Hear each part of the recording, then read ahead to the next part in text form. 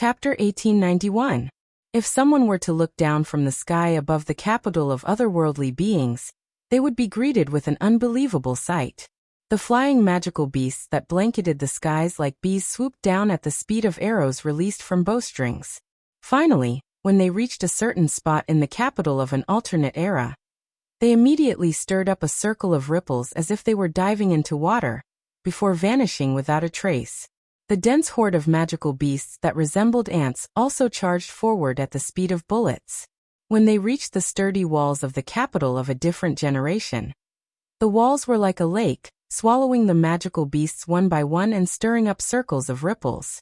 In that very instant, the entire capital of alternate generations, be it its surroundings or its peak, rippled violently as if a torrential downpour had hit the surface of a lake. It only stopped after a while. When the ripples in the capital of otherworldly beings subsided, the monsters that surrounded the capital of otherworldly beings and were on standby on the ground, as well as the flying monsters with the ability to fly, had all disappeared from the spot. Of course, saying that they disappeared from the spot might be a little inaccurate. It should be said that the monsters that intended to charge into the capital of otherworldly beings had disappeared from this world. What's going on? The Beast King's expression changed. Where is my army of monsters? Locked up. Locked up for the time being. Zirao smiled meaningfully. Locked up in an illusory world. An illusory world. Or rather, it should be said that the magical beasts were all trapped in the realm of illusion and reality. After burying the 5 orbs into the Beast King's body, Violet found an opportunity to quietly leave the scene. Otherwise, there would be no need for Wu Yen to bring the ice that Cynthia created to the guardian tree's sapling. After the 5 demigods of the Spalier world captured the Beast King, Cynthia would cast her unique teleportation spell to bring the Beast King and everyone else to the guardian tree's sapling. If Violet was here, she wouldn't have to go through so much trouble. All she needed to do was open a gap, and she could easily bring the Beast King and the 5 demigods of the Spalier world to the sapling. The reason why Cynthia was needed was because Violet had her own matters to attend to. It was something that should have been done by Wu Yen. Around the capital of alternate generations, Violet used her ability to control her realm. He unleashed the realm of illusion and reality. It created an illusory world. Just like the 2 sides of a mirror, Amethyst created a capital of a different era within the mirror. Therefore, the magical beasts that intended to charge into the capital of alternate generations had to reach the boundary between illusion and reality. They were all sucked into another illusory capital of a different era. Now, these magical beasts should be in the otherworldly capital inside the mirror. In order to find the Beast King, they were wantonly destroying everything, right? It seemed like the one who was truly wary of the magical beast army brought by the Beast King was not Wu Yen. It was Violet. From the beginning to the end, Violet had planned everything out. Before the battle even began, when she left a wound on the Beast King's back, she had already planned it all out. It was a pity that the Beast King, who had finally entered the realm of false divinity and become the strongest expert in the world, had fallen into Violet's trap before he had the chance to show off his true strength. He was completely suppressed by Violet. In the space vortex, the Beast King, who was surrounded by 5 pearls and bound by white chains, lowered his head and took a deep breath, as if trying to suppress the endless anger and murderous intent in his heart. After a long time, he let out a long sigh. This time it's my loss. Yakumo Violet, you do have something that I can't compare to. I admit defeat. When he raised his head again, the Beast King's face was as cold as ice. However, don't think that you have won just like this.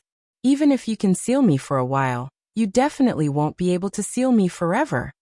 Now, the 5 demigods of the Spalier world had used legendary armaments to seal the Beast King in the space created by the guardian tree's sapling. In other words, once the 5 demigods of the Spalier world were not strong enough and the Beast King seized the opportunity, then the Beast King would be able to break out of the seal. In other words, the 5 demigods of the Spalier world were trapped on this small platform together with the Beast King, and there was no way for them to leave. The only difference was that one side was trapped in a cage, while the other side was guarding outside the cage. Could the 5 demigods of the Spalier world be able to seal the Beast King forever? The answer was of course no.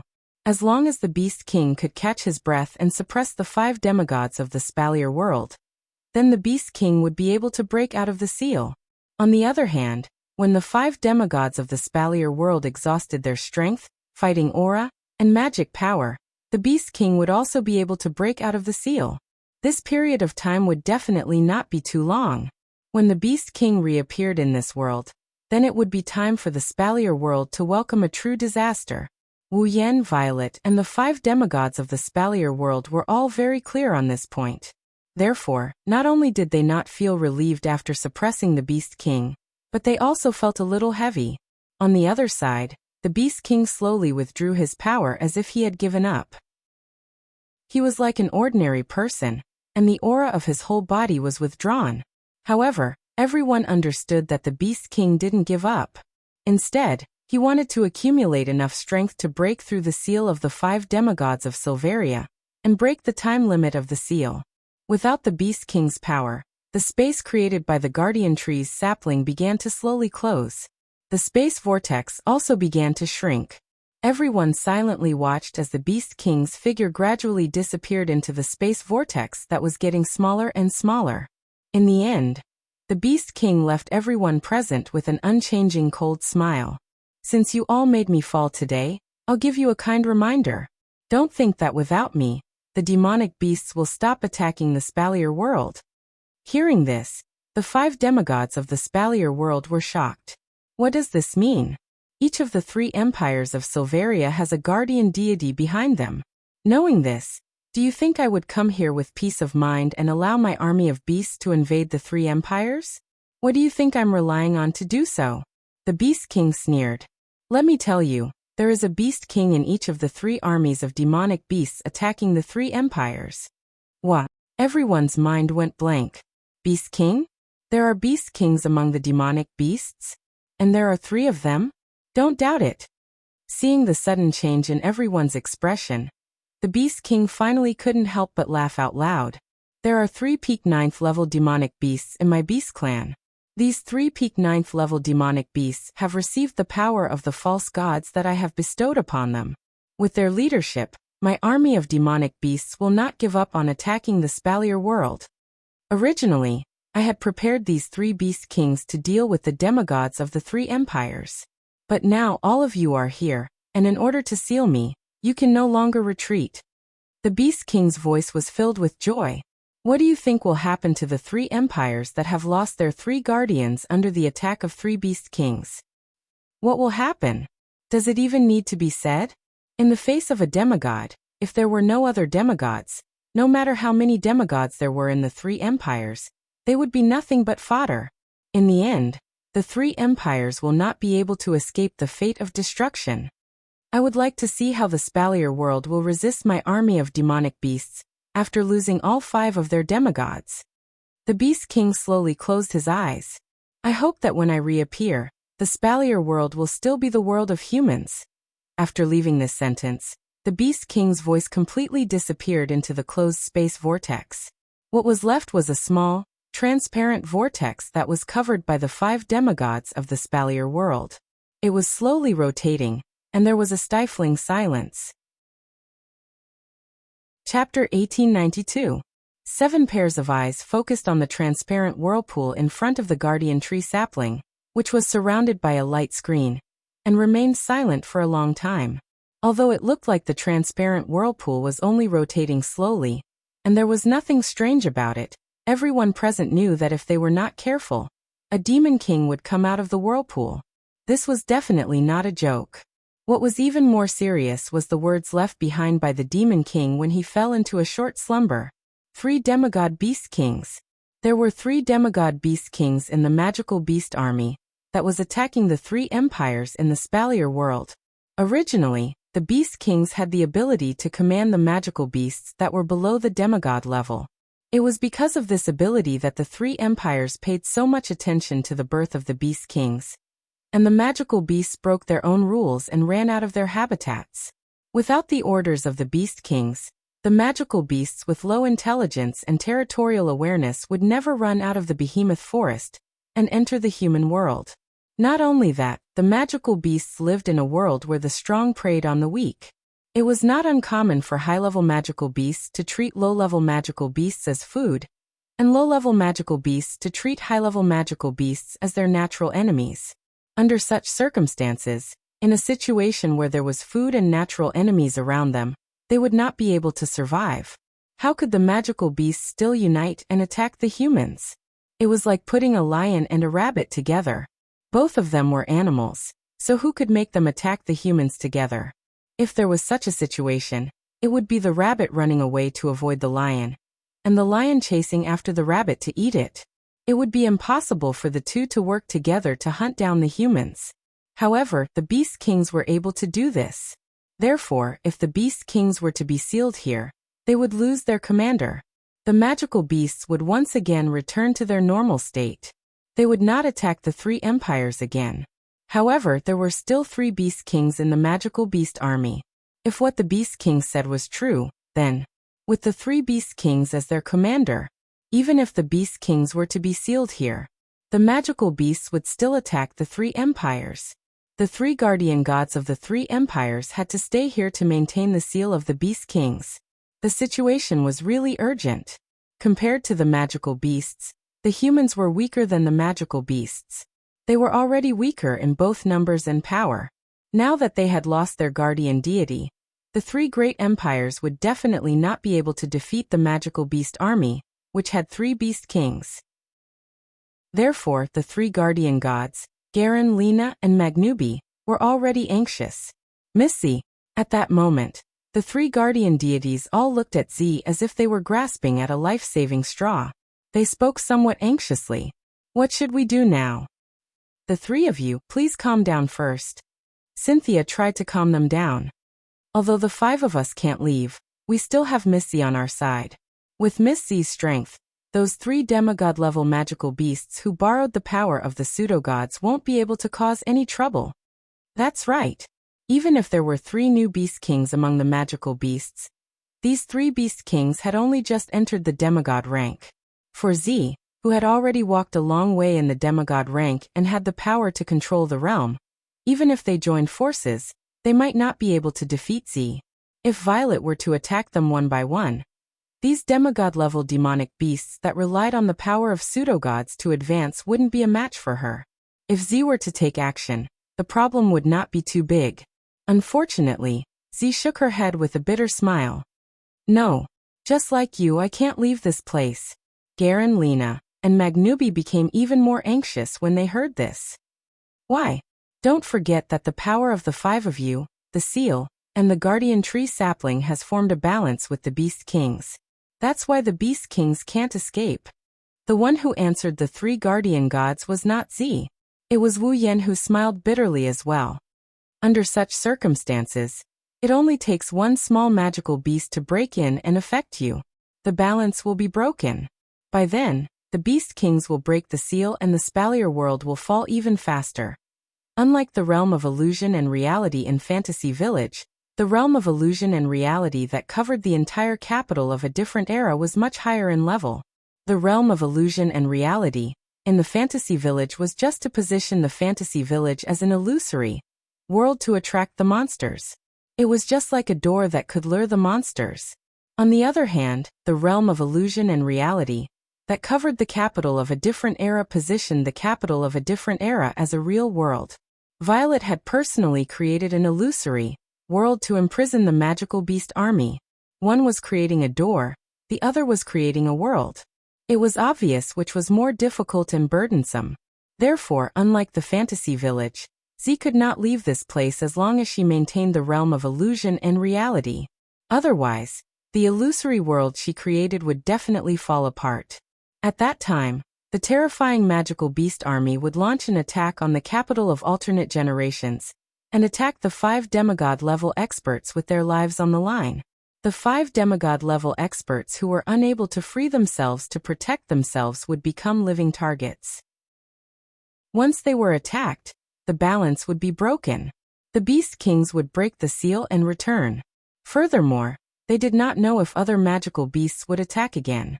In order to prevent the Beast Kings from breaking the seal, Z had to stay in the capital of alternate generations and maintain the realm of illusion and reality. Similarly, she could not leave. In other words, it was not just the 5 demigod-level powerhouses of the Spalier world. Even Z could not leave this place to deal with the 3 half-baked beast kings.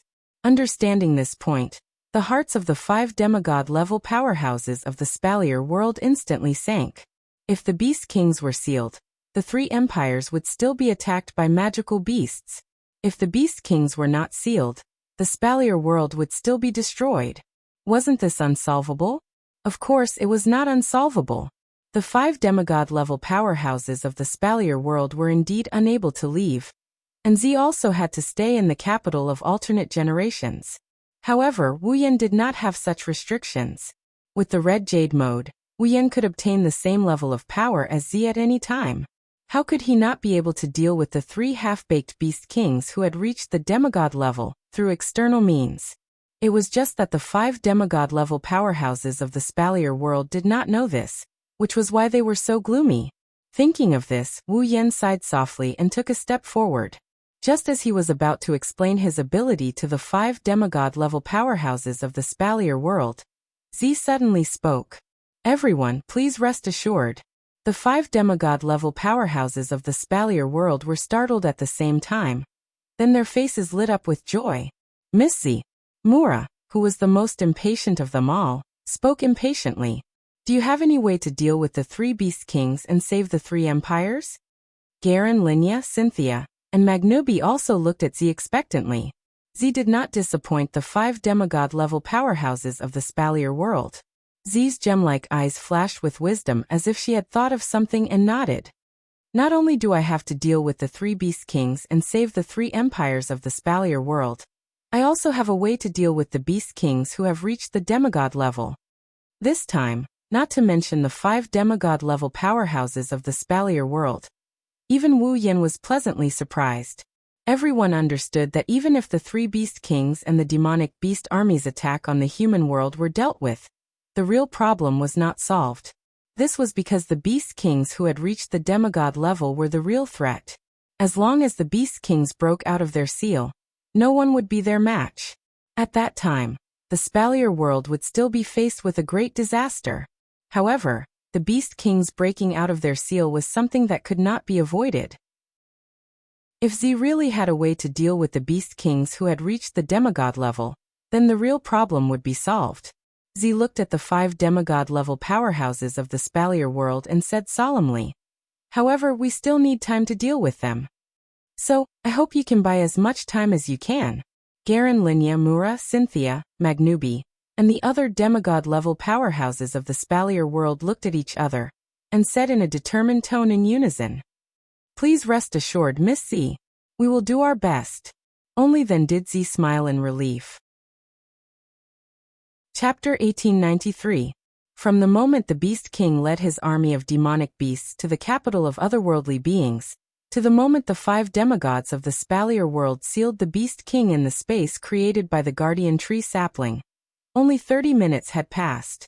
In a short 30 minutes, the densely packed locust-like magical beasts that had surrounded the capital of a different era were all gone. At the very least, they no longer appeared in this world, giving off a feeling that everything that happened just now was just an illusion. However, the Beast King destroyed the barrier around the capital of otherworldly beings, and the strange ripples that came from the platform at the edge of the capital of otherworldly beings told everyone that everything that happened just now was a false alarm. The Misaka sisters that were gathered by Chuju, Mikoto, Ikaros, Astria, and Lulu have returned to their respective residences. However, they didn't continue with their peaceful daily lives. Even though he had escaped unscathed, being surrounded by a semi-divinity stage beast king and a horde of demonic beasts, he had only managed to shatter a barrier, and none of the buildings were damaged in the slightest. That was an extremely fortunate thing. However, they were lucky enough to encounter such a thing once, but would they be as lucky a second time?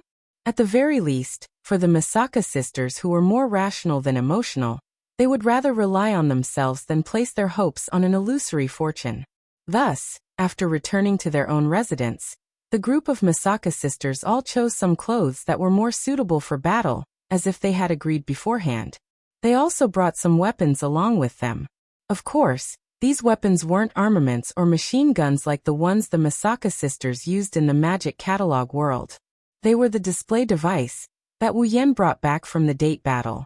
I have to admit that the Misaka sisters are pretty good. From the time Wu Yan brought back the display device and distributed it to the Misaka sisters, it has only been about a month in the Spalier world. In this short period of time, the Misaka sisters learned how to use the display device. Therefore, at present in the capital of alternate generations, people could see people wearing swimsuit-style tights and equipped with some large weapons on every part of their body. They were armed to the teeth and looked identical as they flew around the sky under the propulsion of propellers, appearing to be on high alert. Moreover, the Misaka sisters were in contact with each other through the Misaka network. They didn't need wireless communication to communicate with each other. It would take less than a second for them to communicate with each other. Since the Misaka sisters were in charge of guarding the capital of otherworldly beings, they should be reliable. With Yukari's realm of illusion and reality, she could trap all hostile demonic beasts into her illusory world. Behind her, there were 20,000 Misaka sisters equipped with the most advanced display device, guarding the capital of otherworldly beings. The capital of otherworldly beings was even sturdier than a fortress. There was no need to worry about its safety. Hinajiku, Mikoto, Ikaros, and Astria returned to the Heart of Generations with Lulu after assigning them the task of guarding the guardian tree sapling to the Misaka sisters, so they could report back to the Misaka sisters at any time. Everyone was either standing or sitting in the main hall. They listened to Wu Yan's explanation, including the truth behind the fall of the demigods, the birth of the demigods, the seal of the beast kings, and so on. The girls finally understood the urgency of the situation. Demigod beast kings. 3 newly born demigod beast kings. They split up and attacked the demonic beasts of the 3 empires. Mikoto bit her thumbnail. I didn't think things would get this bad. Now, the 5 demigods of the Spalier world can't leave the beast king's seal. Yukari must stay here as well. The only one who can deal with the 3 demigod beast kings is Yen, right? Chuju turned to Wu Yen with a questioning gaze. Then Yen, what do you plan to do? Originally, I wanted to take care of the 3 demigod beast kings myself. Wu Yen looked confused. But before I could say anything, Yukari interrupted me. She said she has a plan. Yukari. The group of girls was startled. They turned to look at the purple-robed man who was frowning. No one knew what he was thinking about. Yukari. Astria couldn't help but ask. Do you really have a plan? Of course I do, and it's very simple. Yukari maintained a frown as if she was thinking about something. She didn't seem to care about Astria's question, but she answered without hesitation. I'm afraid we don't have enough time. What's the plan? Mikoto couldn't wait to ask. Do you need our help? No. No need. I don't need anyone's help. Yukari said calmly. It should be said that no one is able to help. Yukari, don't keep us in suspense. Chuju shook her head. Hurry up and tell us this simple plan that requires time. I'm not keeping you in suspense. You all know the method, you just didn't realize it. Yukari sighed and looked at Wu Yen. Actually, as long as little Yen becomes a celestial, everything will be solved. Even Hinajiku, Mikoto, Ikaros, and Astria were stunned speechless when they heard the words Yen Xiaoyan became a god-tier master. Let alone Lulu, who was still in the dark and didn't know what kind of power these people possessed. Indeed, as long as Wu Yen becomes a celestial, everything will be solved. No matter how strong the Beast King was, he was still just a false god, and the other 3 Beast Kings that relied on the power of false gods to climb to the demigod level were just dabblers. They definitely wouldn't be as strong as people who had advanced to the demigod level through normal means, and they weren't worth mentioning in front of a true god-level expert. However, is it that easy to become a celestial? Yukari. Wu Yen smiled bitterly. Do you think it's that easy? That's why I said we need time. Z put away the paper fan in her hand with a paw sound and smiled faintly. Fortunately, we still have the advantage in terms of time. Before Wu Yen and the girls could say anything, Yukari said to Wu Yen, Little Yen. For the next period of time, you don't have to care about anything else. Your only mission now is to complete the demigod path, mission to the end, and increase the effect of the item that can promote you to the peak of the demigod level. Everyone except Astria and Lulu understood what Yukari was trying to say. Yukari wants Wu Yen to buy time so he can complete the demigod path mission as soon as possible. Every time Yukari completes the demigod path mission, the item that can help the user to reach the pinnacle of demigod rank will receive a huge upgrade. As long as Yukari continues to complete the mission, it will only be a matter of time before the user reaches the pinnacle of demigod rank. The system also has a unique mythical armament that can be exchanged for. It allows the user to absorb divine energy and obtain a chance to reach the celestial rank. In other words, as long as Wu Yen can complete the demigod path quest, he can obtain the item that can raise the user to the pinnacle of demigod. Then he can exchange it for a mythical armament from the system. That way, Wu Yen will have a chance to reach God tier.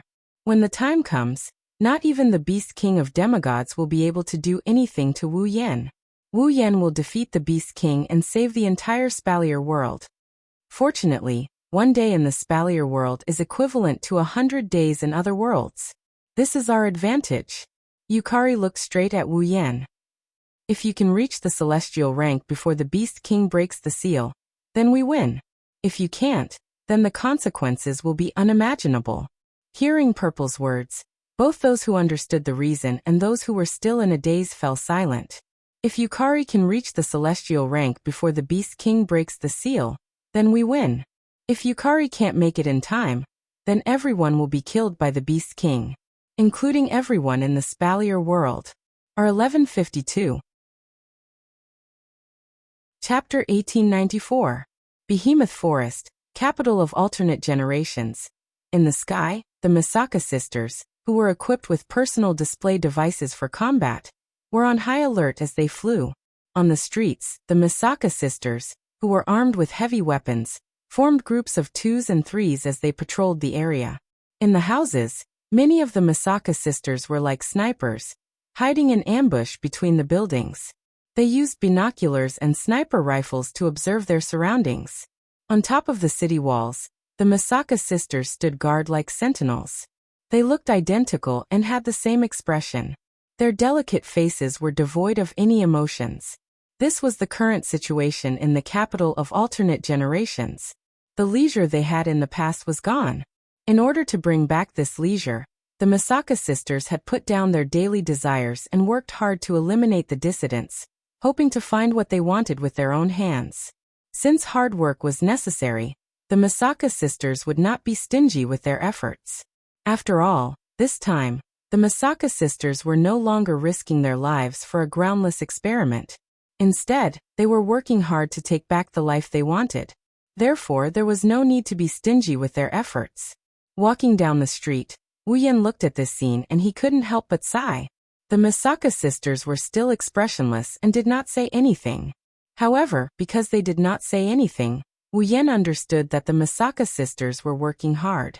It can't be helped. In the past, if Wu Yen appeared on the streets, even if he wasn't surrounded by a large number of sisters, he would still be greeted with question marks. However, at this moment, the Misaka sisters ignored him and continued with their work. Was this not enough to show how serious the Misaka sisters were about this? Honestly speaking, after seeing this scene, Wu Yen was gratified. He also felt heartache. He was gratified that the Misaka sisters were starting to understand how to protect what they wanted, and were working hard for it. As for heartache, it was because the Misaka sisters were really unfortunate. It was not easy for them to live the life they wanted, but in the end, he still welcomed the day when someone broke it. And all of this, it was all because Wu Yen was not strong enough. If Wu Yen had already become an ultimate god-level expert, then he would have been a god-level expert. That way, the Misaka sisters' lives would not be disrupted, and the Beast King would not be able to do anything to him. Violet did not need to be confined to this place, and the girls would not become worried and distressed. In the end, it was all because of the lack of strength. What Z said was right. As long as he could become a divine-level expert, then everything would be easily solved. Regardless of whether it was the Beast King, who had reached the false god realm, and was regarded as a demon king, or the magical beast army that was attacking the entire Spalier world, they would all become clowns. In the future, no one would dare to cause trouble in the capital of alternate generations and break the life that everyone yearned for. Because from then on, everyone would know that there was an invincible divine-level expert in this foreign city that outsiders could not enter. In addition, the problem of the fantasy paradise could also be solved because Wu Yan had become a divine-level expert. Therefore, Wu Yan clearly knew one fact. Only by becoming a divine-level expert could he ensure everyone's happiness and protect every girl in this city. In fact, Wu Yan had known this fact since the beginning. It was also because of this that he had been rushing between the various instance dungeons to increase his strength. However, compared to now, in the past, Wu Yan had never yearned for it as much as he did now. He yearned to become an ultimate expert. Only then could he protect everything. Therefore, he had to reach divine level. After making this decision in his heart, Wu Yan quickened his pace and walked forward. Violet had said that the Beast King could break out of the seal at any time. However, even Violet could not predict the exact time it would break out of the seal. Therefore, Wu Yan had to complete his demigod path mission as soon as possible and fight for every minute and second. The sooner he became a divine-level expert, the more insurance he would have. Because of this, Violet did not even intend to let Wu Yan deal with the matter of the 3 Beast Kings. Instead, she claimed that she would leave the matter of the 3 Beast Kings to her. Wu Yan only needed to focus on completing the demigod path mission. For this reason, Wu Yan wanted to refute with all his might. Now, the 5 demigod experts of the Spalier world were unable to leave the sealing platform. Violet also had no way to leave the capital of alternate generations. Apart from Wu Yan, the rest who could unleash the power of the demigod level could not make a move. Since that was the case, if even Wu Yan left, who would deal with the 3 Beast Kings? Of course, he wanted to refute, but this reason was not enough to convince Violet. After all, compared to the 3 Beast Kings, the Beast Kings with the power of the demigod level were the real threat. If he were to waste too much time dealing with the 3 Beast Kings, what would he do if the semi-divinity realm Beast Kings were to break out of their seals? At that time, even if the 3 Beast Kings were dealt with, no one would be able to deal with the Beast Kings at the demigod level. The humans of the Spalier world would still be wiped out. Therefore, no matter what, Wu Yan could not waste time dealing with the 3 Beast Kings. Completing the demigod path mission as soon as possible was the most important thing. It was also because he understood this point that although Wu Yan wanted to refute, he did not say anything. Instead, he agreed. However, before he raced against time, Wu Yan still wanted to check out the situation on the platform. After passing through the streets that seemed to have been transported from different eras, and passing by the buildings that were out of place, yet strangely dreamy, Wu Yan came to the edge of the capital of a different era, and came to the platform where the sapling of the guardian tree was planted. On the platform, the sapling of the guardian tree was still emitting a weak, gentle green light and a ripple of vicissitudes of life. In front of the sapling of the guardian tree, a transparent space vortex that was only the size of a palm was rotating slowly.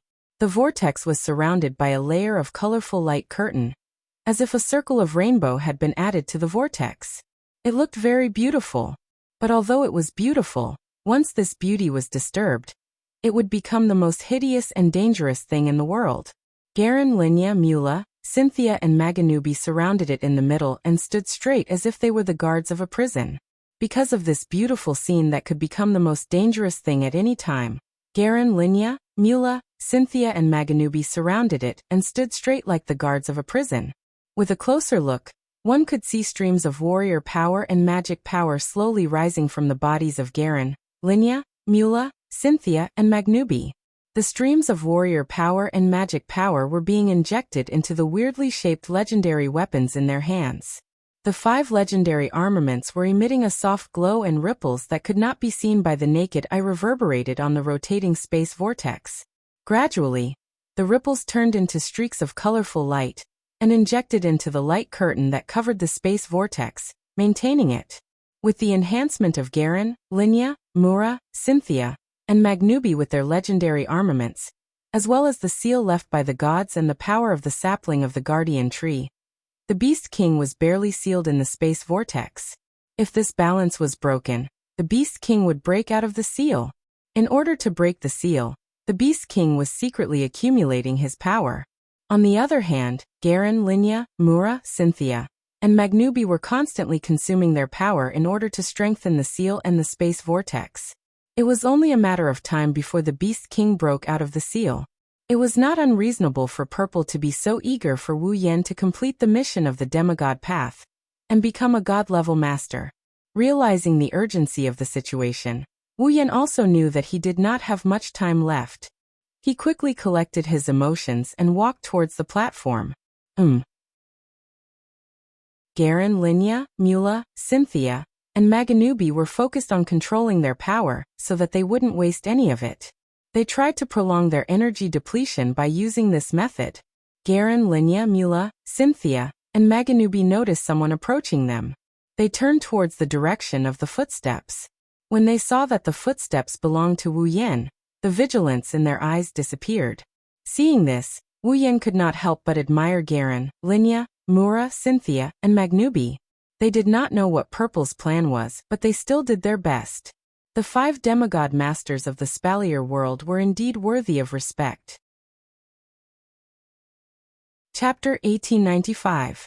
Gazing at the figure walking towards them, Garen, Linya, Mula, Cynthia and Maganubi didn't realize until this moment that he was walking towards them. This young man who looked like he was in his 20s had already reached the peak of the 9th stage. A peak of the 9th stage in his 20s? Was there ever such a young peak of the 9th stage in the history of the Spalier world? Of course, only Cynthia, who had never met Wu Yan, had this thought. Garen, Linya, and Magnubi were even more shocked. After all, they had only met Wu Yan once on the Emperor Island. However, Wu Yan had only just reached the 9th stage, and had only reached the intermediate 9th stage after coming out of the place of god spirits. How long had it been since he came back from the Emperor Island? Was it a month? It didn't seem so. Was it possible for someone to reach the peak of the 9th stage from the intermediate 9th stage in less than a month? If it really did exist, wouldn't the patriarch of the Guardian clan have to find a thick wall and kill himself? After all, the patriarch of the Guardian clan had been at the peak of the 9th stage for many years, and had entered the place of god spirits countless times before finally obtaining the opportunity to rise to the peak of the 9th stage in the last trip to the place of god spirits. It wasn't easy for them to obtain this opportunity, and now it was easily surpassed by this young man who was only at the intermediate 9th stage less than a month ago. How could they not be shocked? As for Mura, he had already started to doubt his own eyes. As a demigod who had been hiding in the Spalier world, Mura clearly remembered that Wu Yan was only at the peak of the 7th stage when he came to buy magic crystals from his crappy magic crystal shop. Counting from then until now, was there even half a year in between? It didn't seem to be the same. Was it possible for a person to reach the peak of the 9th stage from the peak of the 7th stage in half a year? No matter who asked this question, there was only one answer: impossible. But now, the impossible was right before Mura's eyes. Mura did not doubt his eyes at all. He even wondered if he was dreaming. In this silent situation, Wu Yan walked up to the platform, the 5 demigods, and the palm-sized spatial vortex. Just as he was about to greet them, the 5 demigod powerhouses looked at him strangely, curiously, shockingly, or in disbelief. He was confused. What's wrong? After hearing Wu Yan's voice, only then did the 5 demigod experts come back to their senses. They looked at each other and laughed bitterly in unison.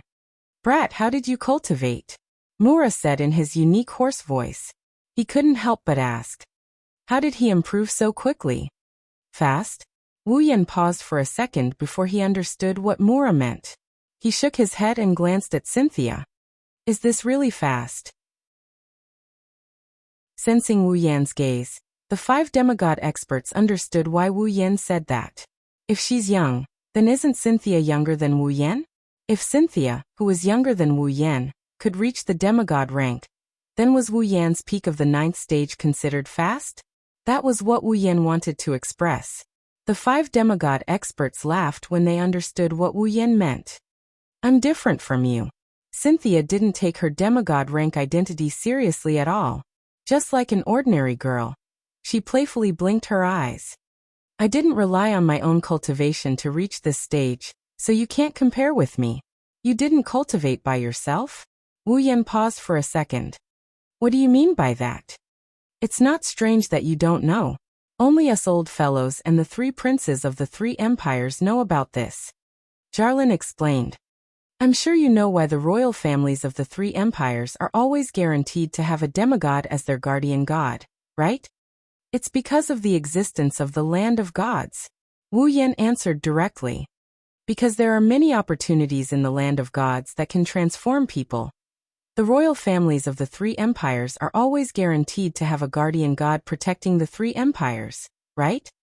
That's right. Magnubi nodded heavily. But other than the 3 empires, there is another faction in the Spalier world, or rather, a tribe that has their own method of ensuring the birth of a demigod. Tribe? Wu Yan gasped. Huh. There was a faction in the Spalier world that could guarantee the birth of a demigod? Since there was such a faction, why hadn't he heard of it? It's not that I haven't heard of it, but I can't even if I wanted to. Linya shook her head. She seemed to have seen through Wu Yan's surprise. That's because, to put it nicely, there are only about 20 people in this clan. It's already a little difficult to form a clan, let alone form a force. That's why it's been hidden all this time and not known to outsiders. Then, Wu Yan turned to Cynthia. Then Miss Cynthia, are you from that tribe? I am the saintess of the Iceland tribe. Cynthia didn't intend to hide it and smiled politely. The Iceland tribe is a tribe that lives on an island. A long time ago, a demigod was born in our tribe. Now we call him the Divine Ancestor. The Iceland tribe was overjoyed at the birth of the Divine Ancestor. However, the Divine Ancestor was only able to become a demigod due to luck. By the time the Divine Ancestor became a demigod, his lifespan was already nearing its end. He would pass away soon. Cynthia seemed to have a lot of yearning for the Divine Ancestor. Her playful tone turned respectful. In order to prevent the demigod power that he had spent his entire life to successfully break through to become a demigod by chance, the Divine Ancestor did everything he could to create an inheritance method before his lifespan ran out. Based on the special bloodline of the Iceland clan, he could pass on all of his power to his descendants. This inheritance method could only be used by the Iceland clan with the purest bloodline in order to obtain the Divine Ancestor's demigod power. The Iceland tribe calls the person who obtains the Divine Ancestor's power the Saintess. I am the current Saintess of the Iceland tribe. Cynthia looked directly at Wu Yan and said in a playful tone, even though I managed to obtain the power of the Divine Ancestor through the inheritance and become a demigod, the power that I possess right now is the power of the Divine Ancestor. I didn't cultivate it myself, so I can't compare to you. Boy, don't listen to this girl's nonsense. If anyone could use the inheritance method that could give all the power of the predecessors, the 3 empires wouldn't need to enter the land of deities. They might as well learn this secret method. Mura shouted rudely. Although this inheritance method can be used by anyone who has the bloodline of the Iceland clan, it can only be used by super geniuses who have reached the 8th step at the age of 17. In the entire Iceland clan, there have only been 3 such geniuses who have obtained the Divine Ancestor's power and become demigod rank powerhouses. This girl is one of them. If you think that her talent isn't good enough, then be careful of the Iceland clan's people. Wu Yan was shocked. Reaching tier 8 at the age of 17? Even the famous genius Princess Sylph couldn't do that. In the entire Spalier World Academy, there wasn't a single genius who could reach tier 8 at the age of 17, let alone Sylph. In the history of the Spalier world, the number of geniuses with such talent can be counted on one hand. If even Sylph, the strongest student in the Spalier World Academy, couldn't do it, then no one else could. However, Cynthia did it. Cynthia, the Saintess of the Iceland tribe, is the most talented genius in the entire Spalier world. Wu Yan, who had such a thought, completely forgot about it. Cynthia took more than 10 years to reach tier 8. Wu Yan, on the other hand, took less than 3 months to reach tier 8 from a normal human. Although the system definitely contributed a lot to this, it was clear who was more monstrous just by looking at the data. Chapter 1896. She reached level 8 at the age of 17. It was because of her talent that she was able to obtain the power of the Iceland clan's divine ancestor and become a demigod. That was why Garen, Linya, Mula, and Magnubi didn't look down on Cynthia. Instead, they treated her as an equal. If anyone could obtain the inheritance of a demigod and become a demigod, that demigod would be nothing more than a nouveau riche. Let alone Garen, Linya, Mula, and Magnubi, even Wu Yin wouldn't think much of such a nouveau riche. Therefore, even though Cynthia was less than 20 years old, Garen, Linya, Mula, and Magnubi didn't look down on her. Mula couldn't help but stand up for Cynthia. Unfortunately, Mula's way of speaking was too crude. Cynthia couldn't help but chide him. "Mr. Mula, please don't exaggerate." "How am I exaggerating?" Mura curled her lips indifferently. "You're a super genius who reached Tier 8 before the age of 17. Don't take your demigod strength as the work of others. You earned this strength through your own hard work. Can't you have some confidence in yourself?" "That's right. Mura, you're right." Linya couldn't help but smile as she looked at Cynthia. "Cynthia, this is the strength that you earned with your own efforts. You must have some confidence in yourself." All right. Cynthia replied helplessly. She then looked at Wu Yin curiously. "However, I don't have the confidence to reach peak level 9 in my 20s. That's the truth." "That's true." Garen, Linya, Mula, and Magnubi were at a loss for words. It was no wonder that Garen, Linya, Mula, and Magnubi would react this way. In the history of the Spalier world, there were only a handful of people who reached level 8 before the age of 17. However, there was no one who reached level 9 before the age of 20. Not to mention, Wu Yin wasn't just a beginner level 9. He was at the peak of the 9th stage. As long as he took another step forward, the youngest demigod in the Spalier world's history would undoubtedly be Wu Yin. Of course, the Saintess of the Iceland clan was an exception. He saw Cynthia leading the fire to his side. Wu Yin smiled helplessly. Then he turned his eyes to Mura, who looked indifferent. He asked doubtfully, "Then, Mr. Mula, which special tribe do you belong to?" The royal families of the 3 empires were supported by the many treasures in the land of gods. Only then would they be able to guarantee the birth of a demigod powerhouse in every generation to act as the protector of the 3 empires.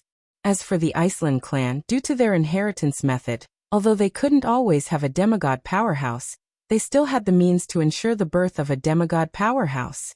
Once a genius clan member who reached the 8th step before the age of 17 appeared, they would be able to give birth to a demigod powerhouse. Then, what was up with this demigod powerhouse who had been hiding in the Spalier World Academy and was the boss of a magic crystal store? Could it be that he cultivated all by himself? Wu Yin wasn't sure if it was his illusion, but after the topic was shifted to Mura, Garen, Linya, and Magnubi's expressions became a little strange. They were a little helpless and a little angry. "It's a little complicated for me." However, Mura didn't care about the expressions of Garen, Linya, and Magnubi as he directly opened his mouth and uttered such a shocking sentence. "Actually, strictly speaking, I'm also a member of the royal families of the 3 empires." "You're a member of the royal families of the 3 empires?" This time, Wu Yin was really surprised. There was a protector in the royal families of the 3 empires? Don't get me wrong. I'm not a protector. Mura waved his hand and said casually, "As I said, strictly speaking, I'm a member of the royal families of the 3 empires. In fact, I have nothing to do with the royal families of the 3 empires." Garen, Linya, and Magnubi all frowned at the same time when they heard this. "Mura, I know you don't like the royal families of the 3 empires," Garen said with a frown. "But you don't have to cut ties with the royal families of the 3 empires." "Cut ties?" Mura sneered. "If I wanted to cut ties with the 3 empires, I wouldn't have stayed in the academy." You, Garen, Linya, and Magnubi were a little angry and helpless. "What's wrong?" Wu Yin was curious about the story. "Is it because something happened?" "It's not something worth investigating. Of course, it's not a secret either. If you want to know, I'll tell you." Mura snorted. "It'll be easier for you to understand if I tell you this. My grandfather is a member of the Ailu imperial family. My grandmother is a member of the Fea imperial family. They gave birth to my mother. My father is a member of the Baruba imperial family. Wu Yan almost complained when he heard Mura's words. Is it really that easy to understand? Fortunately, Wu Yan was smart enough to figure out the meaning behind Mura's words. Mura's grandfather was a member of the Ailu imperial family. His grandmother was a member of the Faya imperial family.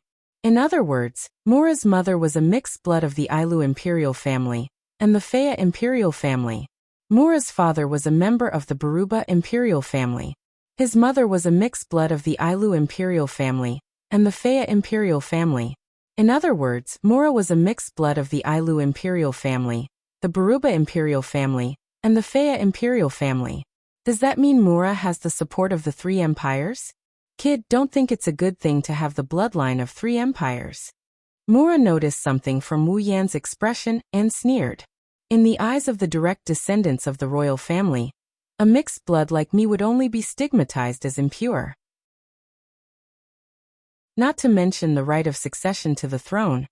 I was not even qualified to call myself a prince.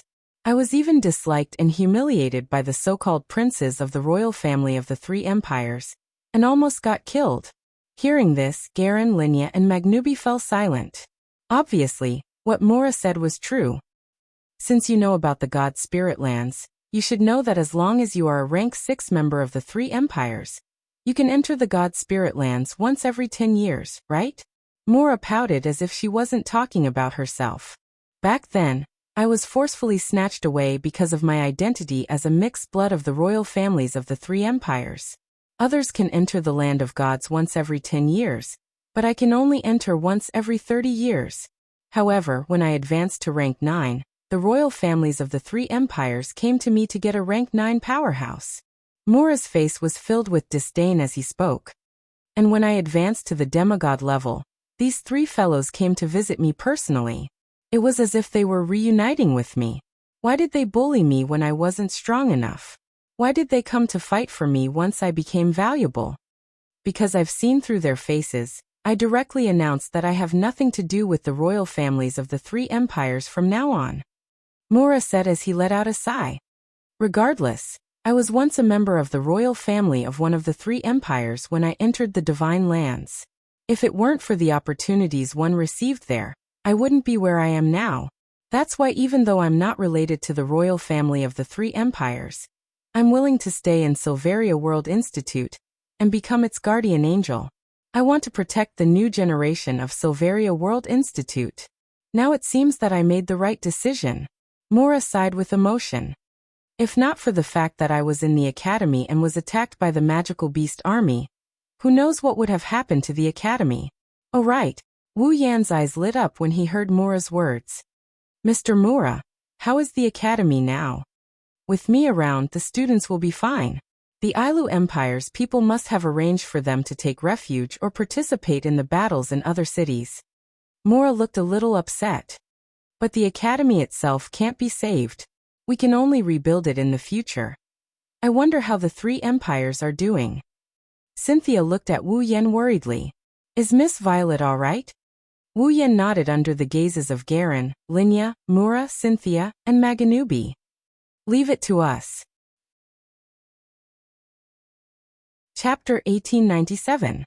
He stood in the hall and opened his wine-red eyes slightly. His gaze was like an arrow as he surveyed the area in front of him. In front of this pair of deep eyes, a few young girls were lined up in an uneven manner.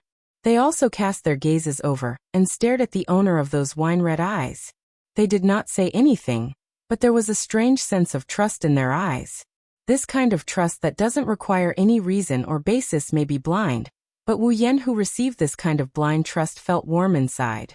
Even so, Wu Yan could not help but ask, "Don't you need me to kill the three beast kings leading the beast army?"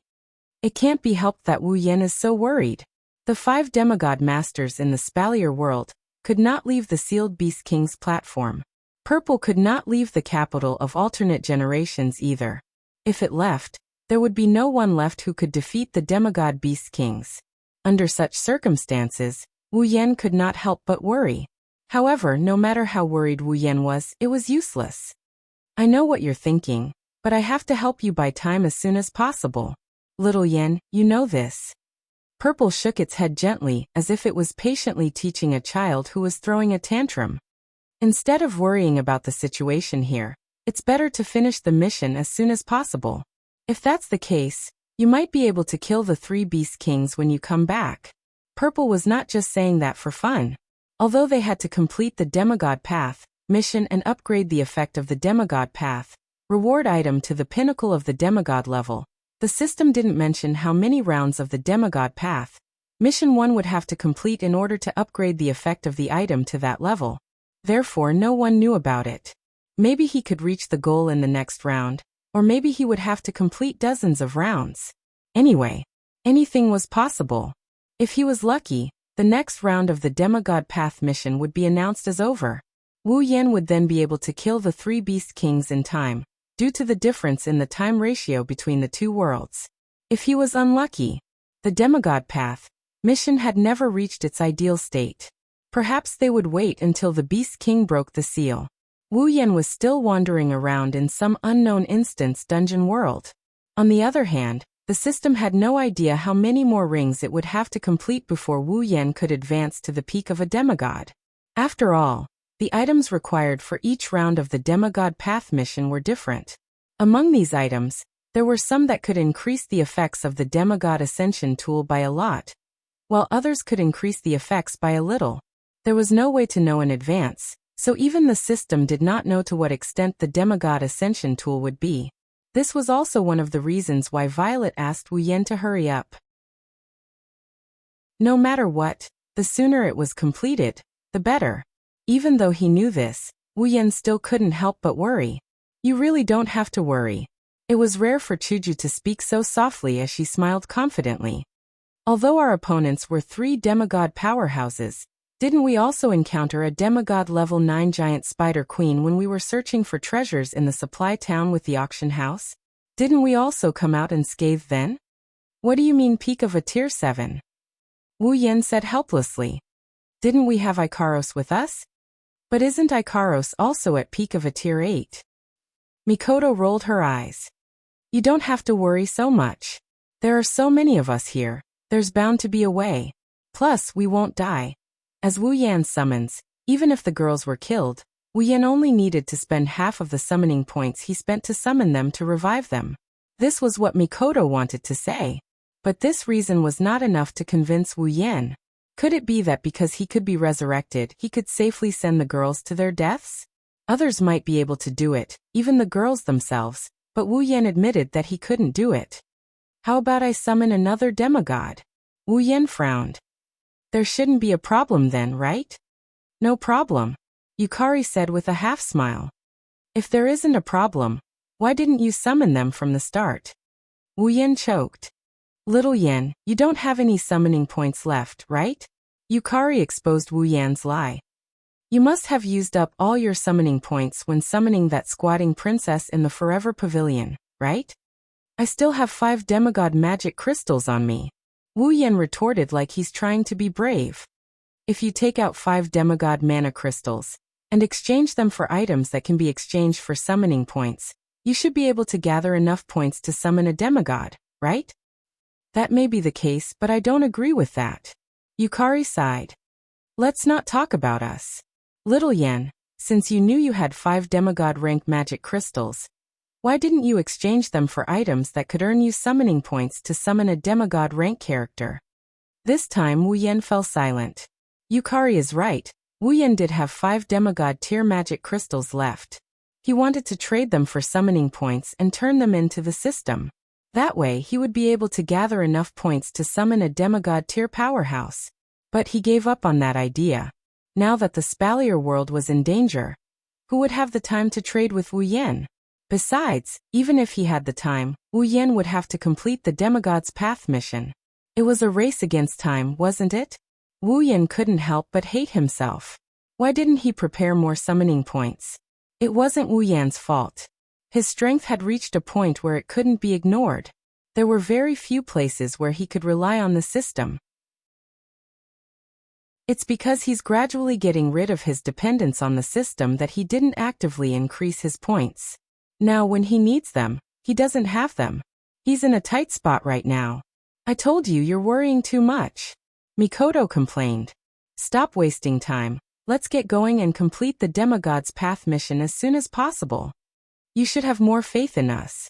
Chuju stroked her waist-length pink hair and smiled. Even if we face 3 demigod beast kings, we won't lose. I will do my best. Astria clenched her fists. I won't disappoint Master. Master. Ikaros looked at Wu Yen with a determined gaze. She didn't say anything, but she conveyed her thoughts to Wu Yen. See that? Yukari shrugged and smiled. It's good for a man to be protective, but overdoing it will turn a woman into a vase. Yen, it's time for you to show these girls that they aren't just vases.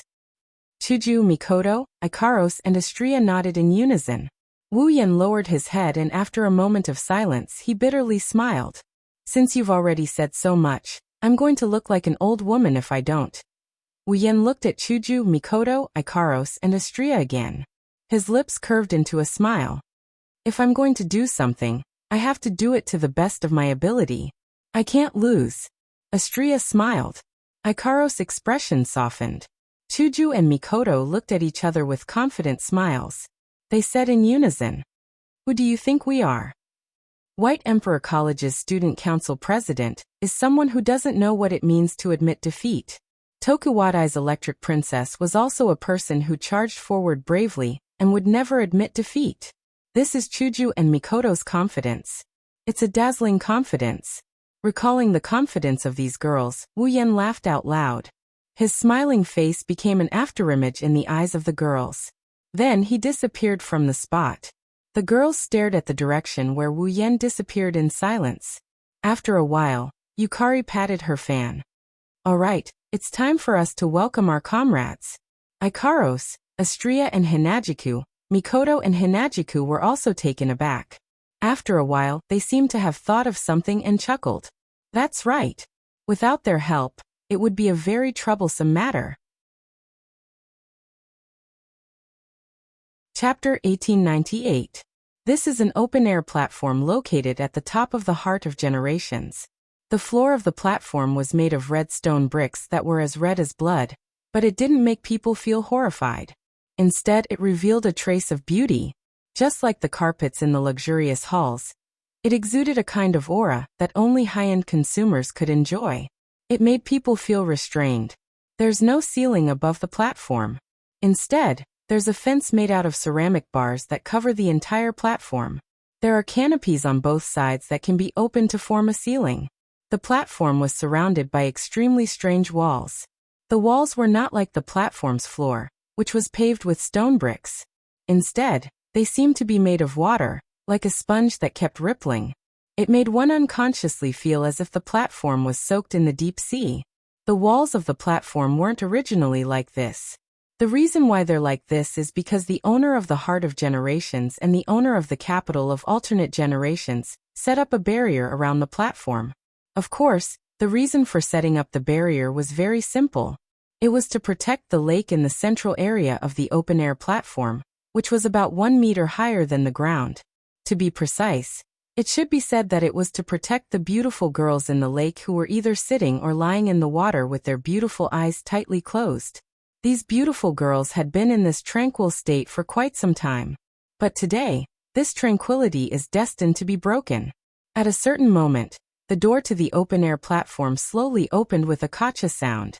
Yukari led Chuju, Mikoto, Ikaros, and Astria into the quiet place. They stepped on the carpet-like ground and mercilessly tore the tranquility apart. They climbed the stairs in front of the platform and arrived in front of the lake. The group of 5 young ladies all cast their gazes towards the lake that they had stayed in not long ago, overlooking the scene inside. In the lake where the young girls were soaking, tiny streams of water that were invisible to the naked eye were slowly flowing around the naked bodies of the young girls, gently entering the soft and slender bodies of the young girls who had their eyes tightly shut. With the infusion of these tiny streams, the auras of the beautiful girls gradually changed. One moment they were strong, the next they were weak. Just like the diagrams on an electrocardiogram, they rose and fell rhythmically. If one looks closely, they'll notice that every time the aura fluctuates, the girl's aura will break through the peak and push them a little closer to their peak. It was also this scene that proved that the young lady soaking in the lake with her eyes closed wasn't a sleeping beauty or a mermaid, but a Valkyrie who was gradually recovering. His gaze swept across the faces of the girls in the lake one by one. Aside from Yukaro's, who was expressionless, Hinagiku, Mikoto, and Astria all had mixed expressions. They're happy because their companions are getting stronger little by little. What he was worried about was that he didn't know how long this increase in strength would last. In theory, the longer they stay in the lake, the stronger the girls will get. This is what Chuju, Mikoto, and Astria want to see. However, based on the current situation, if this situation continued, they would be isolated and helpless. No one would be able to help them. Under the influence of these conflicting emotions, Hinagiku, Mikoto, and Astria's expressions turned gloomy. Even though the longer we soak in the lake, the more benefits we get. Mikoto was the first to complain. But isn't this a little too long? I don't think I took this long to soak in the lake either, right? After all, it's diluted pool water. Yin also said that not only would the effect be reduced, even the time needed for the transformation would increase by a lot. The reason we were able to finish it so quickly was also because of our better physique, right? Hinagiku was troubled as well. I wonder if they can continue to transform in the future if I wake them up now. No. There's no need for that. Yukari put away her paper fan with an enigmatic smile. Today, let's complete the transformation of these little girls. Chuju, Mikoto, Ikaros, and Astria focused their attention on Yukari. Can you do it? Mikoto's tone carried a hint of surprise, as well as a hint of suspicion. It's best if we don't affect their transformation. Don't worry. Yukari shook her head.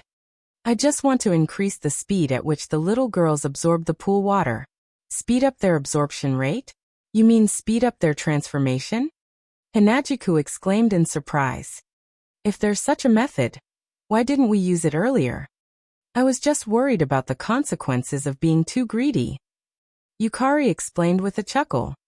Now, since they are already halfway through their metamorphosis, let's speed up the second half of their metamorphosis. Even if there is an impact, it won't be too much. After saying this, Ziwei took a step forward and looked at the girls in the lake. She gently pointed the folded paper fan in her hand forward. The realm of distance and closeness. The instant her voice fell, a circle of formless ripples spread out from the paper fan that Z had pointed to the front like a ripple. The ripples slowly reverberated, spreading through the space in front of the paper fan. The surrounding air, the beautiful floor, and the boiling water vapor in the lake. Under the effect of the ripples, the small clear streams that were flowing toward the young women in the lake suddenly came to a standstill. Then, as if they had entered an invisible space, they all appeared around the young women in a flash.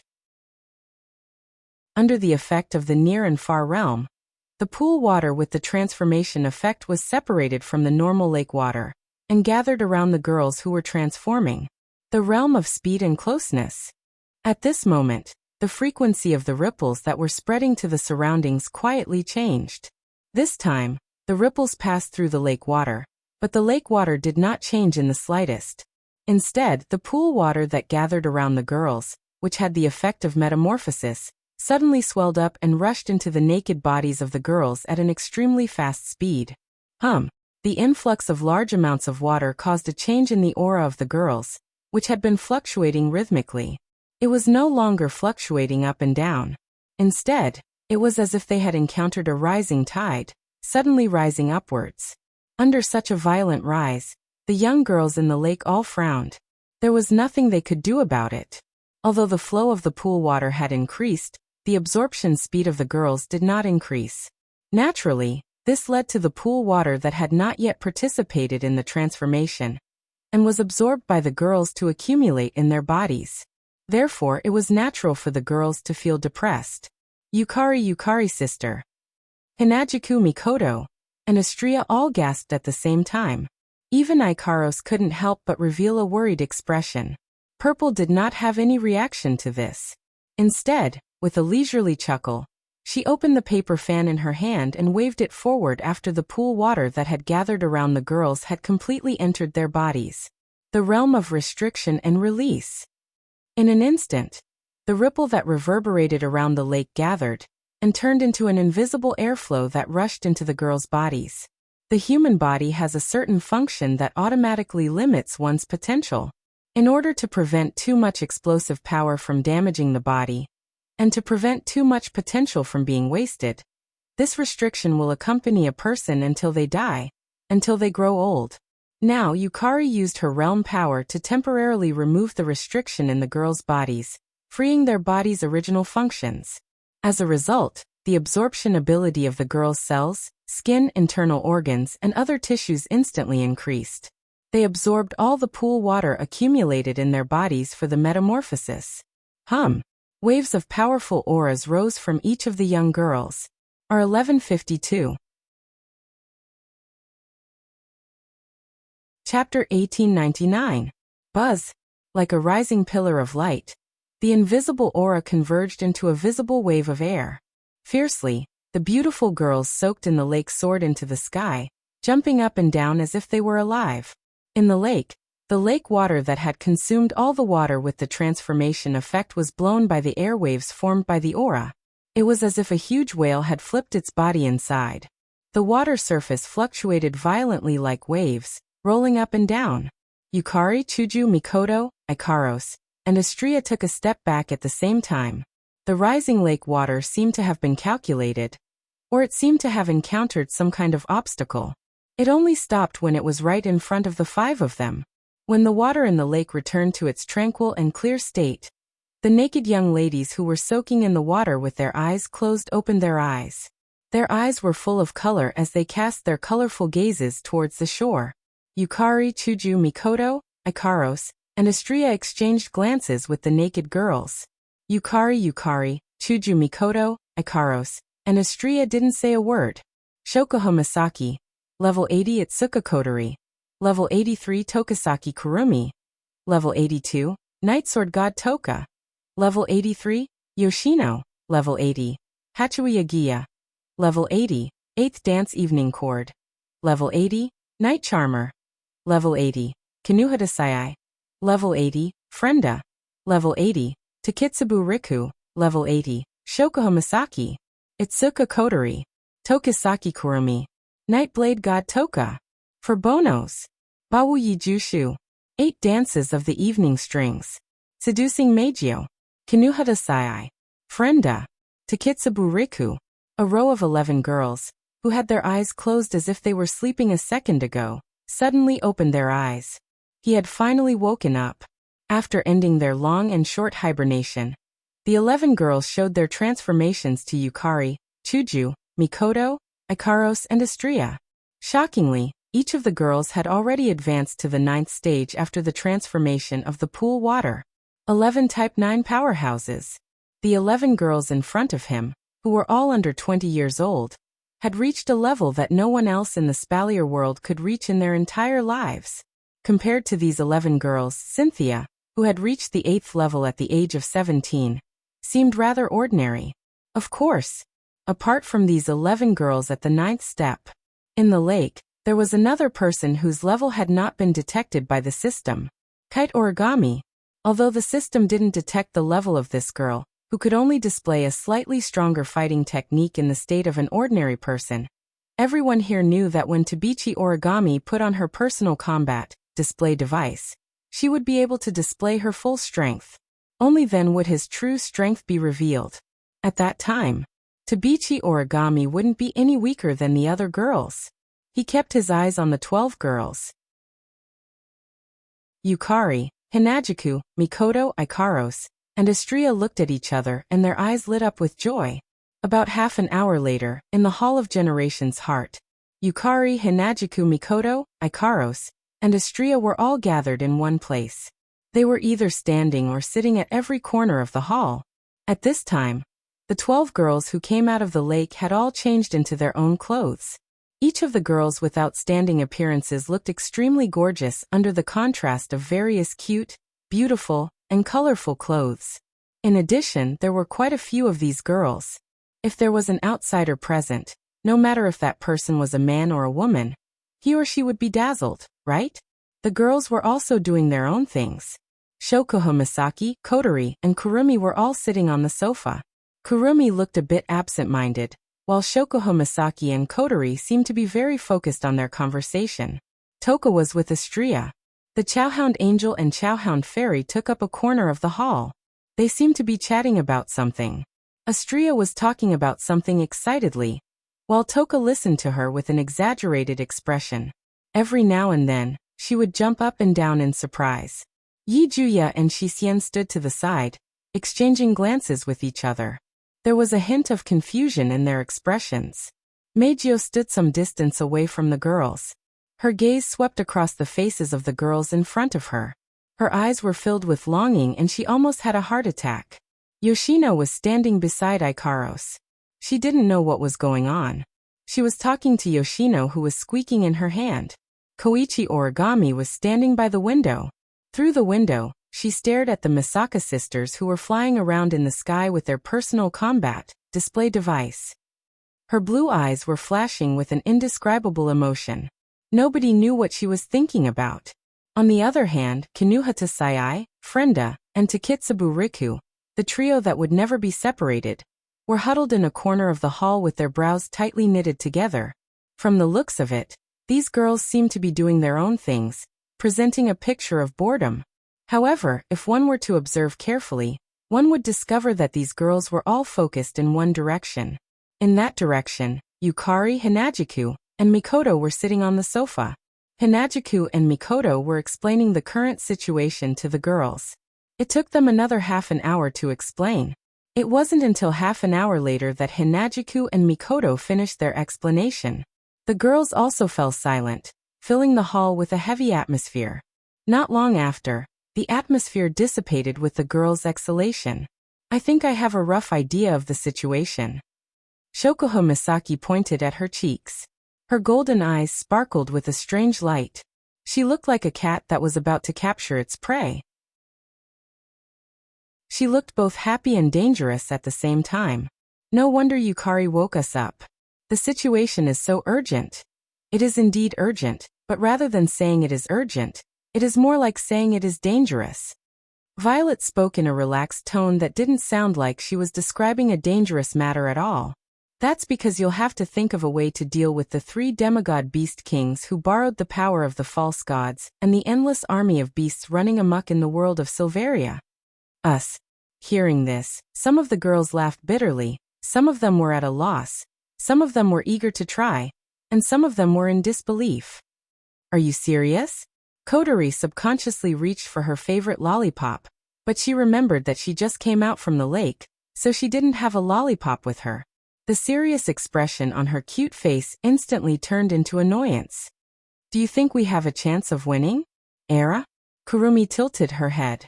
Her exposed eyes flashed with a dangerous light. She licked the corner of her mouth. I think it's quite interesting. Are demigods that strong? Jejuya crossed his arms in front of his chest with an arrogant look on his face.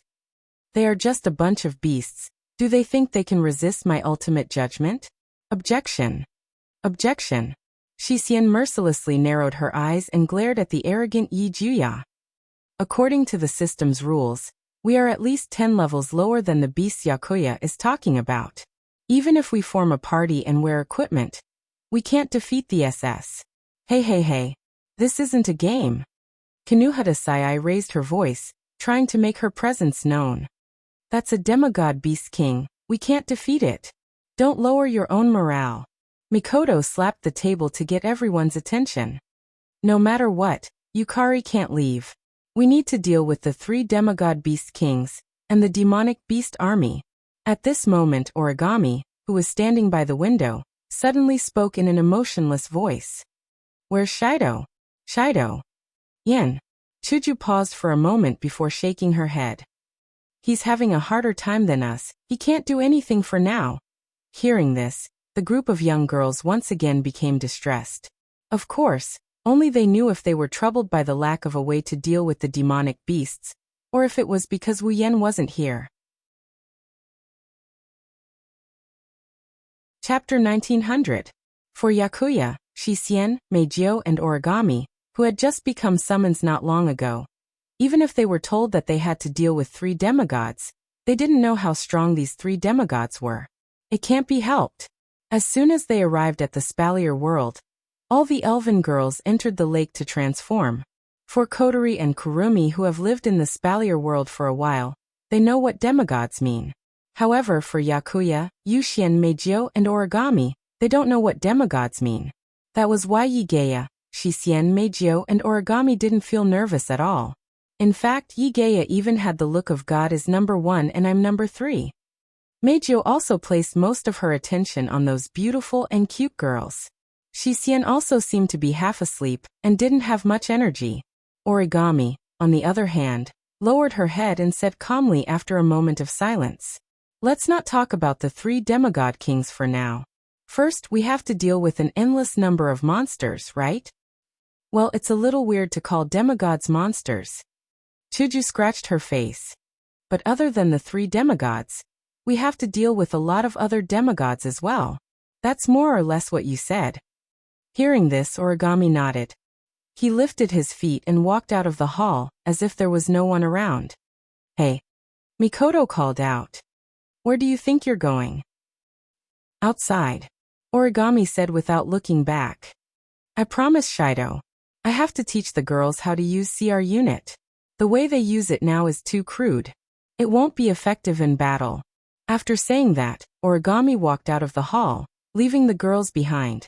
Hanajuku, Mikoto, and the other girls couldn't help but be stunned. Right now, they were talking about something that could be considered as a matter of life and death. How could this girl run out to be an instructor so calmly? Yukari was the only one who stared at the direction Origami left with a smile on her face. "Looks like little Yen made an interesting girl his summoner." Mikoto looked at Yukari in confusion. "What do you mean?" "Misaka-san, didn't you hear what she said? The girl's CR unit usage is too crude. It won't be effective in battle?" Shokuho Misaki pursed her lips and said with a meaningful tone, "That girl named Tabichi Origami isn't just going to fulfill her promise. She's going to train her troops." Hearing this, many of the young girls revealed expressions of realization. The war against demigods isn't a simple battle. It's a real war. On one side are the humans. On the other side are the magical beasts. At this moment, only these 2 forces are clashing in Silveria. It's not a personal battle. Therefore, even though dealing with the 3 beast kings was a difficult task, the overwhelming magical beast army was also a problem that couldn't be ignored. Origami decided to leave the real boss to the girls while she became the general of an army. She's going to lead the soldiers she personally trained against the enemy. These soldiers were the Misaka sisters who only had a rudimentary understanding of the CR unit. In the words of Origami, their method of using the CR unit was still too crude. Even though it's a bit of last-minute preparation, with Origami's training, the Misaka girls will be able to raise their combat strength by a few levels.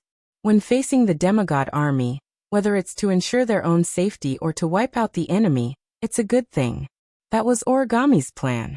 "Not bad, that super newbie," Kinuhata Sai praised. "She's not a simple character." In the end, that's what I thought too. Frenda started to shrink back. "She might be even scarier than Mujino." "Is that so?" Takitsubu Riku smiled. "I think she's quite reliable." "What? Are you interested in Miss Toshiyuki?" Meijio, who saw the opportunity, sneaked into the middle of the trio, giving Kinuhata Sai, Frenda, and Takitsubu Riku a shock. "We would like to get to know you guys better. How about we have a cup of tea tonight?"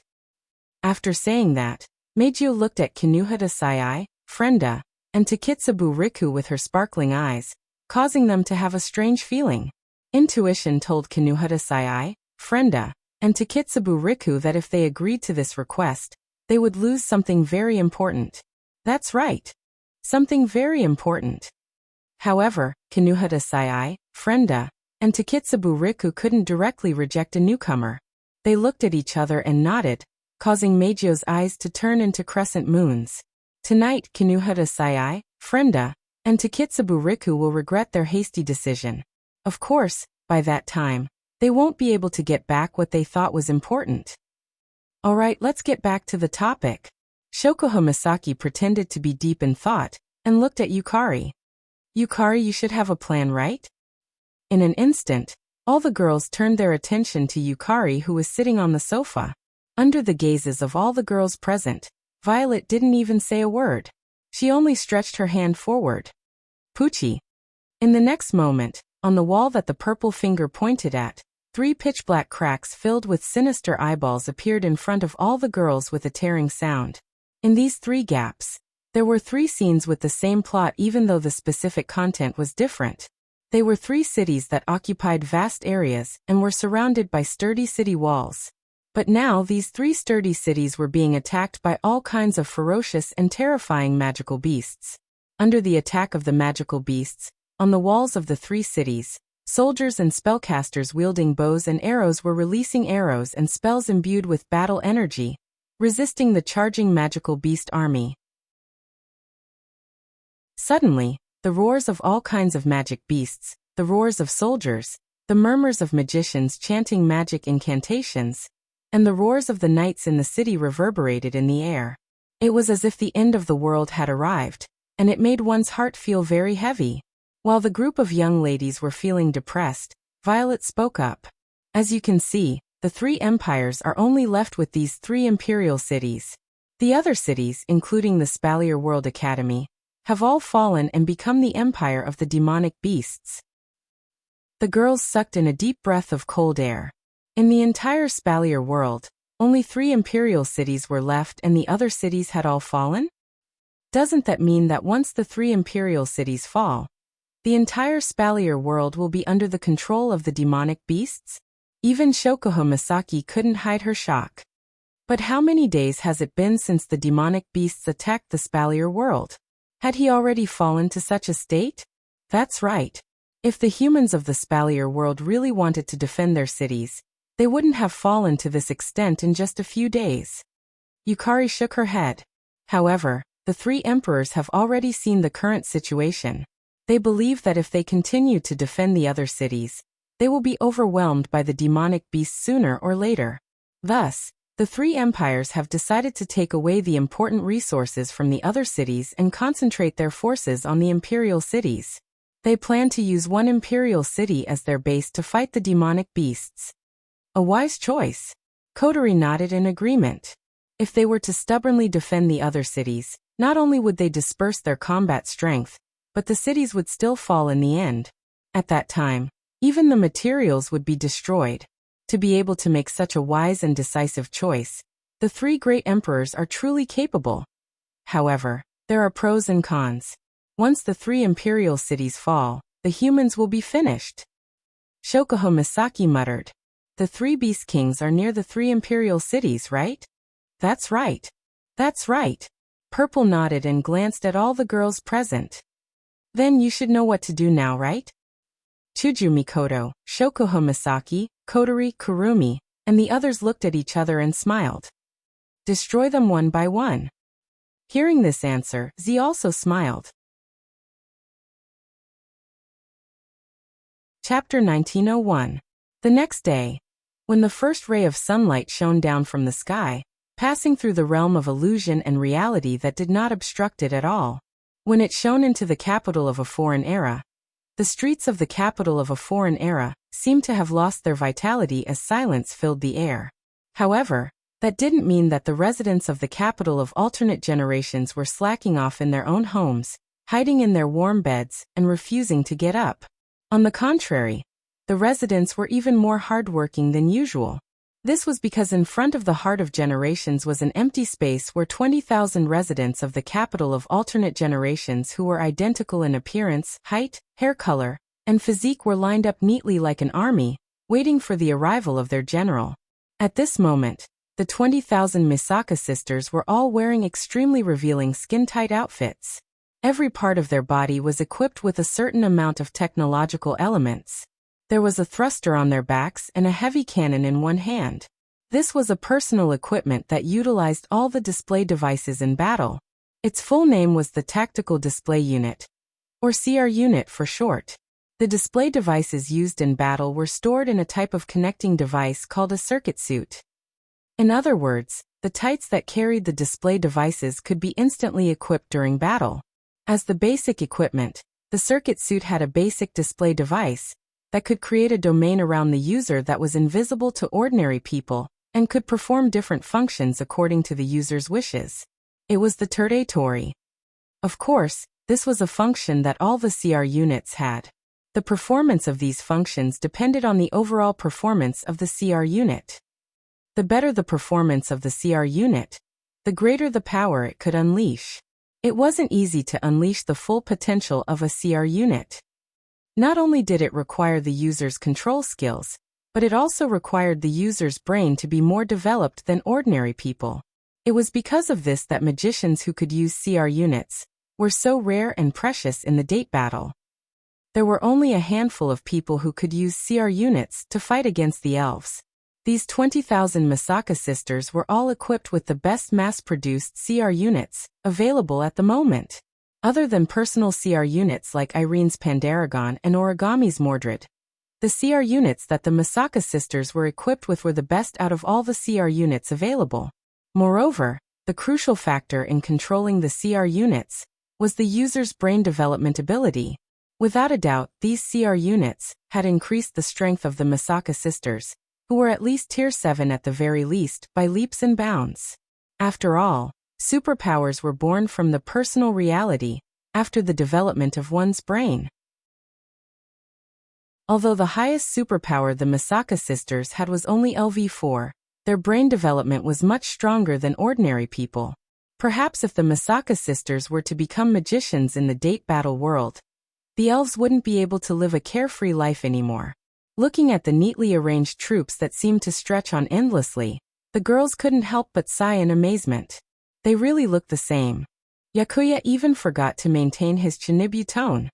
He pointed at the army of Misaka sisters and shouted at Mikoto. "Are all of these really your little sisters? Your mother sure is good at giving birth. Are you scolding me?" Mikoto furrowed her brows. She thought about it and decided not to get angry. She chose to ignore Yajuya and looked at the other girls around her. "Shall we depart now?" "Yes. If we delay any longer, I'm afraid the 3 kingdoms will fall." Shokuho Misaki pointed at her own face with her white-gloved finger and smiled. "So, let's proceed with the plan." "Yes." All the girls present nodded their heads. This so-called plan was decided by the girls last night while they were thinking about how to fight. However, this so-called plan is actually quite simple. Shokuho Misaki, Kinuhata Sayai, Frenda, Takitsubu Riku and Astria looked at each other and exchanged glances. They stood in front of one of the neatly arranged Misaka sisters. "We will lead 5,000 Misaka sisters to the Ailu Empire." Kotori, Kurumi, Toka, Mikoto, Yoshino, and Origami also stood in front of another group of Misaka sisters. "We will lead 5,000 Misaka sisters to the Baruba Empire." Immediately Hinajuku Mikoto, Ikaros, Yakuya, and Yushin stepped forward and stood at the head of the middle group of sisters. "We will lead 5,000 Misaka sisters to the Feiya Empire." After they returned to their positions, the 16 girls in 3 rows looked at the others and declared in unison. "Find the Beast King. Destroy them one by one." Yukari was the only one who didn't step forward. Her delicate face softened as she shook her head at the girls. "The remaining 5,000 Misaka sisters will be in charge of protecting the capital of alternate generations, so you don't have to worry about the situation here. I just want to say that it would be best if we can defeat the Beast King and repel the demonic beast army. However, if there is no other way, you have to protect yourselves and stall for time until Xiao Yin returns." Hearing this, the group of girls nodded their heads heavily. Originally, the best plan would have been for everyone to work together and deal with a magical beast army first. They would have killed one of the Beast Kings, and then they would have done the same thing. They would have found the Beast Kings one by one and defeated them together. That would have been ideal. Unfortunately, if they did that, who knows which one of the 3 kingdom cities would be conquered by the demonic beast army, while the girls were dealing with the other Beast Kings. If that happened, the other demonic beast army would be able to help the other 2 sides. That would only make things harder for them to deal with. Therefore, the girls could only split up and fight one Beast King and one demonic beast army each.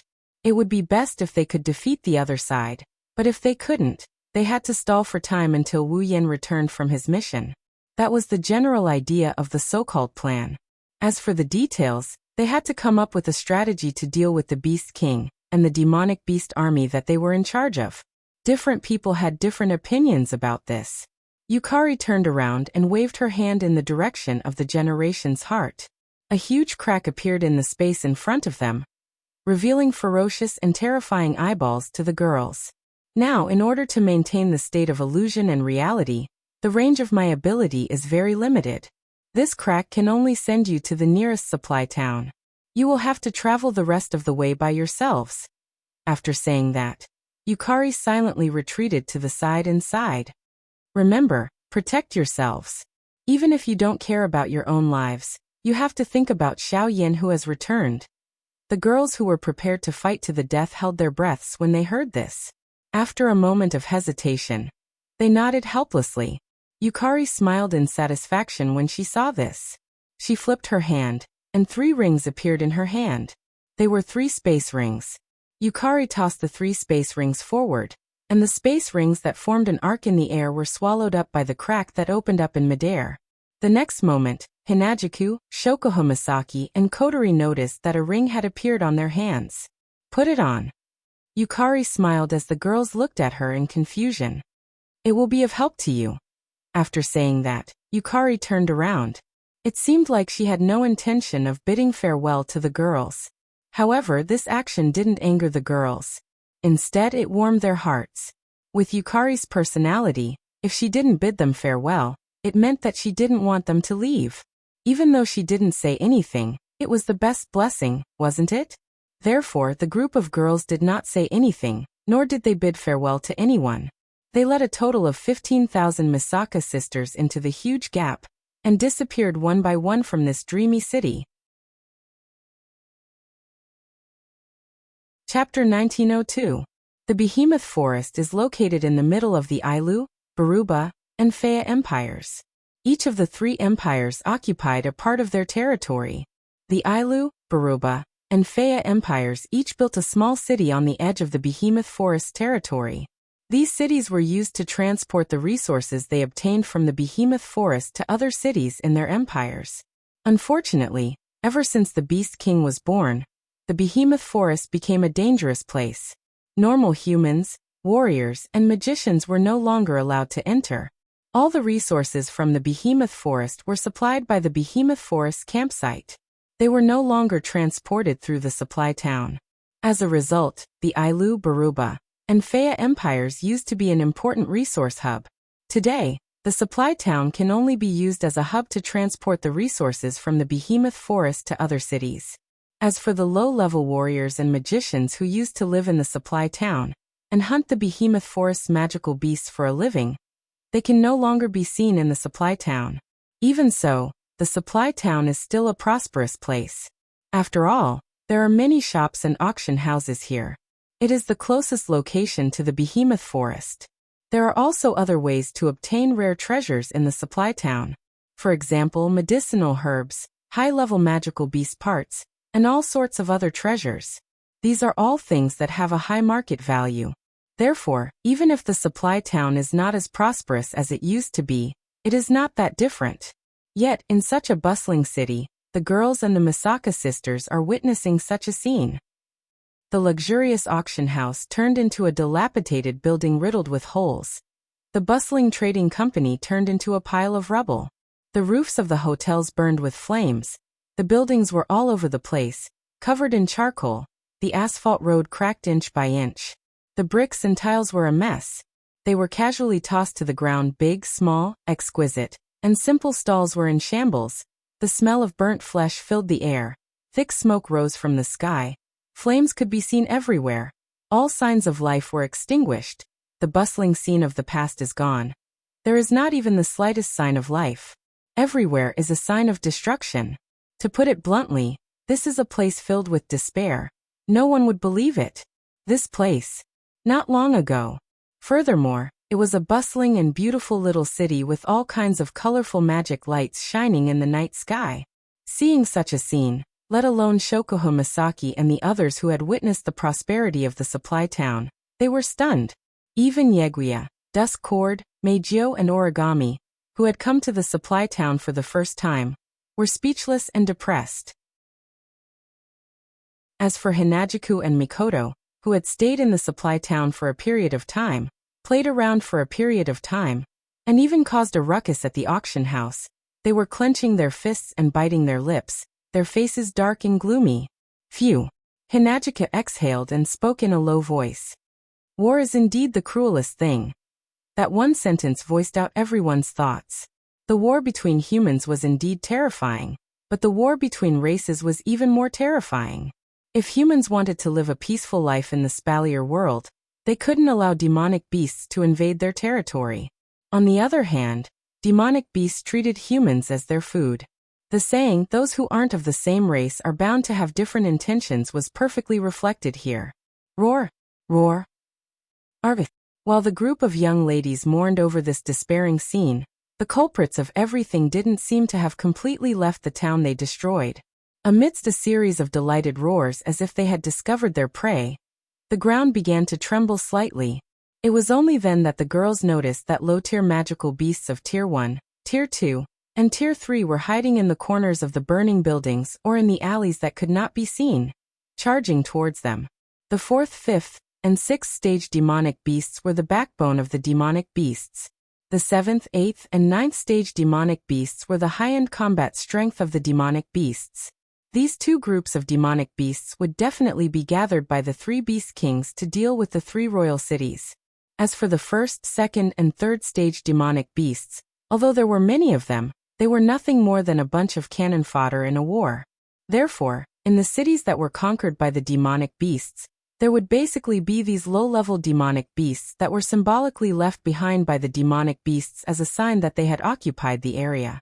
However, the low-level demonic beasts that didn't have the ability to occupy a territory didn't have any territorial awareness. Like a bunch of thirsty beasts, they treated the supply town as another behemoth forest. They would either laze around or hunt their own kind when they were hungry. Of course, they weren't only found in human cities. There were also low-level demonic beasts active in the behemoth forest.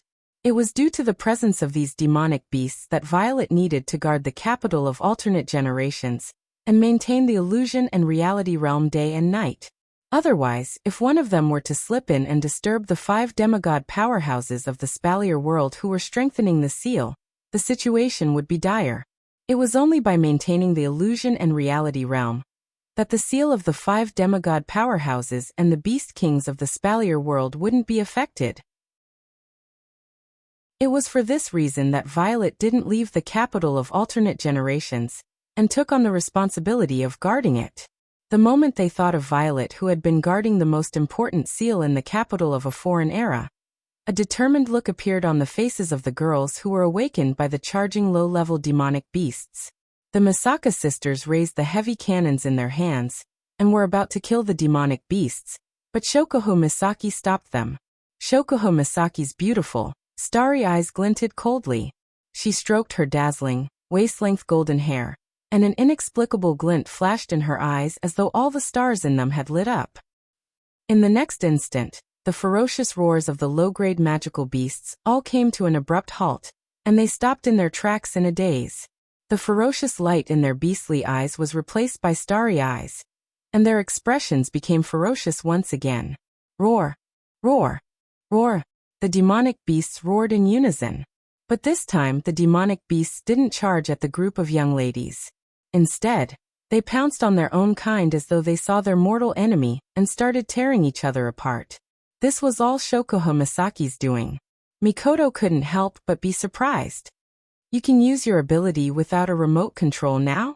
My ability isn't something that can't be used without a remote control. Shokuho Misaki replied nonchalantly. If it's just a remote control, it's easier to switch the power on and off, and it's easier to aim at the target. If my ability is a bullet, then the remote control is like a pistol. I don't have to rely on it anymore. Shokuho Misaki shook her head and changed the topic. Then let's split up here. The group of young ladies nodded. Oh, Kotori, who was checking the space ring that Violet gave her, raised an eyebrow. She revealed her usual unfriendly smile. I didn't think there would be a need for it. With that, Kotori stroked her space ring. A moment later, a massive object appeared in the sky and appeared before the group of girls. It's an airship. Fraxinus. It's decided. Kotori looked at her companions. Let's take the air route. Kuromi, Toka, Mikoto, Yoshino, and Origami nodded happily and walked towards Kotori. Ugh. Chuju, Mikoto, Ikaros, Yugiya, and Yushin looked at each other and smiled bitterly. Let's take the air route as well.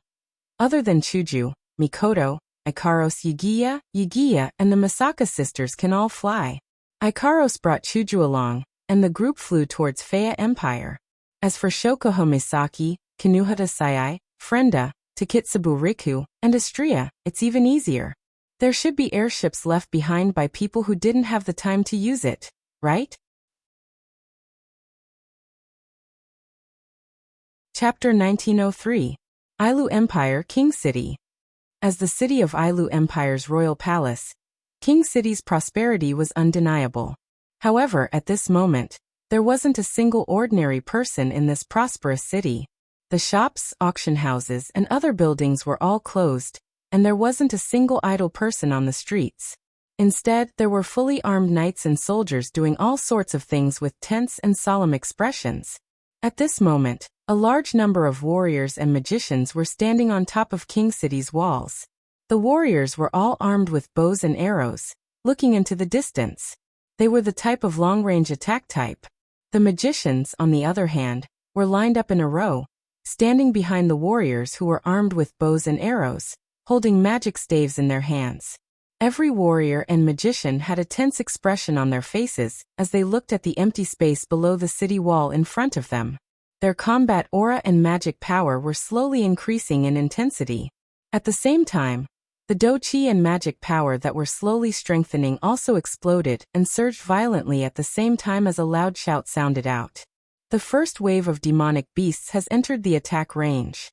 As the battle cry rang out, a large army of magical beasts stomped hard on the ground in front of the city, charging forward amidst chaotic roars and rolling dust. They entered the attack range of the warriors and mages on the city walls. However, none of the warriors and mages guarding the city walls took action immediately, apart from raising their aura and mana to the peak. All of them held their breaths and didn't do anything else. The second wave of demonic beasts has entered the attack range.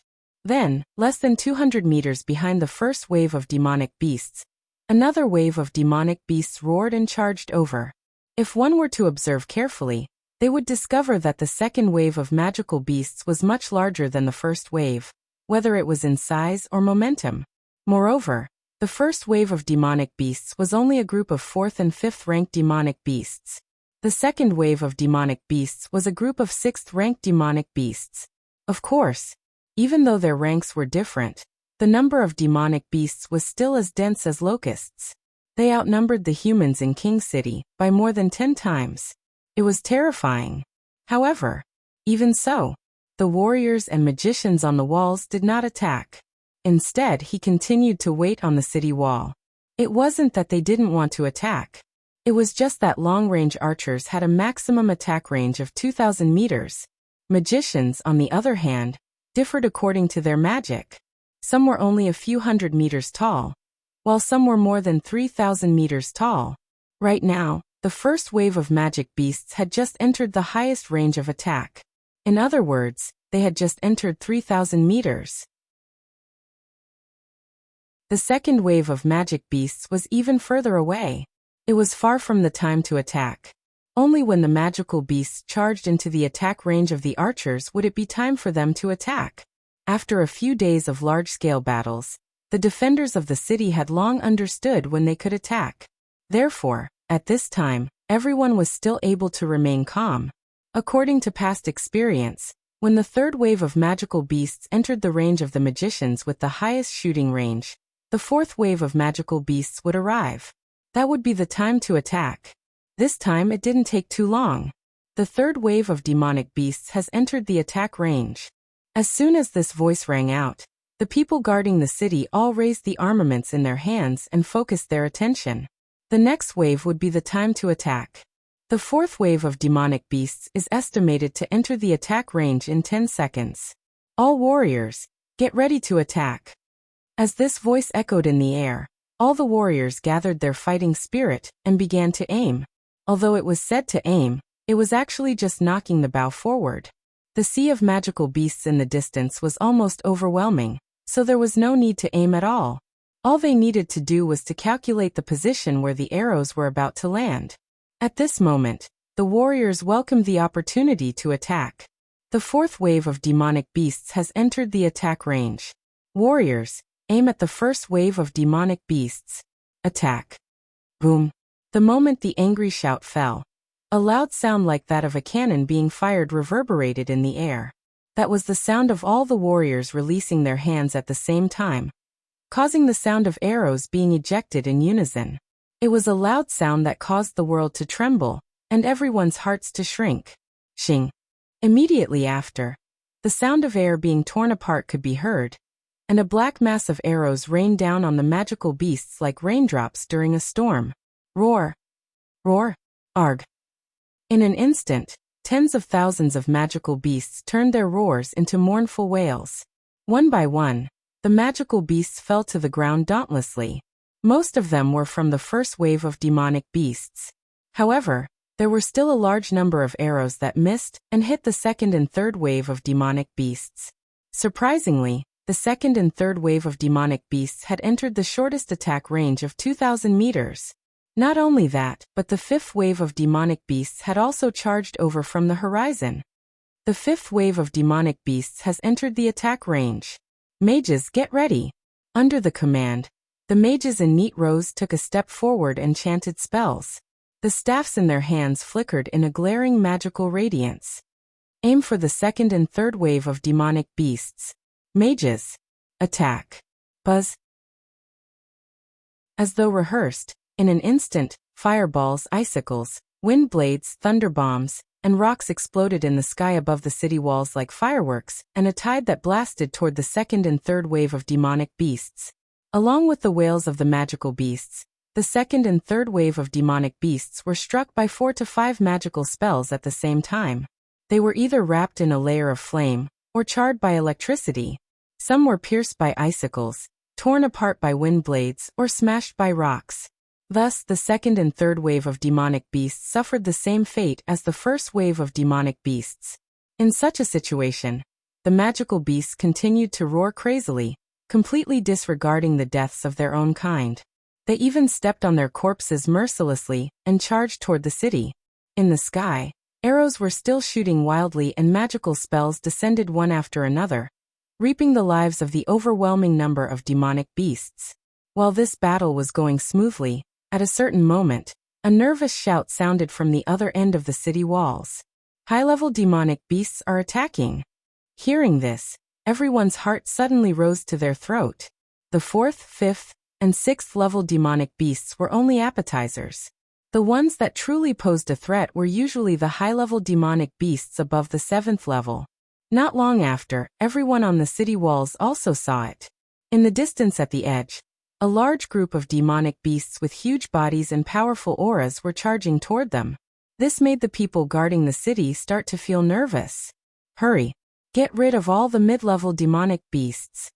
Only by getting rid of the annoying mid-level demonic beasts could the people free up a large amount of combat power to deal with the high-level demonic beasts. That was why everyone's attack frequency became faster and faster all of a sudden. The first wave of demonic beasts was almost wiped out by the archers. The mages were also reaping the lives of the second and third waves of demonic beasts. The 4th and 5th waves of demonic beasts were also charging toward them one after another. Due to the attacks of the archers and warriors, the demonic beast's charge was slightly stagnant.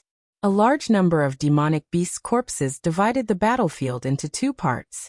One was the surviving vanguard, and the other was the demonic beasts that were mercilessly trampling on the corpses of their comrades. Based on this situation, if they could maintain this state, the mid-level demonic beasts would all die before they could even touch the city walls. Then, the people would be able to concentrate on dealing with the high-level demonic beasts of the 7th level. Unfortunately, the demonic beasts would not let this happen. Level 8 demonic beasts detected. Level 8 demonic beasts detected. This voice caused a brief moment of panic on the city walls. They saw that in the farthest distance, there were about 500 huge beasts that were 3 meters tall. They were following the charging troops in front, and slowly revealing their full appearances in the air. Level 8 demonic beasts. That was not something that the ordinary city guards could deal with. Even if they were to use numbers to overwhelm them, who knows how many people would be killed. Therefore, normally, when a level 8 demonic beast appeared, it meant that the knights in the city would attack it or send out a high-level combat power to kill it. However, flying demonic beasts detected. Finally, flying demonic beasts that could ignore the sturdy city walls and directly pose a major threat to the city have appeared. Chapter 1904. At this moment, a group of people was gathered at the top of the palace in the center of the city. The leader of the group was none other than the emperor of the Ailu Empire, Kite. Aside from Kite, Lei Wang was also present. He stood beside Kite, and on the other side was Sylph, whose expression was still as cold as ever. Fei Fei was also present. Bing Ling and Bishi were also present. In front of Fei Fei, Bing Ling and Bishi were 2 middle-aged men. These 3 men looked to be in their 40s. The one in front of Fei Fei and the one in the middle were familiar faces. He was the current patriarch of the Lori family, Lar. Since Lar was one of the 3 middle-aged men, the identities of the other 2 men who were qualified to stand beside Lar were obvious. On the left was the current patriarch of the Saito family, Zato. On the right was the current patriarch of the 3rd largest family in the Ailu Empire, the Ladin family, Harlo. The patriarchs of the Ailu Empire's 3 great clans, Lar, Zato, and Haluo, were all present. Fei Fei, Bingling, and Bishi were standing behind them. However, even the patriarchs of the 3 great families were only standing to the side. They didn't have the right to stand on the same level as Kite.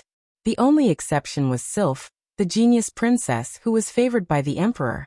Other than a rank 9 powerhouse, no one else had the right to stand on the same level as the emperor.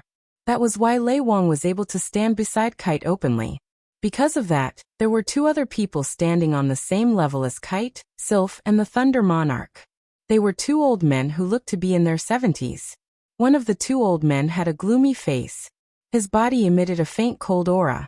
His eyes were filled with a sinister aura that made people subconsciously stay away from him. The other old man didn't look as gloomy as the former, but his hair was also white. His eyes didn't look as dignified as Lei Wang.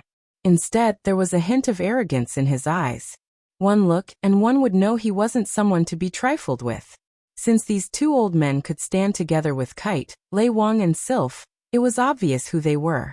The gloomy old man was the rank 9 powerhouse behind the Saito family. He was also the previous patriarch of the Saito family, Bolu.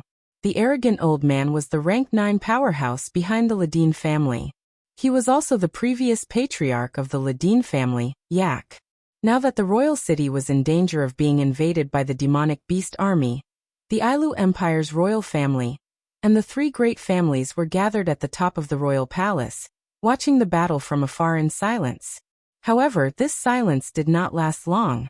When the large group of densely packed black dots gradually approached from the distant horizon, no one could sit still any longer. Flying demonic beasts. The Beast King's expression. In the end, these flying demonic beasts still showed up. During the siege a few days ago, the biggest threat to King City wasn't the large number of rank 4, 5 and 6 demonic beasts. It wasn't the powerful rank 7 and 8 demonic beasts either. It was the flying demonic beasts that could fly. Not only could these flying magical beasts fly over the sturdy city walls, they could also increase their altitude and fly out of the range of the long-range attacks of the warriors and magicians. Then they would dive down and rush into the city, causing a lot of damage to the city at one point. If it wasn't for the formation of a large barrier around King City, these flying demonic beasts would have invaded King City and started a massacre. That's why these flying demonic beasts were the most troublesome to deal with in this war. It's not just flying demonic beasts, Burrell said in a low voice as he stared into the distance of King City. Even from here he could see the large number of giant beasts that were getting closer and closer. The rank 8 demonic beasts have also started their attack. There are at least a few hundred of them. If they attack together, no matter how sturdy King City's walls and barrier are, they will still be breached. When that time comes. Yak smiled coldly. The rank 9 demonic beasts should also show up, right? Hearing this, everyone present fell silent. Everyone present knew that there would definitely be rank 9 demonic beasts among the attacking demonic beasts. A few days had passed and the rank 9 demonic beasts were waiting in King City. They were waiting for the rank 9 demonic beasts to show up and block the enemy's strongest forces. However, the rank 9 demonic beasts didn't show up in these few days. Carter and the rest didn't dare to act rashly. Not to mention, the other side had a truly terrifying general that made one's heart turn cold. The Beast King. A demigod Beast King. Although they didn't see the Beast King appear, the fact that the demonic beasts broke the rules and attacked the human world with such rhythm and coordination was enough to prove that there was a general in the enemy's army. Who else could command all the demonic beasts besides the Beast King? Of course, Carter and the rest didn't know about the existence of the 3 Beast Kings. They thought the ones leading the attack were the demigod Beast Kings that were born in the Behemoth Forest. The Beast King hasn't made an appearance either. The Thunder King frowned. They should be wary of the demigod Beast Kings on our side, right? Hearing the Thunder Emperor's words, Bolu and Yak nodded and simultaneously looked at the silent kite. Your Majesty. Burrell hesitated for a moment before speaking. Sir Guardian God still doesn't plan to show up? That's right. Your Majesty. Yak hurriedly spoke. This is a critical moment that will decide the fate of the Ailu Empire. Is Sir Guardian God really not going to show up? Carter pondered for a moment before laughing bitterly. I have been to the treasury to look for Sir Guardian God many times, but he isn't here. Wah! Everyone sucked in a cold breath. Sir Guardian God isn't here? What's going on? No, let's not talk about this for now.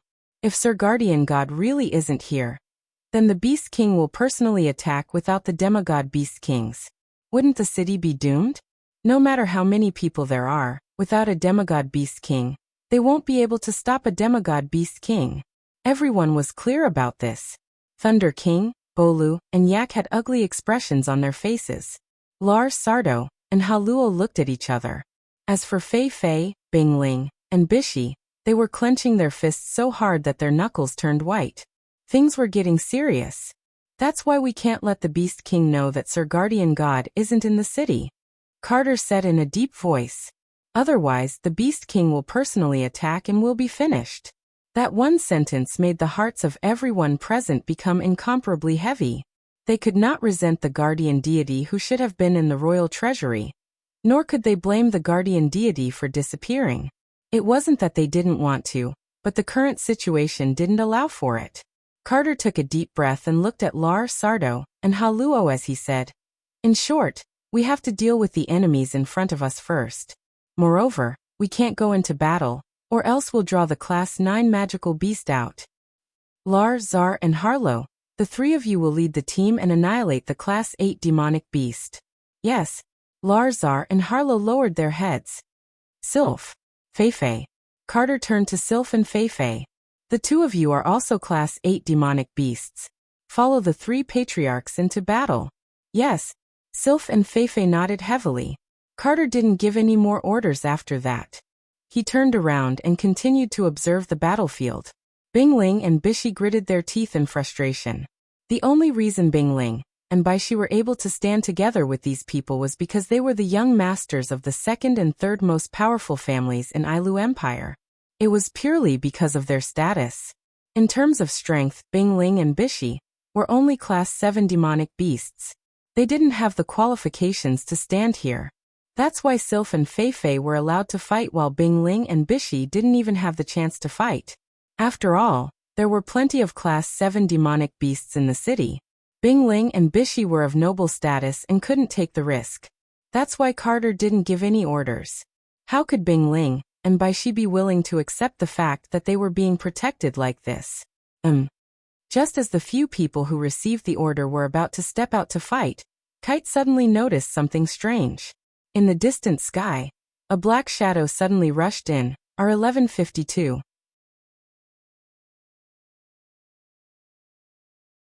Chapter 1905. Whoosh! The airship that was as big as Fraxinus flew across the sky at a speed comparable to a plane. Sonic booms could be heard as the airship flew across the sky at an extreme speed against the wind pressure. The floating airship looked like a large yacht, but it was made of wood. Instead of a propeller, there was a large magic array that was almost as large as the hull of the floating airship. Like a propeller, the magic array rotated and pushed the floating airship forward. An invisible barrier protected the airship's hull, preventing the fragile wooden hull from cracking under the wind pressure. At the same time, it also blocked a large amount of wind outside, allowing only a slight breeze to pass through and blow onto the deck of the airship.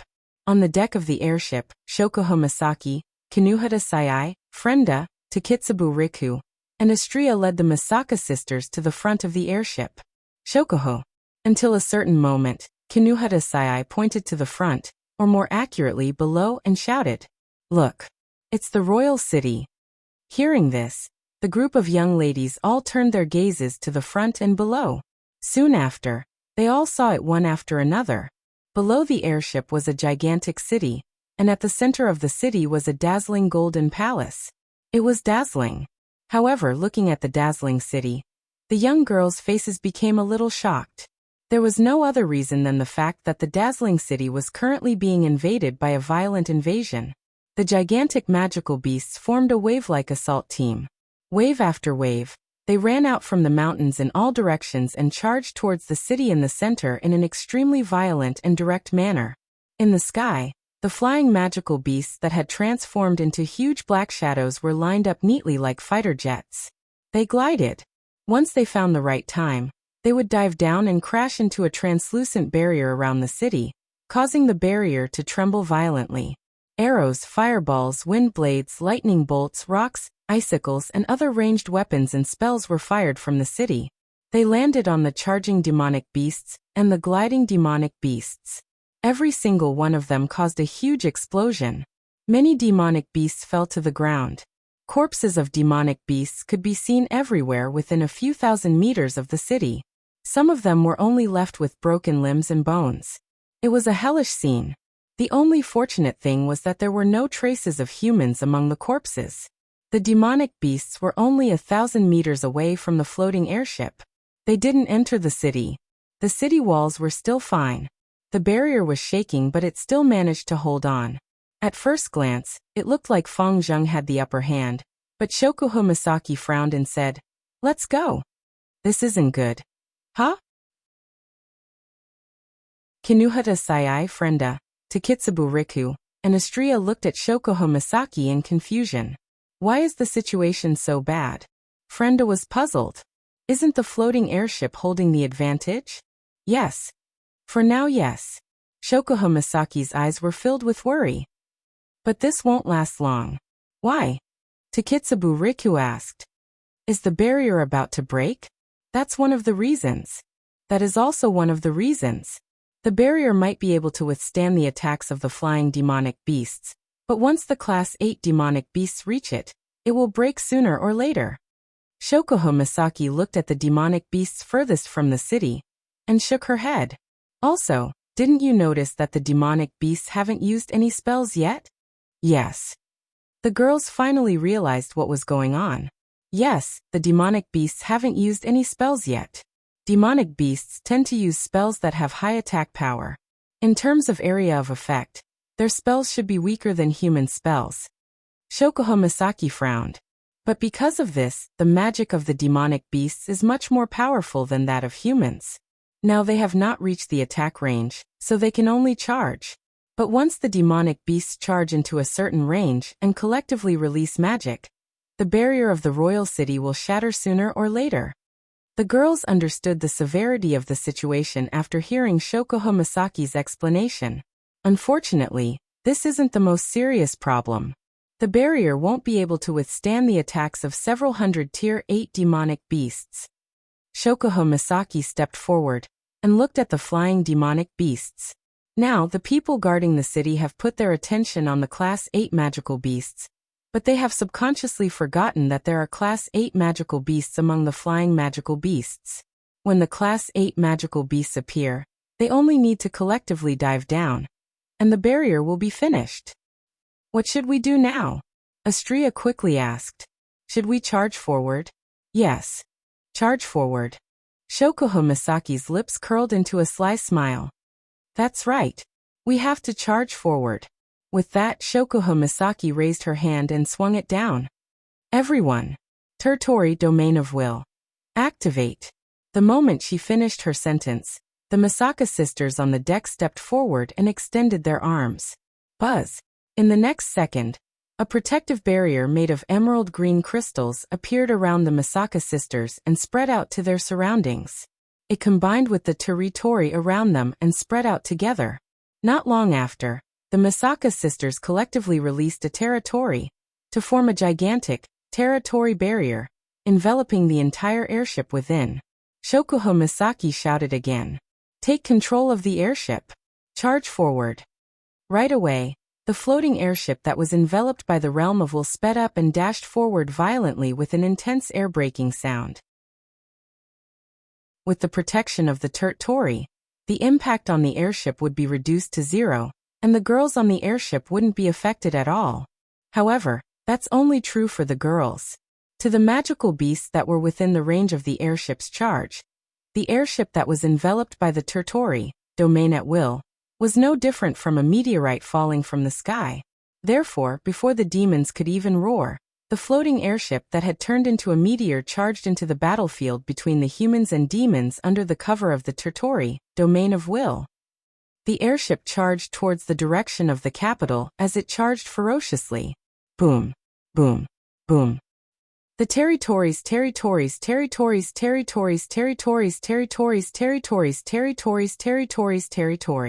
That was the sound of flying magical beasts that couldn't dodge in time, or react in time being rammed by the gigantic airship. These flying magical beasts that were hit mercilessly were sent flying by the impact. Then they fell to the ground like large pieces of trash. It seemed that they had broken bones all over their bodies, and would not survive. Those flying magical beasts with weaker bodies were even worse off. They didn't even have time to make a sound before their bodies exploded into a bloody mist under the huge impact, dying without a burial place. Roar! Roar! Woo! The flying magical beasts finally discovered this unidentified flying object that posed a great threat. They either lost their heads out of fear, or let out furious roars as they tried to avoid it in time. Roar! Roar! Woo! Quite a few flying magical beasts around the airship began to use magic to bombard the airship, but all of their attacks were blocked by the territory around the airship. Shokuho. Inside the airship, Kinuhata Sai pointed in the direction of the king's city and yelled. Look over there.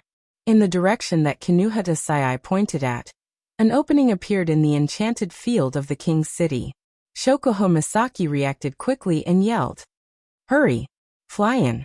Thus, the airship dived down and entered the barrier.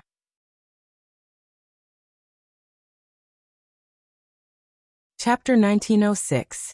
Roar, roar, roar. When an entrance opened in the barrier of Royal City, the group of flying magical beasts closest to the entrance immediately roared in joy and flew in the direction of the entrance. Boom! With a muffled sound, the floating airship that was wrapped in the territory fell from the sky like a meteorite. It directly knocked the flying beasts that were trying to drill into the entrance, and sent them flying into the barrier. Roar! Roar! Roar! The rest of the flying beasts snarled and followed behind the floating airship in an attempt to enter the enchanted field. What welcomed these flying magical beasts was the relentless bombardment of arrows, and all sorts of magic from within the barrier. Boom boom.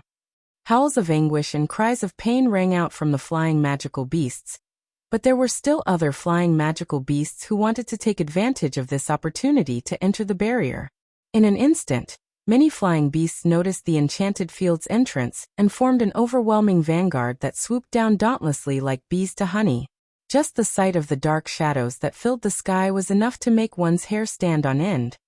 Buzz. At this moment, the territory that enveloped the floating airship that rushed into the enchanted field disappeared without any warning. Swish. On the exposed deck of the airship, the sound of something tearing through the air rang out one after another. The sound merged into an extremely orderly sound and echoed in the surroundings. It was the sound of the Misaka sisters equipped with CR units that took off from the deck of the floating airship.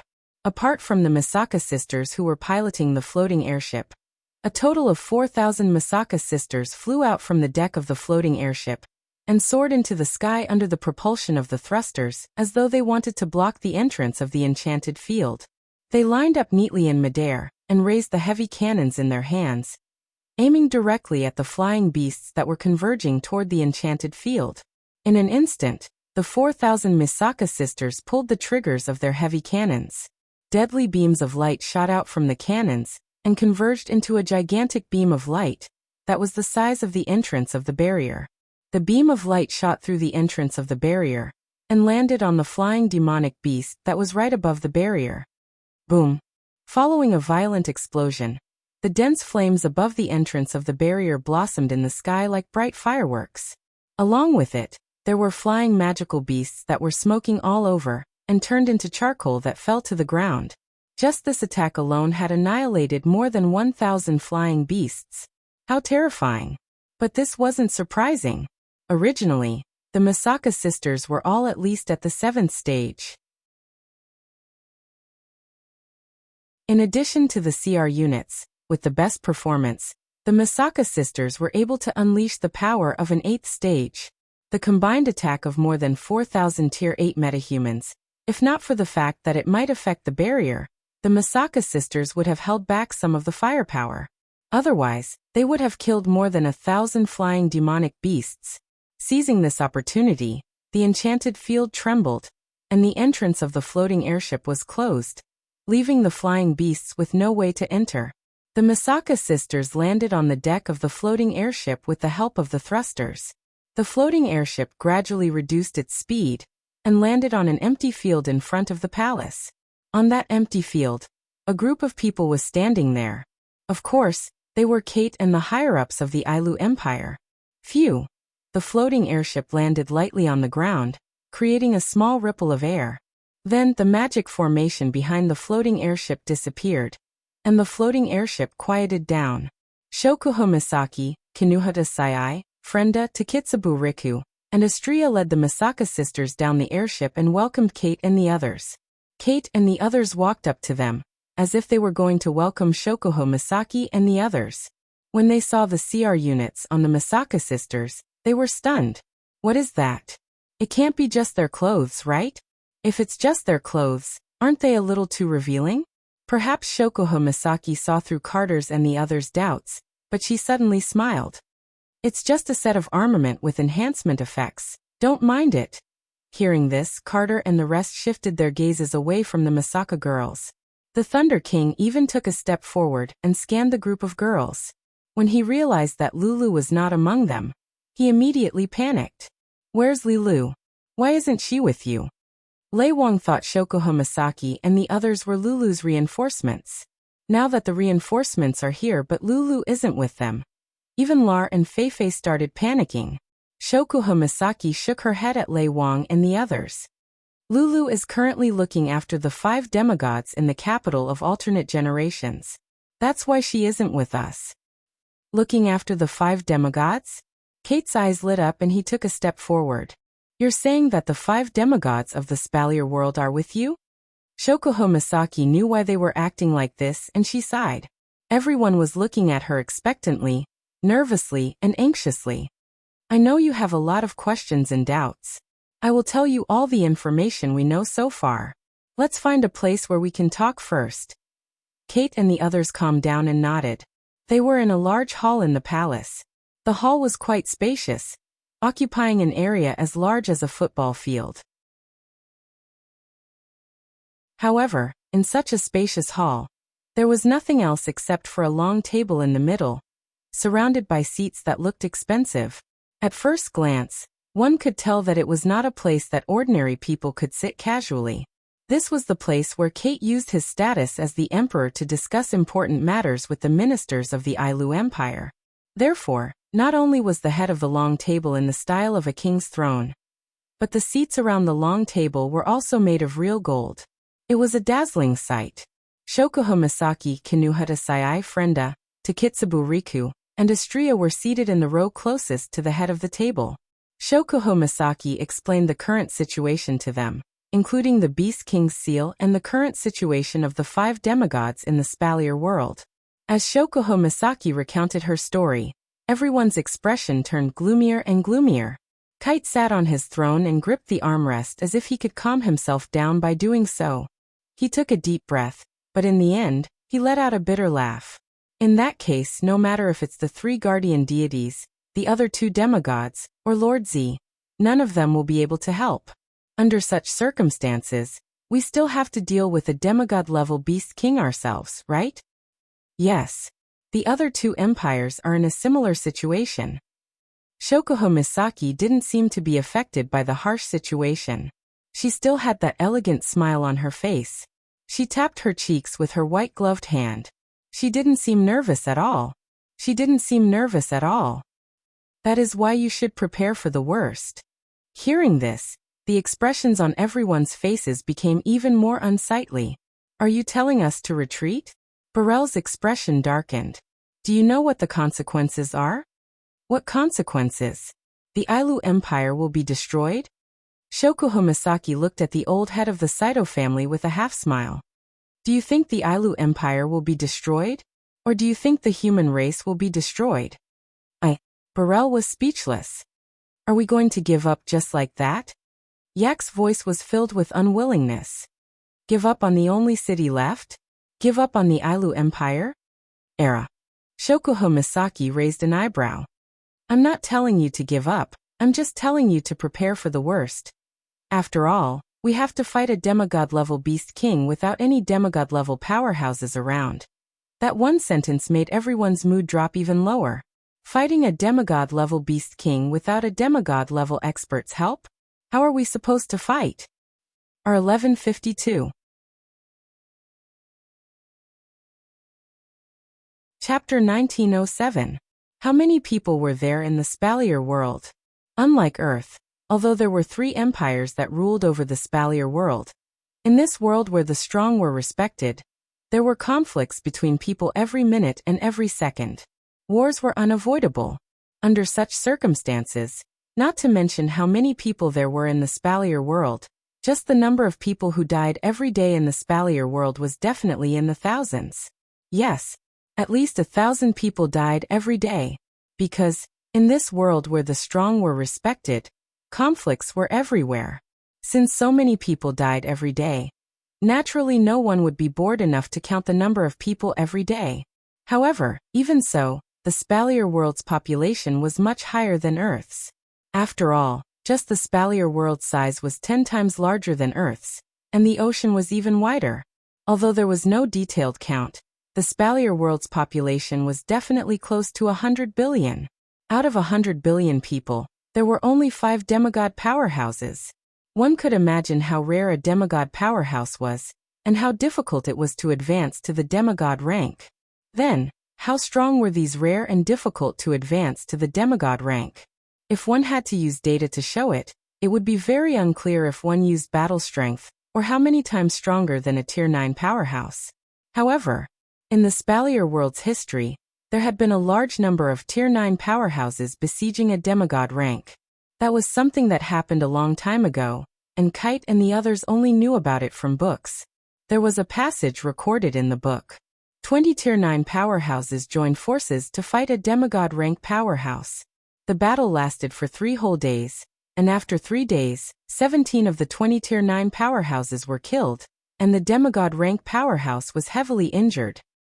In the end, the remaining 3 peak stage Type 9 powerhouses carried out a suicidal attack, risking their lives to drag the demigod powerhouse down with them.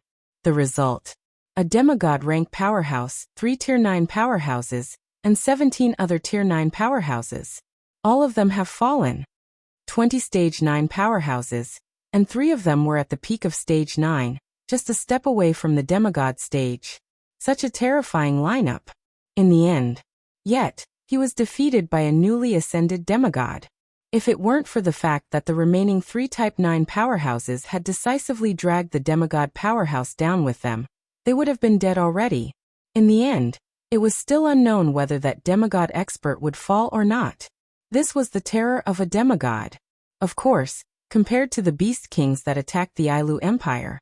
That demigod expert had relied on his own strength to break through, and his strength was definitely stronger than this beast king who relied on the strength of a false god. However, Kite did not have a peak Type 9 expert on his side, right? Excluding Shokuho Misaki and the rest, there were only Kite, Lei Wang, Poru and Yak. Including Shokuho Misaki, Kinuhata Sayai, Frenda, Takitsubu Riku, and Astria, there were only 9 of them.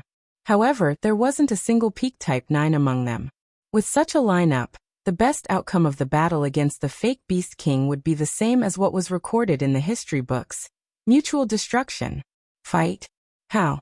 Moreover, Kite and the rest didn't know that the 5 girls had reached stage 9. When they heard that they had to deal with a demigod expert, their hearts sank.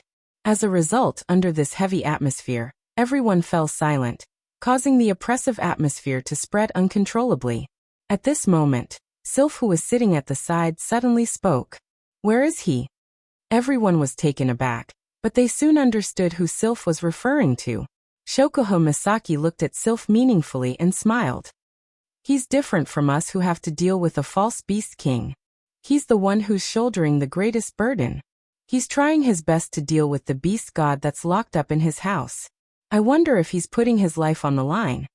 When they heard this, other than the girls, everyone, including Sylph, trembled. 20 Type 9 powerhouses could only deal with one demigod powerhouse? Wouldn't that formula be the same when used between the god and demigod ranks? No. Or rather, if 20 demigod rank powerhouses joined forces to fight a true deity rank powerhouse, would these 20 demigod rank powerhouses be able to drag the deity rank powerhouse down with them to their deaths? The answer to this question was impossible. Even if the 20 demigods were all peak demigods, the answer would still be the same. There was no other reason than a famous saying in cultivation that everyone knew. The higher the level, the greater the gap between the levels. In other words, if 20 level 9 powerhouses could perish together with a level 9 powerhouse who had just entered the level of demigod, then using the principle that the higher the level, the greater the disparity, 20 level 9 powerhouses would definitely not be able to perish together with a level 9 powerhouse. But even so, Violet and the other demigods from Silveria were able to hold off a demigod. How could they hold off a demigod? How could they hold off a mere demigod? When they thought of this, a strong emotion burned in Carter and the rest's hearts.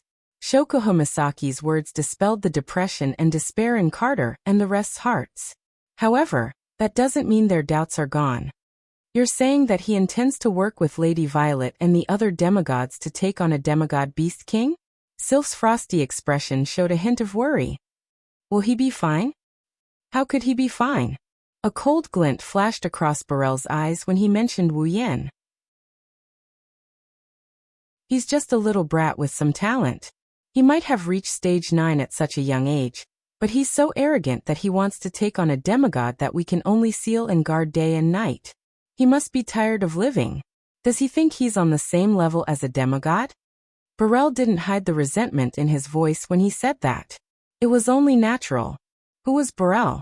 He was the old patriarch of the Saito family, the second most powerful family in the Ailu Empire. Burrell's grandson, Bing Ling, suffered at the hands of Wu Yen in the Spalier World Academy. He was easily defeated by Wu Yen in front of the entire academy. Since then, Burrell didn't have a good impression of Wu Yen. When the Tower of Arena's projection came to meet Wu Yen, Burrell's attitude was extremely bad. Later on, during the council meetings, Burrell heard from Carter and Lei Wang about how good Wu Yan's performance was, how high his talent was, and how incredible his achievements were. Not only did he have a group of talented young women by his side, he even had a demigod supporting him. This made Burrell, who didn't have a good impression of Wu Yen, even more jealous of Wu Yen. That's not all. What's more important is that Burrell's second son, Marcus, was killed by Wu Yen. Marcus betrayed the humans and helped the Beast King. In the end, he attracted the power of a false god and turned into a monster. He even wanted to seek revenge. His death was not enough to cover up the fact that Wu Yen killed Burrell's son. On top of that, Burrell's second grandson, Bing Mian, was first heavily injured by his own scheme, and then turned into a monster after receiving the power of a false god. After that, Wu Yan chased Bing Mian to the Saito family's base and crippled him. How could Burrell not hate Wu Yan? Everyone knew that Marcus and Bing Mian had only themselves to blame and deserved to die. However, these two people who deserved to die were indeed Burrell's son and grandson. Therefore, while the outsiders were laughing at the Saito family, they continued to talk about Wu Yan enthusiastically and spread Wu Yan's reputation. Burrell hated Wu Yan to the core. Even though Bola knew that this isn't the time for sarcastic remarks, it's still the time for humanity to unite to survive this calamity. He didn't even think about hiding his hatred for Wu Yan. He didn't even think about holding back as he directly mocked Wu Yan. But it was a pity that Burrell's sarcasm had unknowingly touched his reverse scale. Xing. Just as Burrell's sarcastic words fell, a figure suddenly flashed in front of him. Raising a petite fist wrapped in berserk airflow, she heavily smashed it towards Burrell's face. Chapter 1908. Swish. Gazing at the sudden, petite fist that was like a cannonball tearing through the air, a sense of crisis suddenly surged in Burrell's heart. It told Burrell that if he was hit by this petite fist, he wouldn't have a good ending. At that moment, Burrell's expression changed. He didn't even think about it as he used the special ice do-chi of the Saito family to wrap around Burrell's body, like an ice-blue fog. Burrell's body flashed and retreated backwards. The fist that was aimed at Burrell smashed heavily into the seat that Burrell had been sitting on. Bang! Along with a muffled sound, the dazzling seat made of pure gold was instantly shattered into pieces by the fist that was hundreds of times smaller than it. Like a bullet, the shattered pieces scattered in all directions. Bolu, who had hastily retreated, was naturally unable to retreat far away. Although he managed to avoid the terrifying punch that was hurtling towards him, he was still caught up by the fragments that spread out like bullets. In the next moment, the shattered back of the chair smashed into Burrell's chest. Bang! Humph! With a muffled sound, Burrell let out a muffled groan as he was struck by the back of the chair made of pure gold. His body that was retreating suddenly accelerated as he flew backwards. He crashed into a wall not far away. Carter, Lei Wang, Yak, and the others who didn't expect Burrell to be attacked all of a sudden turned pale. Cough cough. Burrell slid down from the wall and staggered. It took him a lot of effort to stabilize himself.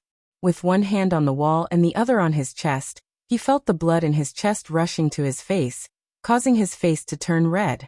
He couldn't stop coughing.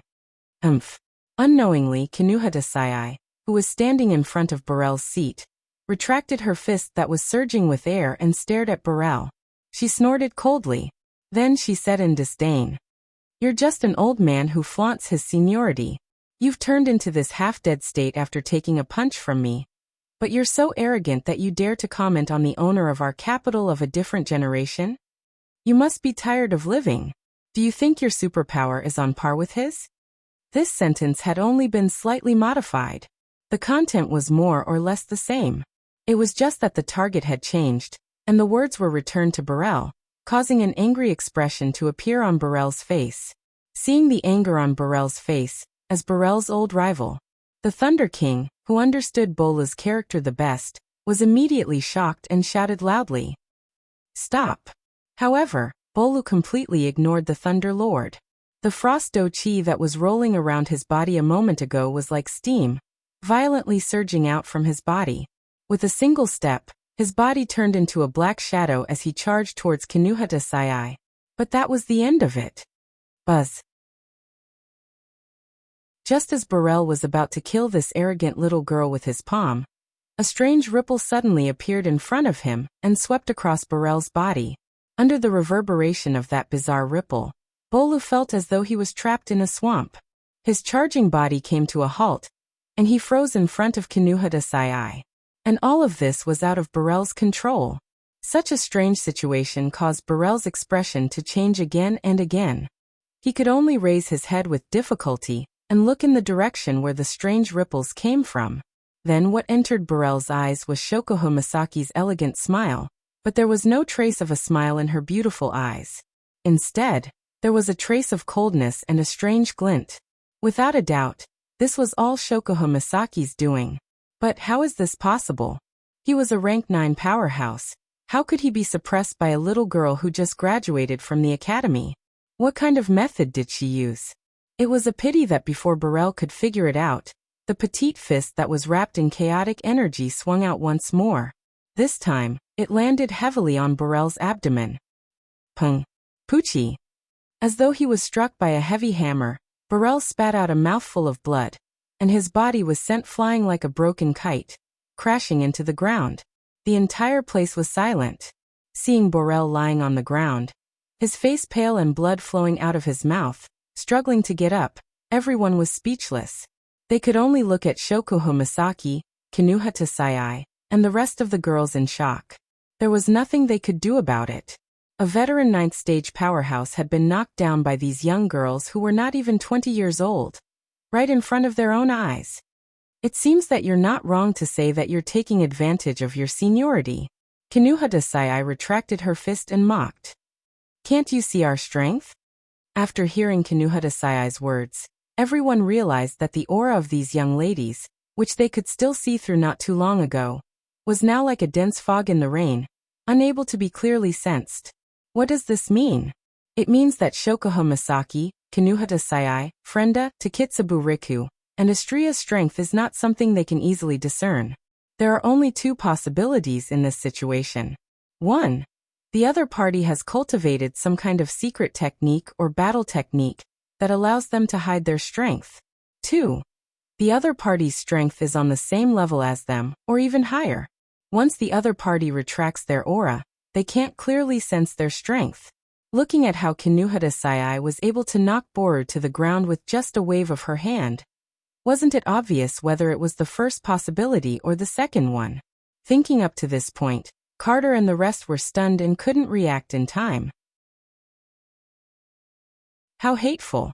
Lying on the ground, Bolu, who was in severe pain, spat out words full of hatred with difficulty. No matter how he struggled, he couldn't get up. However, he still ignored the severe pain in his body and desperately supported himself with his trembling hands, intending to stand up. It was obvious that Burrell didn't want to let this matter rest.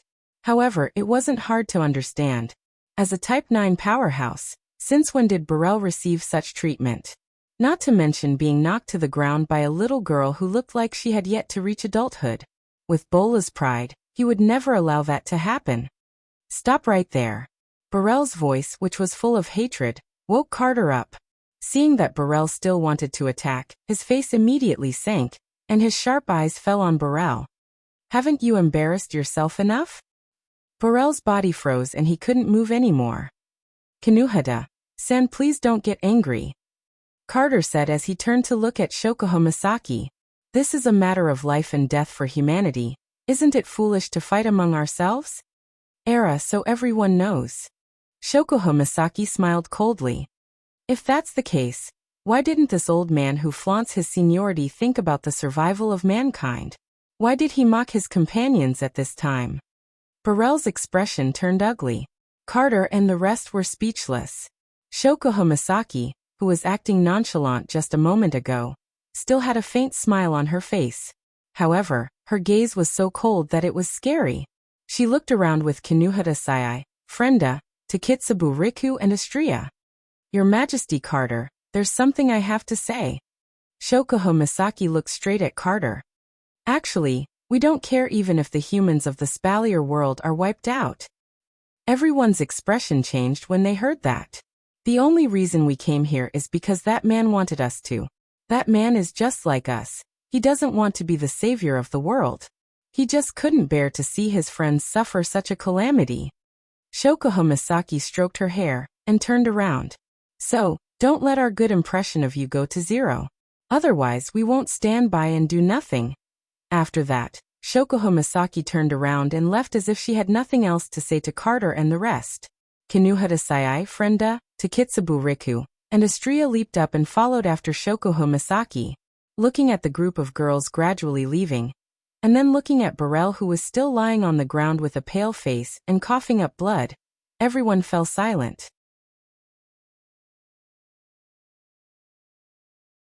Chapter 1909.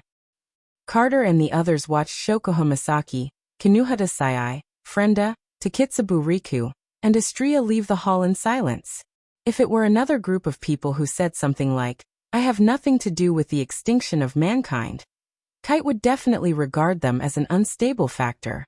He would either lock them in a jail cell or push them out of the city to feed the magical beasts to prevent any complications from happening. However, if it was Shokuho Misaki and the others, Carter wouldn't dare to do anything to them even if he was dissatisfied. Ignoring the fact that they are all Tier 9 combatants, the fact that they have Yakumo Yukari as their backer, and the fact that the 5 demigods from the Spalier world are still in their territory strengthening the Beast King's seal, Carter couldn't do anything to them. Furthermore, it wasn't Shokuho Misaki and the others' fault to begin with. It was Bola's fault for bringing up the most important person in the hearts of these beautiful roses. Given how casual these people were, they were already giving Carter a lot of face by not killing Bolu on the spot. Carter couldn't help but smile bitterly at this. It seems like we have crossed their bottom line. The Beast King also smiled bitterly. That little fellow is really lucky. Your Majesty. Only Yak looked at Burrell, who was spitting blood and struggling on the ground, with a gloomy expression. Bolu is the pillar of Ailu Empire's second house. Are you going to watch him get beaten up like this? Just like Bolu, Yak's second in command, Andrew, also died at the hands of Wu Yen. Andrew wasn't Yak's son, so they weren't close. Yak didn't hate Wu Yen like Bola did, but he didn't have a good impression of Wu Yen either. That's why Yak wanted to help Bolu vent his anger. However, just as Yak finished speaking, a cold gaze swept over him, causing his body to stiffen. Sylph stood up from her seat and walked towards Burrell, who was struggling on the ground. She looked down at Burrell and said, Don't worry, Burrell. Don't worry, Burrell. Don't worry. Don't worry. Sylph will remember that you have offended my fiancé. Sylph turned around and walked towards the entrance, ignoring Burrell, who was getting paler and paler. It's over. Kite muttered. His voice was filled with shock and jealousy. Even Sylph is angry because of that brat. Lei Wang sighed. He knew how much Carter doted on his daughter. He turned to Fei Fei. Fei Fei, you have a good relationship with those girls. Why don't you go take a look? Fei Fei nodded her head without hesitation and ran out. The remaining people all looked at Burrell, whose old eyes were filled with anger and haze as he laid on the ground, no longer struggling. Their hearts were filled with complex emotions. On the other hand, Fei Fei managed to catch up to Shokuho Misaki, Kinuhata Sai, Frenda, Takitsubu Riku, and Astrea, who weren't in a hurry to leave. When Fei Fei caught up to Shokuho Misaki and the others, she was surprised to see Sylph there as well. Fei Fei. Astrea, who was close to Fei Fei, wanted to greet Fei Fei, but she remembered what happened in the hall. She humphed coldly and turned away. It was obvious Astrea was angry. She thought Fei Fei was on Bola's side, so she got angry at Fei Fei too. Fei Fei found it funny. Shokuho, it's our fault for what happened just now. I apologize on behalf of His Majesty and the others. Fei Fei looked at Shokuho Misaki with sincerity. No matter what, we are now comrades in the same faction.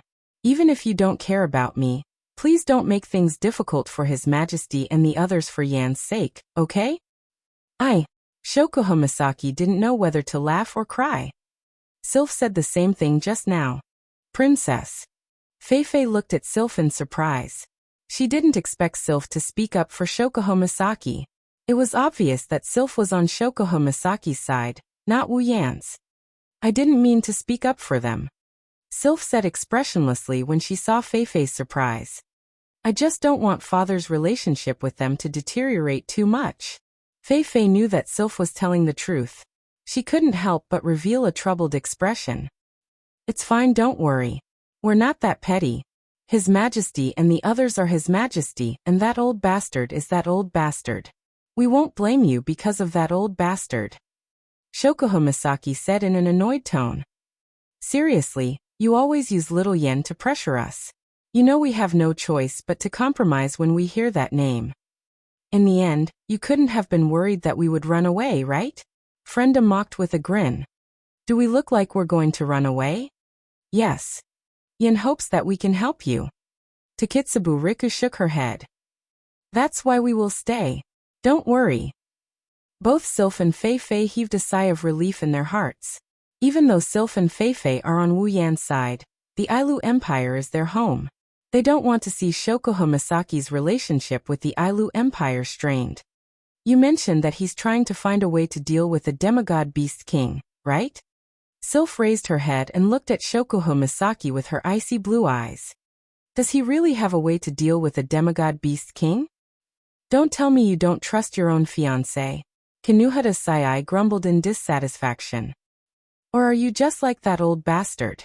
Do you really think your fiancé can't participate in a decision of that level? I'm just curious. Sylph didn't try to explain herself. Her expression was as cold as ever. I want to know, is there anything I can help you with? Huh. Astria looked at Sylph with a surprised expression. Help. Shokuho Misaki looked at Sylph and saw her cold expression. She knew this was the most direct emotion in her heart. She couldn't help but smile. The only thing we can do is to trust him. Trust him? Fei Fei was shocked. Trust him? Sylph lowered her head and remained silent for a while. When she raised her head again, she nodded calmly with an unchanged expression. Understood. Seeing this, Shokuho Misaki muttered in her heart. It seems like Wu Yan found himself an interesting fiancé. I guess that's the only thing we can do. Fei Fei nodded after a while.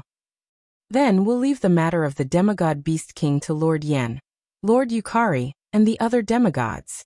Let's focus on the enemies in front of us. Shokuho, Fei Fei asked. How do you think we should deal with the demonic beasts?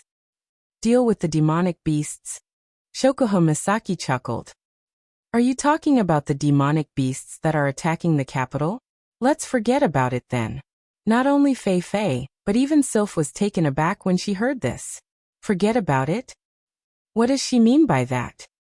Have you all forgotten that the reason why the magical beasts attack the humans is all because of the Beast King's command? Shokuho Misaki's words woke them up from their reverie.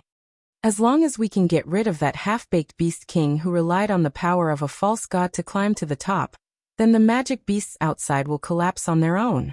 Why waste time on those magic beasts? Deal with the Beast King. Sylph repeated the same words. That's a demigod we're talking about. Fei Fei's expression darkened.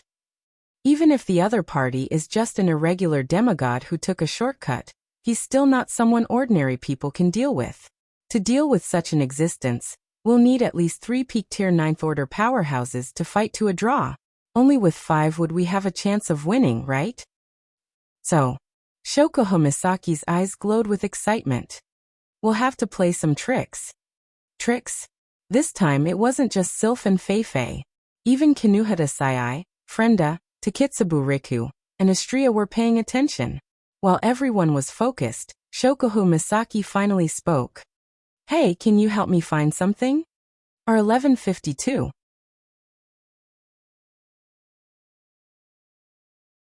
Chapter 1910. The night came quietly. However, the war was still going on. Demonic beasts are not inexhaustible. Even if the demonic beasts follow the orders of their king, stamina is not something they can force. Although the magical beasts were physically much stronger than humans, the magical beasts that were constantly attacking Royal City were tired when night fell.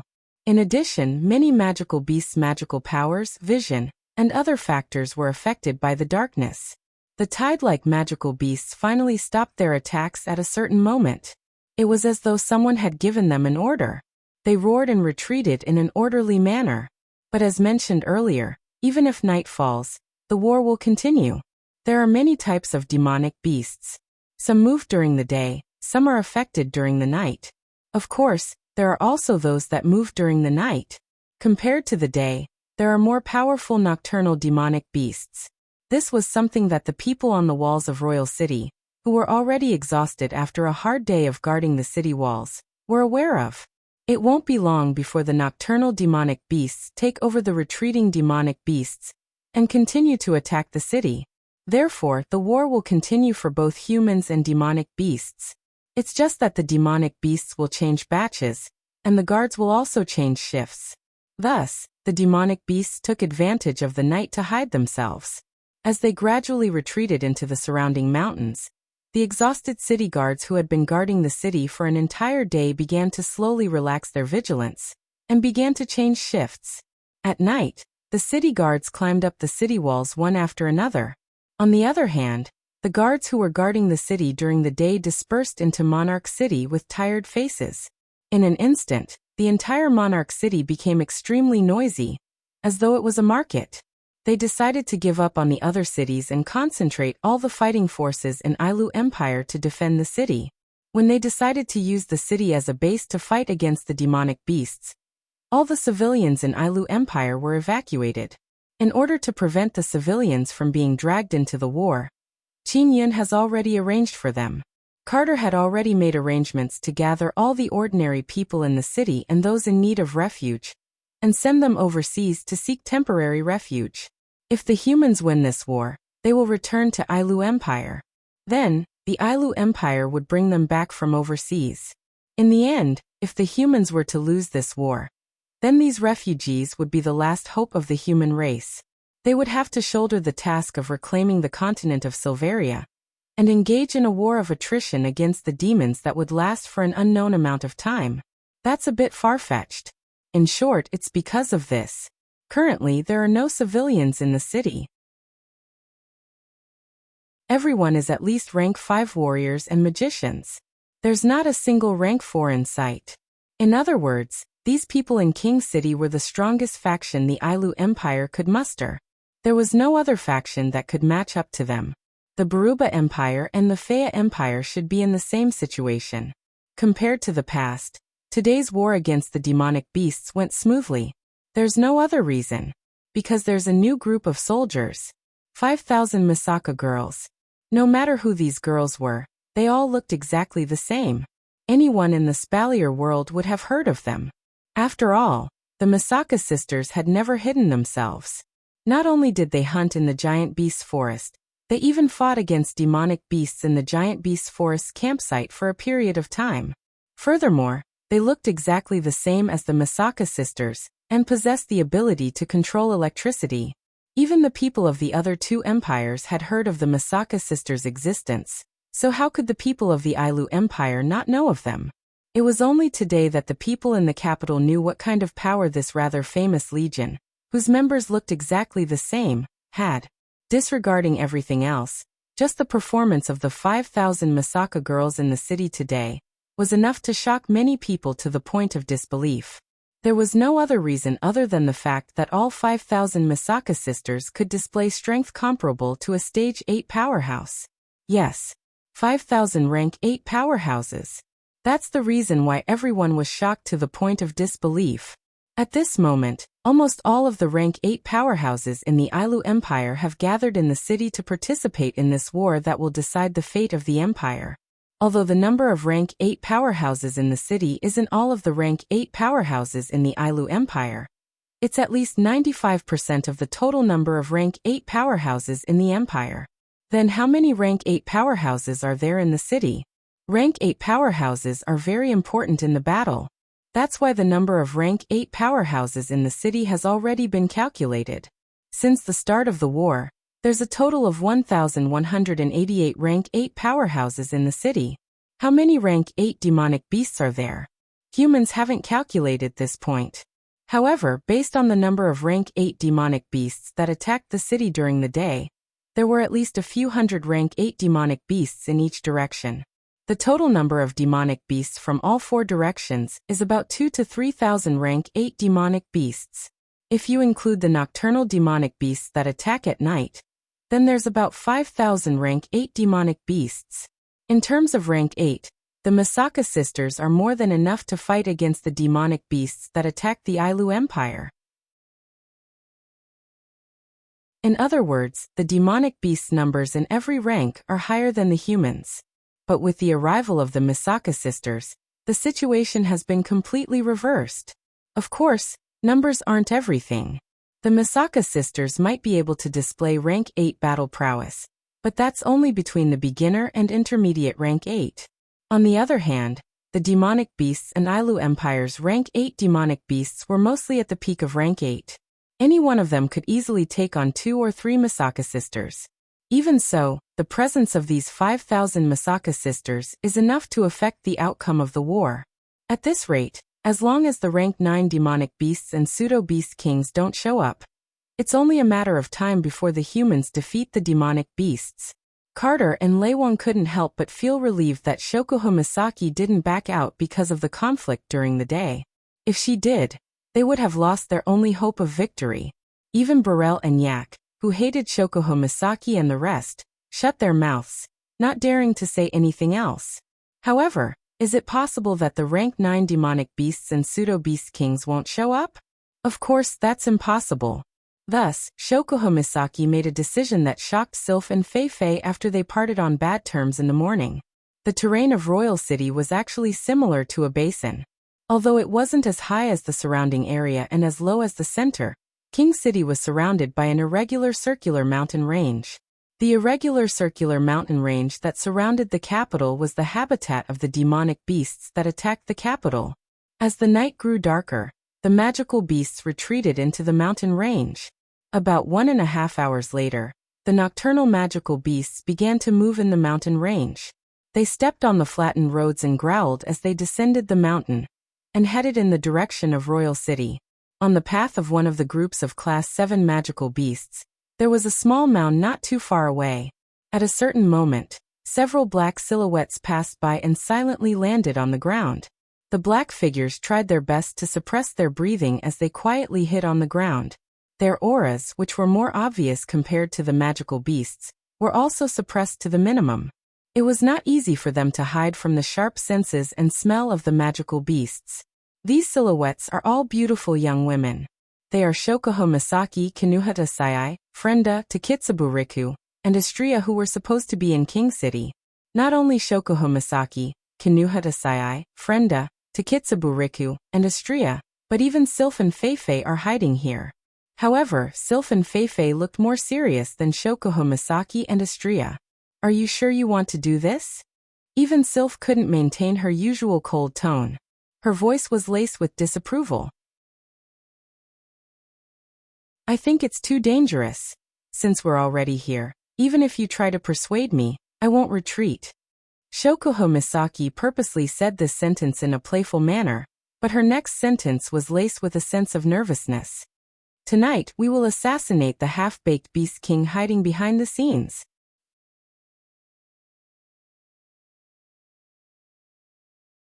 Chapter 1911. Tonight, we will assassinate that half-baked beast king hiding behind the scenes. When these words came out of Shokuho Misaki's mouth and entered everyone's ears, an indescribable pressure pressed down on everyone's heart, causing the atmosphere to become heavy. Assassinate a fake beast king. In other words, Shokuho Misaki was planning to assassinate the closest person to demigod rank. This was undoubtedly a very crazy and suicidal thing to do. If there was a peak Type 9 expert who specialized in concealment, they might be able to give it a try. However, Shokuho Misaki and the rest did not have a single peak Type 9 expert.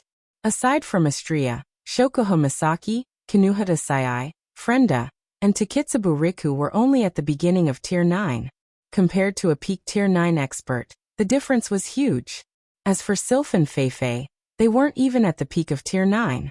This team of 7, with the strongest being at the early stage of the 9th stage and barely reaching the mid-stage of the 9th stage, and 2 of them being at the 8th stage, could even assassinate a peak 9th stage powerhouse, let alone a pseudo-semigod powerhouse.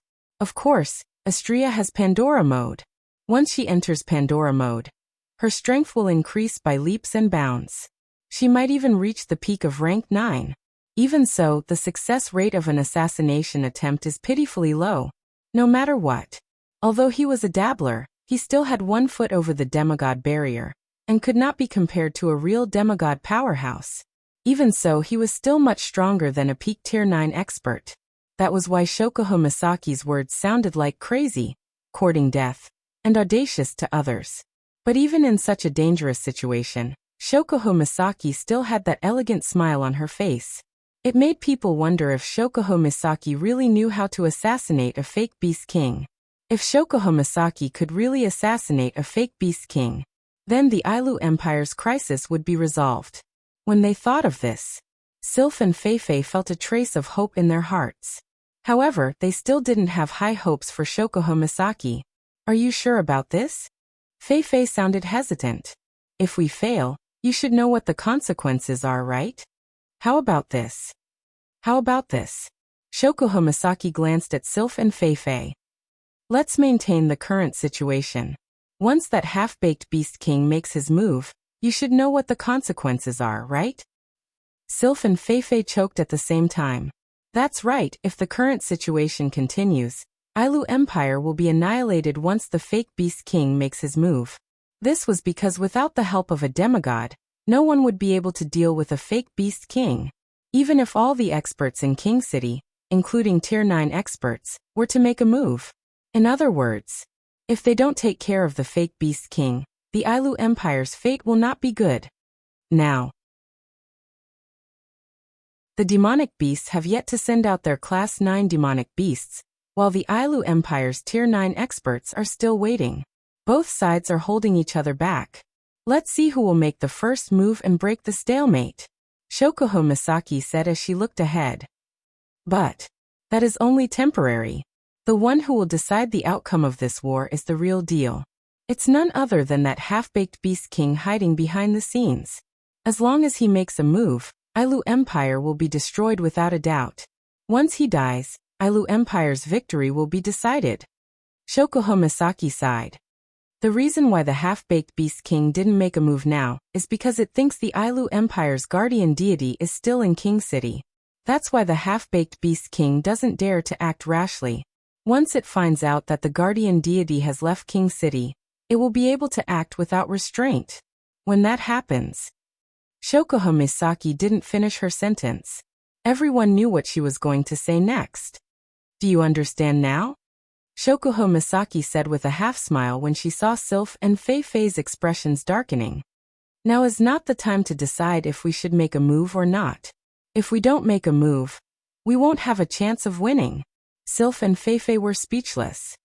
I feel that even if we were to make a move, it's not like we have a chance of winning. Kinuhata Sai lowered her body and grumbled. Our opponent is stronger than a peak Tier 9. To be honest, Kinuhata, I'm really nervous. If I were to express my opinion, I would say the same thing. Even Kinuhata Sai admitted that she was nervous. Frenda, who was the most timid among them, laughed awkwardly. By the way, aren't we supposed to stall for time? Yukari told everyone to buy as much time as possible. As long as they can buy enough time for Wu Yen to return from his mission, the pseudo-god Beast King and the 3 pseudo-beast kings won't be able to do anything to them. Was that what Frenda was trying to say? Before Shokuho Misaki could say anything, Takitsubu Rika shook her head.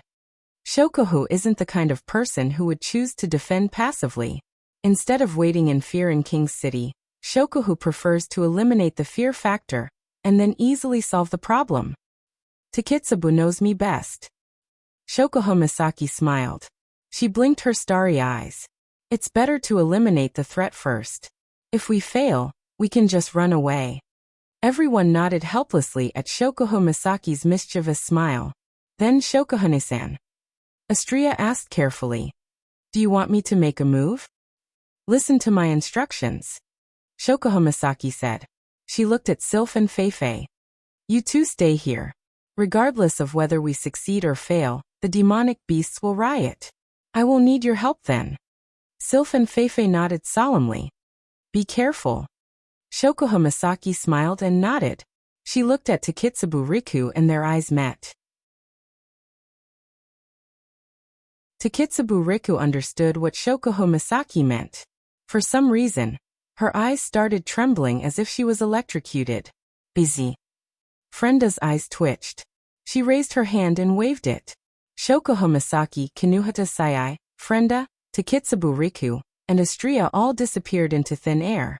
That's Takitsubu Riku's ability, personal reality interference. He could enhance, weaken, exchange and change other people's superpowers as he wished, and could even create a multi-ability user. Just now, Takitsubu Riku had used this ability to interfere with Frenda's personal reality. giving Frenda the ability to deceive the five senses of all creatures and prevent them from sensing her own existence. Now, even the demonic beasts with super-sensitive senses won't be able to sense Shokuho Misaki's group. While Sylph and Feifei were looking around in shock, Shokuho Misaki, Kinuhata Sai, Frenda, Takitsubu Riku, and Astria carefully crossed the small hill and headed deeper into the mountain range. Although he doesn't know where the Beast King that led the demonic beasts to attack Ailu Empire is, high-level demonic beasts have a habit. No matter where they are, they will always find a place deeper than the lower-level demonic beasts. The higher the level, the more arrogant demonic beasts will be. They won't tolerate the fact that their habitat is shallower than the lower-level demonic beasts. That's why they will be able to find the Beast King if they go deeper. Roar! Roar! Roar! Shokuho Misaki and her party ignored the roars of the nocturnal magical beasts that were heading towards the king's city. Shokuho Misaki and her party made sure not to touch any of the magical beasts as they made their way deeper into the mountain. Got to say, the demonic beasts have a keen sense of smell. Even with Frenda and Takitsubu Riku's combined efforts, the demonic beasts couldn't detect Shokuho Misaki and her group. However, when Shokuho Misaki and her group got within a certain distance, the demonic beasts would turn around and look in their direction. Shokuho Misaki and her group had no choice but to keep a certain distance from the demonic beasts. Under such circumstances, after an unknown amount of time, a light appeared in front of them.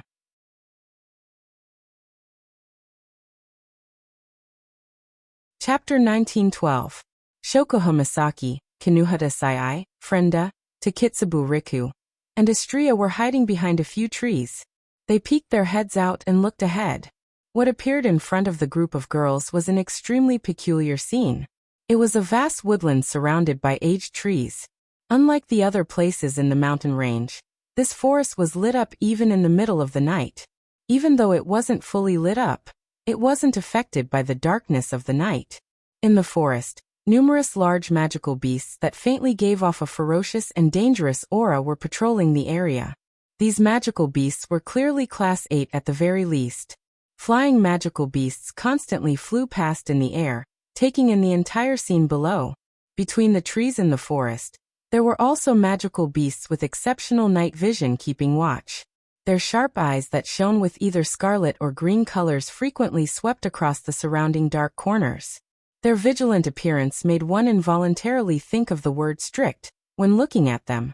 Compared to this solemn scene, not a single magical beast made a single sound in the forest. Not to mention the inherent roars, there wasn't even the slightest bit of noise. In such a situation, the slightest movement in the surroundings would be noticed. They would all be noticed by the Class 8 magical beasts patrolling the forest, scanning the trees, and hovering in the sky. At that time, all the magical beasts in the forest would rush over as long as one magical beast cried out, right? Unfortunately, the demonic beasts didn't know that. Even though they were patrolling the forest, they still couldn't prevent others from invading. At this moment, the 5 intruders who were hiding behind the trees turned their gazes to a certain direction in the forest. There were many demonic beasts patrolling the area. In the middle of the forest surrounded by trees, a very out-of-place tent stood there for a long time. The tent was about the size of an ordinary house. The source of light in the forest was the flames burning on top of the 8 wooden stakes around the tent. Upon closer inspection, one could see that the magical beasts in the forest were patrolling around the only tent, and within the tent, there was a faint silhouette swaying along with the flames. There was no doubt about it. A person who could be protected by a large group of demonic beasts. That person must have shed his beast form. A beast king in human form. The group of girls stared at the tent at the same time. Then they looked at each other and nodded. In the darkness, a few blurry shadows flashed from behind the trees. They nimbly went around the trees and kept a safe distance from the patrolling demonic beasts. They charged towards the tent. Although the forest was heavily guarded, and the closer they got to the tent, the higher the level of the demonic beasts guarding it. However, these demonic beasts were at most at the peak of the 8th level. They couldn't see through the girls' tricks. As long as there weren't any 9th level demonic beasts guarding it, it wouldn't have much of an effect. Therefore, the patrolling demonic beasts, as well as the demonic beasts on the trees and in the air, didn't notice that the black shadows that represented death were rapidly approaching the center of the forest. They were flying towards the tent. Of course, the girls could only get close to the tent when they were 200 meters away, because on the ground 200 meters around the tent, magical beasts that were even larger than the patrolling magical beasts were lying there. Their auras were even more powerful, and their appearances were incomparably sinister. Their scarlet eyes were wide open as they scanned the surroundings. They were the 9th-level demonic beasts that hadn't appeared before. There were a total of 10 9th-level demonic beasts lying around the tent. Some of them were in the form of snakes, some of them were half-human half-dragon, some of them were in the form of wolves, and some of them were in the form of cats and tigers. They were the last line of defense. The girls came to a stop in unison. Even the clumsy Astrea came to a screeching halt. She stopped in midair and held her breath. She didn't want to startle the powerful Tier 9 demonic beasts. Shokuho Misaki, who didn't have the best physique, was carried by Astrea. She looked at the powerful demonic beasts in front of her and nodded to Takitsubu Riku. Takitsubu Riku immediately understood, and her already trembling pupils trembled even more.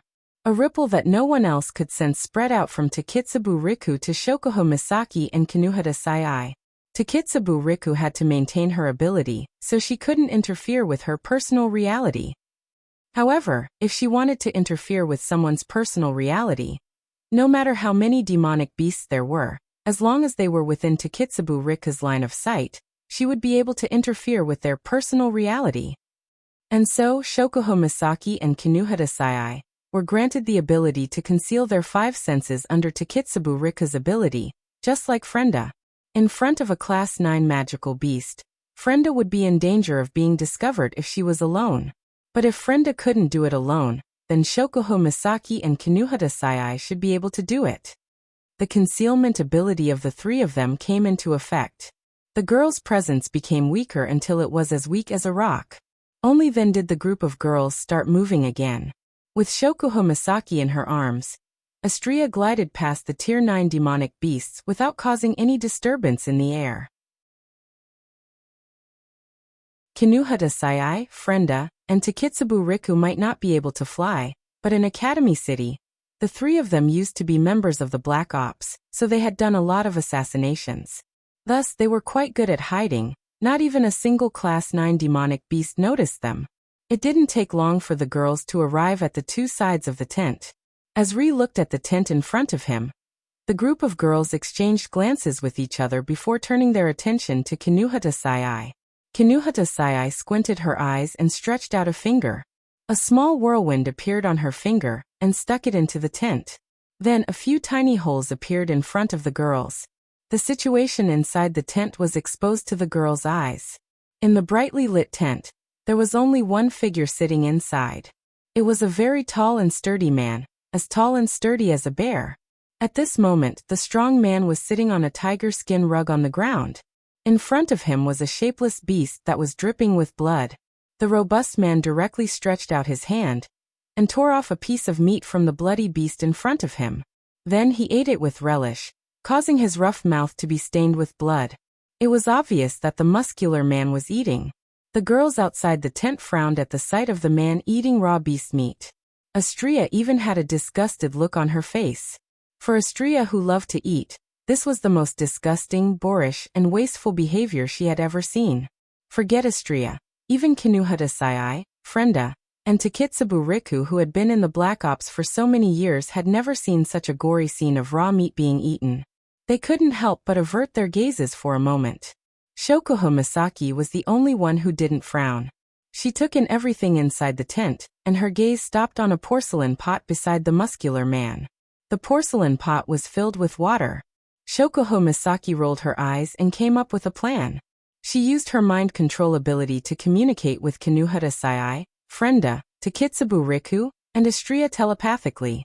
Astrea-chan, fly to the top of the tent and do what Kinuhata did. Dig a hole on the top of the tent. Remember, don't get caught. Got it. Astrea nodded obediently. She flapped her white wings and flew to the top of the tent. Shokuho Misaki said to Takitsubu Riku, "Takitsubu, Give Frenda the ability to control water vapor. We're going.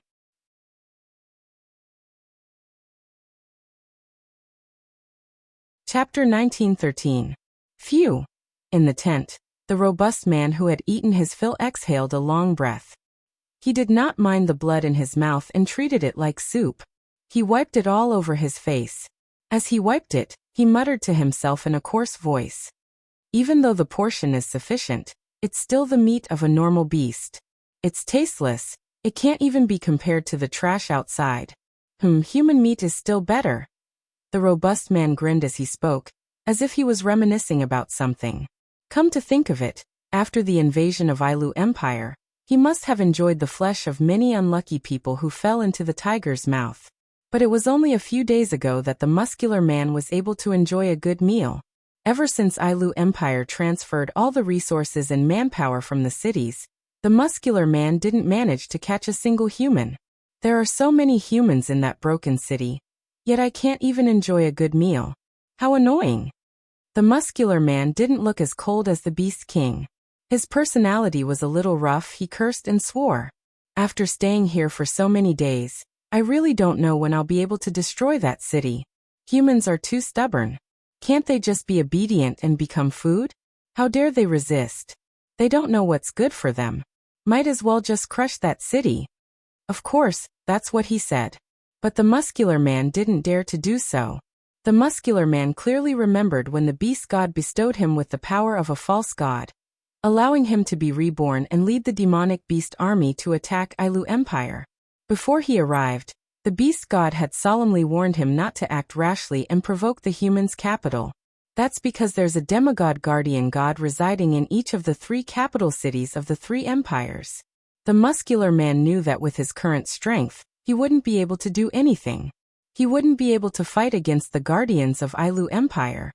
He didn't know how long the beast god had ascended to demigod rank. His current strength is definitely not as simple as a demigod. The muscular man knew his family's strength. Naturally, he also knew that he, who took a shortcut, wouldn't be a match for the veteran guardian god. The Beast King also knew this. That's why he ordered the 3 Beast Kings to lead the demonic beast army to attack the human world. As for other matters, they could do whatever they wanted. However, once they encountered the 3 protectors of the 3 empires, it would be fine if they were entangled, but they couldn't continue fighting. Otherwise, they would definitely die a horrible death. If it was just a simple entanglement, even if the 3 Beast Kings were only half-baked pseudo-Beast Kings, as long as the 3 guardian gods were not demigod pinnacle, there would not be much of a problem. The Beast King had never expected these 3 fake Beast Kings to defeat the 3 guardian deities. His main goal was to let these 3 fake Beast Kings hold back the 3 guardian deities and lead the magical beast army to attack the human world. In that case, if the guardian deity was entangled with the fake Beast King, it wouldn't be too difficult for the magical beasts, who were generally stronger and more numerous than humans, to win. Therefore, no matter how impatient the strong man was, he had to endure it. At the very least, he had to endure it and not take the initiative to attack. Of course, that was because the strong man did not know that the protectors of the 3 empires were no longer in Monarch City. Otherwise, he would not have been able to stop himself from attacking and destroying the entire Monarch City. If only those trash of the same race could take down that broken city by themselves. The robust man snorted coldly. Otherwise, if those 2 fellows beat me to it, I would definitely be laughed at. The magical beasts were not truly united. It was a relationship between the hunter and the hunted. If they were not of the same species, who would part on good terms? This time, the 3 pseudo-beast kings that the Beast King bestowed with the power of the false gods were all different kinds of magical beasts. Moreover, before they obtained the power of the false gods and shed their beast bodies, they were still magical beasts at the peak of the 9th rank. The 3 pseudo-beast kings had fought more than once over food, territory, and other issues. Of course, the relationship between the 3 fake Beast Kings was not any better. This time, the magical beasts had attacked the 3 empires. If the strong man was the last to succeed, he would definitely be laughed at in front of the other 2 fake Beast Kings in the future. He would also be subjected to a lot of cold words in the future. He might even lose the trust of the beast god in his heart. That was something the strong man would never allow. Thinking of this, the strong man narrowed his eyes. A dark light that represented negative emotions flashed across his beastly eyes. One must know that the power of the fake god would not only turn the user into a monster, it would also affect the user's mental state to a certain extent. Back then, whether it was Marcus or Bing Mian, after using the power of the fake god, the dark and ugly side of their hearts were completely exposed. The strong man was also affected. Even the Beast King was not immune. Otherwise, with the Beast King's cold personality, he would not have been so angry when he was sealed. However, magical beasts were originally much more bloodthirsty and cruel than humans. Therefore, in their opinion, this effect was probably not an effect at all, right? I must speed up the process. The dark emotions in the strong man's eyes subsided. He reached out his hand, wanting to take the porcelain pot filled with water that was placed beside him. However, he suddenly felt a cold sensation on his head. The strong man's eyes immediately became alert. He abruptly raised his head and looked up. In the next moment, a few drops of cold water fell on the strong man's face, startling him slightly. It was only then that the strong man discovered that there were a few medium-sized holes on the top of his tent. Outside the holes, drops of water continued to drip in. There was also a whoosh sound outside the tent, causing the strong man to frown. Rain? It was indeed rain. The whoosh sound was the sound of the rain. The drops of water that caused the strong man's vigilance were naturally the rainwater that leaked into the tent. Human things are really useless. The strong man shifted his position with an unhappy expression. He reached out to grab the porcelain pot again. If I had known this would happen, I would have just found a cave to rest in. Why would I use a human tent? However, the strong man did not notice that a lot of the water that leaked in from outside the tent spilled into the porcelain pot. No, the strong man actually noticed this, but he did not pay it any mind. After all, rainwater could also be drunk, right? What the strong man did not notice was that among the rainwater that spilled into the porcelain pot, there was a drop of water with a different color that also dripped into the pot. At that moment, the strong man straightforwardly poured all the water in the porcelain pot into his mouth and swallowed it into his stomach. In the next moment, the strong man felt an indescribable pain in his stomach. The robust man's complexion changed drastically. Without the slightest hesitation, he swung his hand heavily, and the porcelain pot in his hand flew away. Bang! When the sound of the porcelain pot breaking resounded throughout the tent, the robust man's body began to twitch. His face began to turn black and purple. At this moment, even if the strong man was stupid, he realized it. He was poisoned. Bang! Just as the robust man's face turned black and purple, the side of the tent suddenly exploded. A figure wrapped in a swirling airflow rushed towards the robust man with a fierce collision sound. Looking at the figure that rushed towards him, the strong man's pupils shrunk slightly. He finally understood. He was plotted against. "You're courting death," the strong man furiously roared. At the same time, a turbid black gas surged out from his body. He raised his huge fist and fiercely punched the figure that rushed towards him. Whoosh! The sturdy man's physical strength was clearly at the top level even among the magical beasts. The heavy punch that was thrown out was mixed with a violent sonic boom and the sound of wind. In just a blink of an eye, it was like a cannonball that heavily bombarded the figure that was rushing over. PFFF. Even after receiving the strong man's ferocious blow, the expected tangible feeling did not reach the strong man's nerves. There was not even the slightest sound of collision. Under the bombardment of the huge fist, the figure that was rushing over actually trembled violently. Then, under the strong man's narrowed pupils, the figure directly dissipated with a strange sound. Although he had not been in human form for a long time, and had not fought with humans for a long time, the strong man, who had fought with other magical beasts in the behemoth forest, knew what was going on in the next second. An afterimage? Just as his voice fell, another figure that was exactly the same as before, covered in a whirlwind like a ghost, flashed behind the strong man.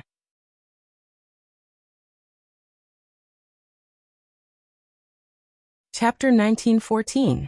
Boom. In the forest in the middle of the night, a loud and violent sound suddenly resounded, frightening the patrolling magical beasts in the forest. Then, all of them roared angrily. That's because the explosion came from the only tent they were guarding. Boom. However, before the group of magical beasts could gather in the direction of the tent that was the size of a normal house suddenly exploded, turning into pieces of cloth that scattered in all directions with traces of smoke. Within the tent that had exploded, two figures faced each other at an extremely fast speed, as if repelling each other, and flew away. Boom, boom, boom. With a series of muffled stomping sounds, one of the two figures that flew backward continuously stomped on the ground with his thick feet. While stomping on the ground, the figure that flew backward gradually stabilized.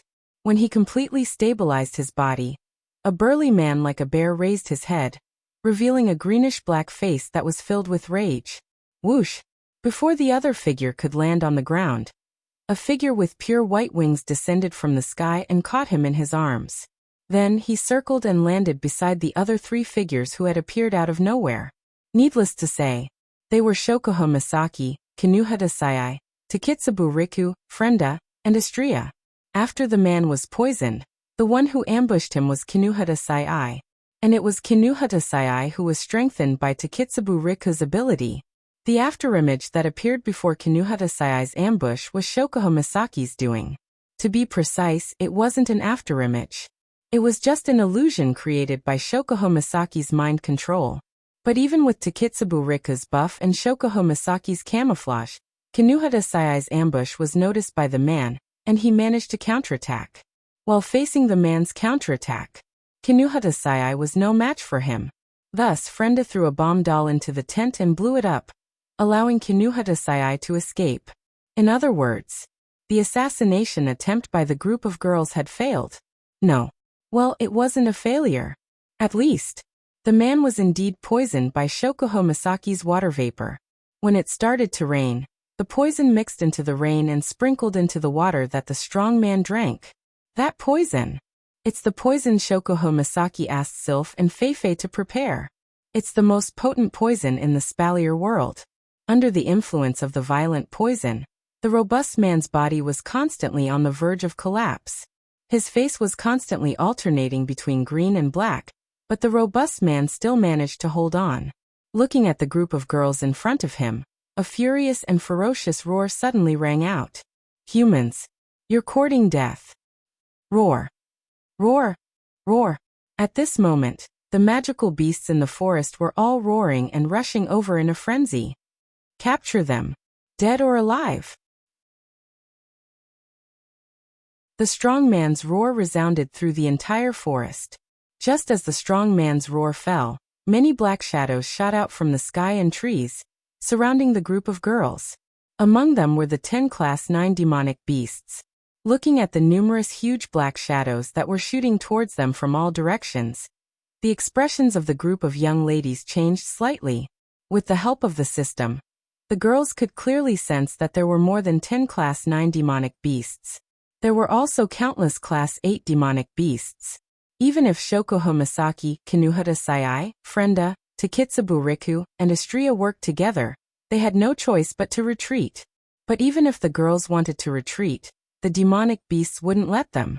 The magical beasts here had already surrounded the entire forest, so as soon as they came out, the flying magical beasts blocked the sky, and the surrounding magical beasts also rushed over.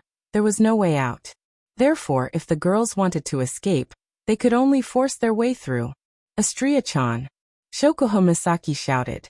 Astria raised her head abruptly. A sci-fi illusory frame appeared in her crimson eyes. An angelic halo appeared above her head. She flapped her pure white wings and shot into the air. The girls hurriedly followed. Stop them. Kill them. The strong man who was on the verge of collapse roared. Roar, roar. Woo. All of a sudden, the eyes of the surrounding magical beasts glowed with a ferocious light. Their beast-like pupils were dyed red. One by one, the magical beasts roared and madly charged towards the group of girls. Astria flapped her pure white wings and dodged the charge of a Tier 9 demonic beast. She swung her laser sword at the head of a Tier 8 demonic beast that was following behind her. Pfft. The Tier 8 flying demonic beast didn't even have the chance to react to Astria's all-out attack. Her sword flashed and the demonic beast's head was severed from its neck. Blood splattered down from the sky. Astria's crimson eyes turned even colder after killing the Tier 8 demonic beast. She charged towards the swarm of flying demonic beasts. Laser swords and laser swords sliced through the bodies of the demonic beasts like they were dried twigs. Blood splattered everywhere and severed limbs fell to the ground like garbage. It didn't take long for a gap to open up in the sky above the army of flying magical beasts that blotted out the sky. Astria led the way while Kinuhata Sai carried Takitsubu Riku in her arms. Shokuho Misaki and Frenda were also granted the ability to fly by Takitsubu Riku. They followed behind Astria and charged out of the monster encirclement. Kill them all! Kill them all! Unable to accept the fact that he had been tricked by a few human girls, the robust man's furious roar continued. Roar! While the rank 8 demonic beast was unable to stop Astria, a rank 9 demonic beast with the ability to fly charged out. It spun in the air and rammed into Astria with its jaws wide open. Clang! In the next second, Astria's laser sword clashed with the Tier 9 demonic beast's fangs. A violent shockwave erupted between the two. Astria was unaffected by the impact, but she only trembled a little. On the other hand, the Tier 9 demonic beast was sent flying as though it was struck by a heavy blow. If an outsider were to see this scene, they would definitely be so terrified that they would not be able to control themselves. A demonic beast was competing with a human in terms of physical strength. It was a competition of physical strength against a human of the same rank and level. Yet it was sent flying in just one round. Of course, even though Astria managed to send the Tier 9 demonic beast flying, she was stopped by the demonic beast for a brief moment. The brawny man who had been glaring at Astria suddenly stood up. He raised his fist like an arrow leaving the bowstring. Black energy swirled around his fist and transformed into a ferocious beast paw that covered his fist. Human. Die. The muscular man's speed was fast. At the very least, the muscular man caught up with Astria in an instant. It took Astria quite a bit of time to open up some distance between them. Feeling the danger coming from behind them, the faces of the group of girls turned grave. Let me do it. Kinuhata Sai threw Takitsubu Riku to Frenda. She dove down and raised her fist as well. A circle of air condensed around her fist. In the next moment, the black beast's palm collided with the petite fist that was surrounded by the atmosphere. Boom! The loud explosion was like a clap of thunder, reverberating in the sky above the forest. Roar! Roar! Roar!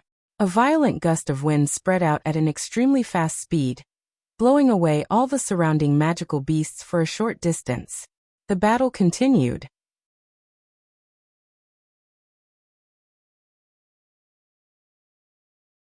Chapter 1915. Boom! Amidst the shockingly loud noise, the turbulent shockwave was like a surging wave. With a rumbling sound, it surged out crazily like a tidal wave and spread out in all directions. Under such an astonishing collision, the entire space in the forest slightly trembled. Some of the trees that were closer to the collision were even blown apart by the wind and waves. Cracks appeared on the tree trunks, emitting a kacha-kacha sound that made one's scalp tingle. The shockwaves continued to reverberate, endlessly spreading outwards. The speed at which they spread was extremely quick. Within a few breaths, they had devoured the magical beasts that had just surrounded them as if they were food. Poochie! In the next moment, many of the magical beasts that were affected were sent flying as if they had been hit by a heavy blow, leaving a trail of blood behind them. They heavily smashed into the ground, either breaking trees or brushing past the ground as they flew backwards, leaving streaks of blood behind. It was a ghastly sight. Roar! Roar! Roar! The shockwave almost affected the entire forest, causing the demonic beasts that were lucky enough not to be affected to let out roars of fear. Not for any other reason, but because of this collision, the demonic beasts felt a fear that spread from the depths of their souls. That was the fear of death. It was just a ripple effect. The demonic beasts smelled the scent of death. Even the 10th rank demonic beasts couldn't help but retreat, not daring to be affected by the shockwave. In an instant, the sky that was filled with flying demonic beasts a second ago was emptied out. On the other side, Kinuhata Sai and the robust man, who had made the right move and caused this scene, weren't in a good state either. Kinuhata Sai could only feel an extremely violent force, so violent that it was almost impossible to resist, assaulting her from the fist that she had swung out. It viciously slammed into her body, causing her to let out a muffled groan. Her petite figure quickly retreated. Compared to Kinuhata Sai, who shot out like a bullet, the robust man only took a few steps back. Drops of blood dripped down from his thick fist. On his rugged face, the green and black hue deepened. Obviously, this was a head-on collision. Not only did he force Kinuhata Sai back, the poison in the robust man's body spread even more. His body that was floating in the air shook violently, as if he was being blown by a gust of wind. However, looking at the robust man, other than Astria who went to catch Kinuhata Sai, the rest of the girls were shocked. The poison that the robust man consumed was the most potent poison in the world. According to Sylph and Fei Fei, it was the most potent poison in Silveria. It could even kill a Tier 9 powerhouse in an instant. It has been 3 minutes since the robust man was poisoned. Yet the robust man didn't die from the poison. Instead, he seized the opportunity to charge forward and almost checkmated the girls. Even though demonic beasts were much more resistant to poison than humans, a poison that could kill a Tier 9 powerhouse might not be able to kill a demigod beast king. Shokuho Misaki did not expect to be able to kill a strong man with her poison. She didn't expect the robust man to still have the energy to attack. A demigod beast king was already this terrifying. Then, how strong would a demigod beast king be? Of course, while she was shocked, Shokuho Misaki also became more certain. If she didn't get rid of the robust man, the Ailu Empire would be destroyed if he found out that the guardian deity wasn't here. Shokuho Misaki gritted her teeth. Tiny stars lit up in her eyes, and a strange ripple appeared around her body. Under the effect of this circle of ripples, the surrounding magical beasts that had once again surrounded him froze. Their beastly eyes were completely replaced by starry eyes. Immediately after, they turned their heads and, with a ferocious expression, pounced on the strong man who was floating in midair, and was on the verge of collapse due to the poison. What? Even the robust man didn't expect that a fellow member of his race, whom he regarded as trash, would actually disobey the order of a beast king and attack him instead. This caused the robust man to be slightly stunned. When the robust man reacted, a terrifying anger and murderous aura emerged on his face. How dare you? Along with the roar of the strong man, a burst of thick black fog burst out from his body, and with a spiral, it turned into a pitch-black ring and fiercely shook the surroundings. The pitch-black ring was like the sharpest blade in the world. As it spread in all directions, it swept past the ferocious magical beasts. Immediately after, the magical beasts were all cut in half at the waist. Their bodies fell to the ground with blood filling the sky. Shokuho Misaki knew that controlling the demonic beasts that even Astria couldn't handle to attack the robust man wouldn't work. Her glowing eyes flickered and she revealed a determined expression. Kinuhata, Frenda, Takitsubu, Astria-chan. Using her mind control ability, Shokuho Misaki kept the demonic beasts at bay, while transmitting her words into the minds of Kinuhata Sai, Frenda, Takitsubu Riku, and Astria. I will restrain the demonic beasts around here. You guys take advantage of the fact that the guardian deity king is poisoned to kill him. Kinuhata Sai, Frenda, Takitsubu Riku, and Astria's heart skipped a beat, but they didn't hesitate. Astria, who was slaughtering the demonic beasts around her, immediately turned around and charged at the robust man. Kinuhata Sai clenched her fists tightly as a chaotic and majestic air current shuttled back and forth in her hands. Then, with a slight movement of her delicate body, she charged towards the muscular man. Seeing Astria and Kinuhata Sai charging towards him, the muscular man who was in pain due to the poison laughed angrily. Instead of retreating, he charged towards them with a gait that could shake the ground and shake the mountains. Relying on his bulky body, he charged towards them as well.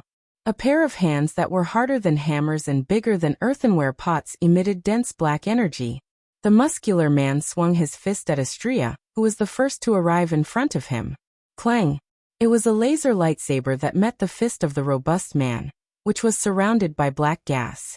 In the crisp sound of metal clashing, Astria's laser lightsaber and the robust man's fists collided. Sparks flew everywhere. Shing! At the same time, Kinuhata Sai's petite body shot towards the muscular man like a spring. A blurry shadow appeared in front of the muscular man, and a pair of petite fists smashed towards the muscular man, causing the atmosphere to tremble violently. Just like the muscular man from before, Kinuhata Sai's fist smashed towards the muscular man. Unable to catch his breath in time, the muscular man could only endure the intense pain in his body. His face alternated between green and black as he raised his other fist, which was shrouded in black gas, and met Kinuhata Sai's terrifying attack head-on. Bam! This time, there wasn't the crisp sound of metal clashing, nor were there any sparks. There was only a muffled sound that resonated in everyone's heart. A violent shockwave spread out between Astria, Kinuhata Sai, and the robust man. Astria, Kinuhata Sai, and the muscular man retreated back to their respective directions. However, Astria relied on her excellent mobility and wings to stabilize her body. Kinuhata Sai also threw 2 punches in the opposite direction of her. She managed to stabilize her body by creating a shockwave. The robust man, on the other hand, was in a sorry state. Under the influence of the poison and after exchanging blows with Astria and Kinuhata Sai, the robust man's vision started to distort and he started to feel dizzy. It was obvious that the poison in the robust man's body was getting worse and worse. The robust man staggered and crashed into a tree. With a loud bang, the tree collapsed and the robust man's face turned pale.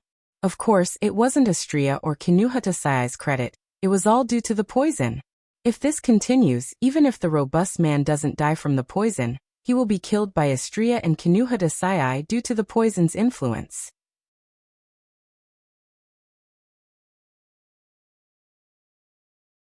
Chapter 1916. The muscular man was furious. Although he was only a half-baked demigod, he still had 1 foot in the door of the demigod rank. Although he couldn't be considered a real demigod rank, he had surpassed the 9th stage and was in the middle position. Therefore, even if he wasn't a true demigod, as long as his opponent was still a Tier 9 fighter, it wouldn't be hard for him to deal with them. And this was under the condition that his opponent was a peak Tier 9 fighter. On the other hand, if his opponents were just a bunch of Tier 9 or Tier 9 beginner Tier 9 fellows, with the strength of a half-step demigod, he could easily finish them off in a matter of minutes. However, now the strong man had been poisoned and was severely affected. Under such an effect, he had no choice but to deal with a group of opponents who he thought could be defeated in a matter of minutes. Moreover, he had been reduced to such a sorry state by the opponents. How could the strong man not be mad with hatred? In addition, the strong man was not the type of person who was good at enduring, and with the influence of the false god's power on his mind, the strong man's hatred grew even stronger. I want you all dead. Driven by this hatred, the robust man almost recklessly ignored the condition of his body. He didn't even have the thought of retreating. Enduring the pain in his body and the dizziness in his head, he fiercely shook his body. His figure disappeared from the spot. The moment the muscular man disappeared, the illusory frame in Astria's crimson eyes turned slightly. She flapped her wings and retreated swiftly. Tiasi. Just as Astria retreated, a palm shrouded in black mist slammed down on her. Black mist billowed everywhere the palm passed, and a fishy stench filled the air. The attack missed. Only then did the muscular man's figure appear beside Astria. His gaze was gloomy and his expression was ugly. He didn't make a sound. Swoosh. A black shadow flashed out like a lightning bolt. In a flash, the shadow lashed out at Astria's waist. It was the muscular man's leg. The muscular man lashed out with his leg like a whip, leaving a trail of afterimages behind him as he aimed for Astria's waist. Swoosh. But before the muscular man's leg could land on Astria's waist, an ear-piercing sound came from the other side of her body. Something flew towards the muscular man's leg. Bam!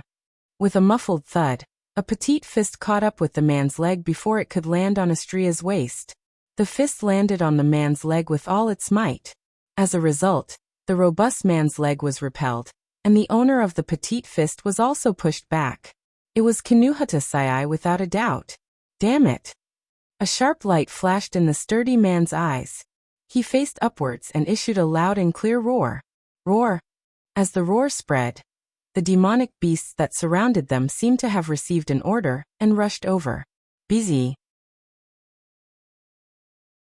However, before the magical beasts could charge over, an invisible wave spread out like ripples. In the blink of an eye, it came into contact with the charging magical beasts. Soon after, the magical beasts that had been charging with great momentum became chaotic. Their bodies swayed as their eyes became somewhat lifeless. Seeing this, the strong man's furious eyes immediately turned towards the center of the ripple. There, Shokuho Misaki's eyes flashed with a strange light, as she stared at the flying demonic beasts. Human woman, what did you do? Shokuho Misaki didn't care about the man's question. Or rather, Shokuho Misaki was sweating profusely. She didn't have the energy to care about the muscular man. There were at least 1,000,000 demonic beasts here. And this didn't include the demonic beasts that could only roar on the ground. They couldn't even fight in the air. With such a large number of demonic beasts, and all of them were at the 8th rank, Shokuho Misaki was barely able to control them. Otherwise, she would have ordered all the flying demonic beasts to attack their king. Not to mention, there were 10 9th-ranked demonic beasts among them. Shokuho Misaki couldn't control it, she could only influence it. Fortunately, among the 10 9th-ranked demonic beasts, only 3 of them had the ability to fly. Although she couldn't control them, Shokuho Misaki was still able to influence their mental state. Fortunately, demonic beasts that haven't reached the demigod rank have lower intelligence than humans. Otherwise, Shokuho Misaki wouldn't be able to control millions of 8th-ranked demonic beasts. Of course, this was all thanks to Taketsubo Riku's ability. Thus, the demonic beasts that were under the combined efforts of Shokuho Misaki and Taketsubo Riku started to sway in the air, as if they were drunk. For a moment, they couldn't obey the muscular man's command. This made the strong man's face, which was extremely ugly because of the poison, become even more gloomy and angry. Now is not the time to be distracted. While the strong man was fuming with rage, a giggle suddenly sounded from behind him. Then, a fist that contained a majestic chi landed solidly on the strong man's back. Bam! Poochie! After suffering such a heavy blow, in addition to the effects of the poison, a mouthful of blood that had been suppressed for a long time finally spurted out from the robust man's mouth. Towards this, Kinuhata-sai was unfazed. She raised her other fist and unrestrainedly threw another terrifying punch at the muscular man's back. Bastard! The robust man's eyes were already bloodshot. He abruptly turned his head to look at Kinuhata-sai. Behind him, a thick black gas suddenly surged up like steam, turning into a huge spear that was dozens of meters long. It violently pierced towards Kinuhata-sai, who was punching towards him. Kinuhata-sai's expression didn't change. She maintained her posture and ignored the black spear that pierced through space. It was as if she was willing to risk her life to land a punch on the muscular man. But in fact, she was just being supported by another person. SSSS. With a tearing sound, a laser lightsaber slashed down from above, directly cutting the huge black spear in half. Just as the sound of something tearing apart ended, Kinuhata-sai had already arrived in front of the muscular man. Her fist, which was imbued with boundless energy, landed on the muscular man's eyes without any hesitation. Bam! Ah!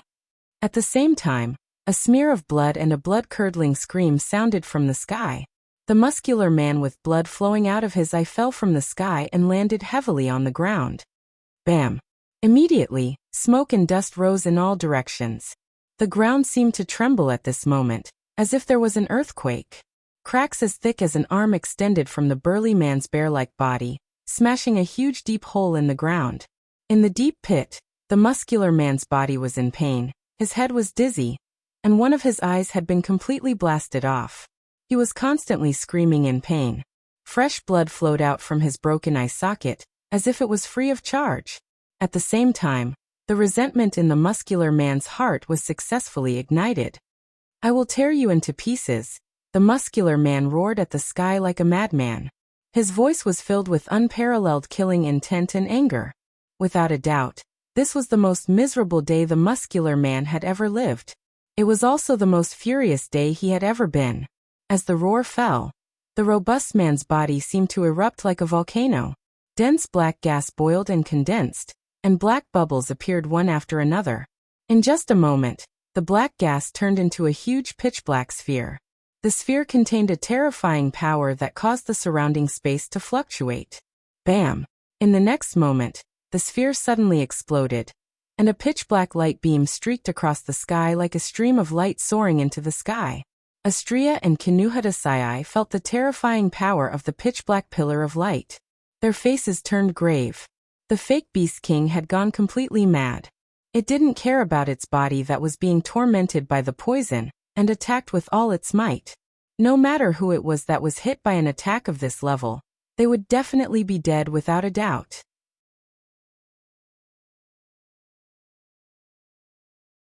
Chapter 1917. Astria and Kinuhadasai knew how dangerous the black beam of light was, and they quickly dodged it. Astria and Kinuhadasai were both highly mobile and agile. Even though the black beam of light possessed terrifying destructive power, due to the poison in the man's eye and the poison in his eyes, he couldn't control it accurately. The black beam of light pierced through space and disappeared into the night sky. Kinuhata. Astria-chan. Frenda was the only one who had time to spare. She was prepared to support either Astria or Shokuho Misaki. She couldn't stand by and watch any longer. She yelled out in a sweet voice, "I will help you guys trap him." Okay. Astria and Kinuhadasai nodded. It couldn't be helped. The fake Beast King was really hard to deal with. Even if it was poisoned, it could still hold on for so long. It could even fight Astria and Kinuhadasai for so long. Astria and Kinuhadasai couldn't do anything to it. It was better to have another person to help. Takitsubu, please. On the other side, Frenda shouted as she spread out her hands. In the next instant, Takitsubu Rika's expected support interference landed on Frenda's body, granting her a new ability. That ability was the ability that shocked Tokuwadai's princess, Electromancer. However, Frenda didn't intend to use it to shock the man. She wanted to use it to control the iron sand. Beep beep beep. In an instant, streaks of bluish-white lightning flashed around Frenda's body. At the same time, a thick wave of pitch-black iron sand also surged out from the ground and into the sky as if it was being pulled by something. Then, under Frenda's control, the waves of iron sand swirled and formed a huge black net. It whistled down and covered the muscular man who was still clutching his bleeding eye on the ground. It's not over yet. When the iron sand net came into contact with the man's body, before the man could react, dense electric arcs appeared on the net. Waves of electric current crackled and flashed, passing through the sturdy man's body and producing a series of sizzling noises. The sudden pain caused the man to struggle madly. But no matter how hard he struggled, he was unable to break free from the net. The huge iron sand net could not be shaken off. It was like maggots in a tarsal bone, firmly sticking to his body and trapping him. Watch out! Kinuhadasai swooped down from the sky like a small cannonball. Chaotic airflow surged around her body as she landed heavily on the muscular man who was much larger than her. Boom! The terrifying impact on the sturdy man's body caused the ground beneath him to collapse with a loud bang. The sturdy man also let out a painful howl and a furious roar. The black aura around his body transformed into a pitch-black whip shadow. With a ferocious swing, he lashed out at Kinuhadasai, who was on top of him. Seeing this, in the sky, Frenda waved her hand, and a thick bolt of lightning shot down like a bolt of lightning. With a chi sound, it landed on the black whip that was lashing out at Kinuhadasai, causing the black gas on the whip to be electrified. As he stood up stiffly, a series of sizzling sounds could be heard. Ha! Kinuhadasai stood on top of the man, and raised her fist that was surrounded by chaotic air currents. Without any hesitation, the punch landed solidly on the muscular man's head. Bang! Kinuhadasai was already known for her close combat ability. With the LVL5 asphyxia armor, and a level of 80, even if she didn't have any combat chi or mana, Kinuhatasai's attack and defense were much scarier than a monster. Now, with such a punch, even the strong man with the strength of a pseudo-demigod let out a shriek of agony. The ground behind him had already collapsed and sunk deeply. On the other hand, Kinuhatasai, who had punched the muscular man into the rock plate, quickly retreated. Now, Astria-chan. Buzz. In the sky, an aurora shot out from Astria's body and rushed into the night sky, scattering the thick clouds. The aurora in the middle of the night was naturally glaring to the extreme. Be it the group of girls or the magical beasts present, they couldn't help but close their eyes.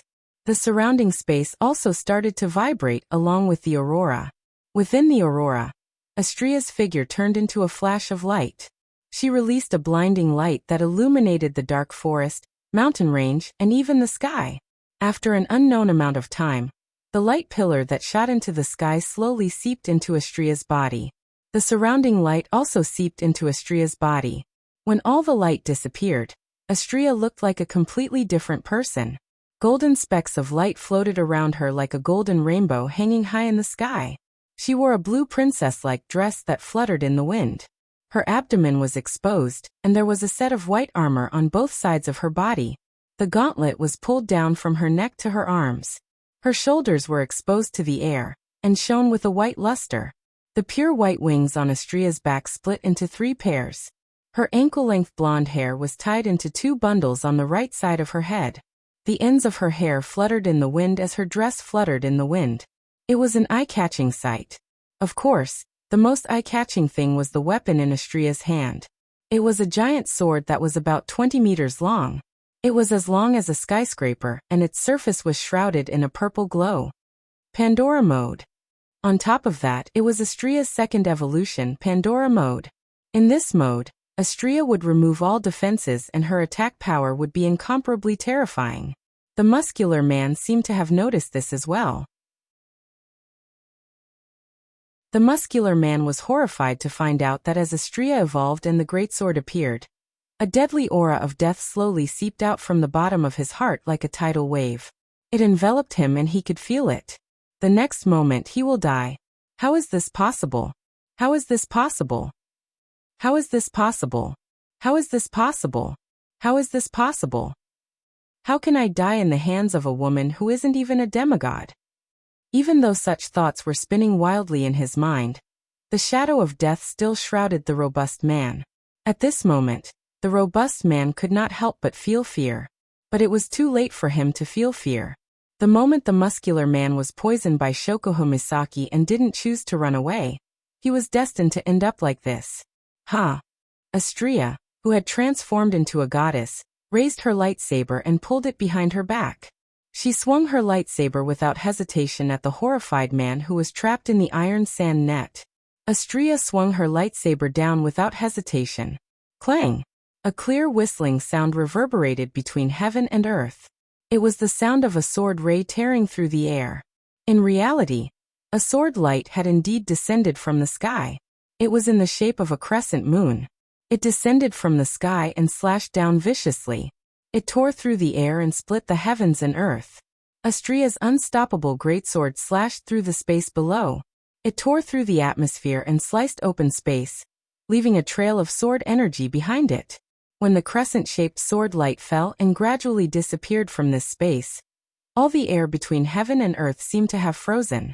Embedded in the rock plate, the strong man who was bound by the iron sand net had stopped struggling. He lay there motionless, like a statue, and no longer made any movements. No, he didn't stop moving. The muscular man's body was moving at an extremely slow speed. If one were to observe carefully, they would discover that this extremely slow movement was actually the robust man's body, with the space between his eyebrows as the boundary. The left and right sides of his body were simultaneously parting in 2 directions. Poochie! Fresh blood splattered into the sky.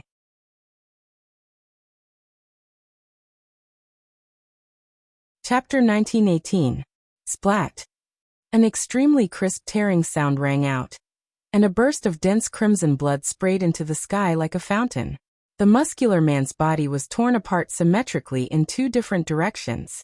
Along with it, the thick and heavy earth parted. Rumble. Amidst the loud noise, the ground that was swept by the sword light was neatly cut into two halves along with the strong man. It was as if the ground was being split apart during an earthquake. Amidst the tremors, accompanied by the earth-shattering aura and the explosion of crushed stones, the ground became two completely unconnected plains. If one were to look at the mountain range from afar, they would be able to see it clearly. The mountain range was split into two. The muscular man was also split into two. At this point, the demigod beast king who led an army of magical beasts to attack the Ailu Empire, who brought unparalleled despair to the people of the Ailu Empire, died. Rumble. The earth was still split into two due to the previous attack. Roar! Roar! Woo! The group of magical beasts erupted into waves of terrified roars. Some were like birds that were startled by the twang of a bow, fleeing for their lives with their tails between their legs. Some were unable to dodge in time, and were swallowed by the huge crack that split open from the ground, falling into an endless abyss. The flying demonic beasts were panicking.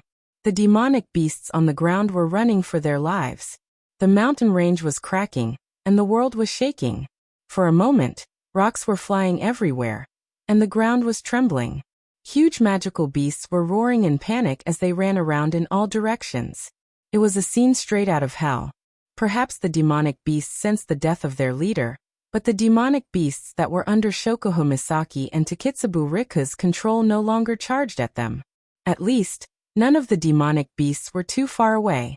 As for the magical beasts that were closer, they were still roaring. They charged towards the girls. Even without their leader, the demonic beasts were no longer in charge.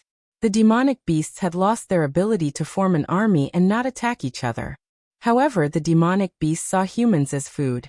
Naturally, the demonic beasts that were closer to them all charged towards the girls. Among them, the 3 ranked 9 demonic beasts were among them. At the level of the 9th rank, the intelligence of magical beasts was not weak. They still had the ability to distinguish who was the enemy. The 3 demonic beasts that suffered a loss at the hands of the girls weren't going to let them go so easily.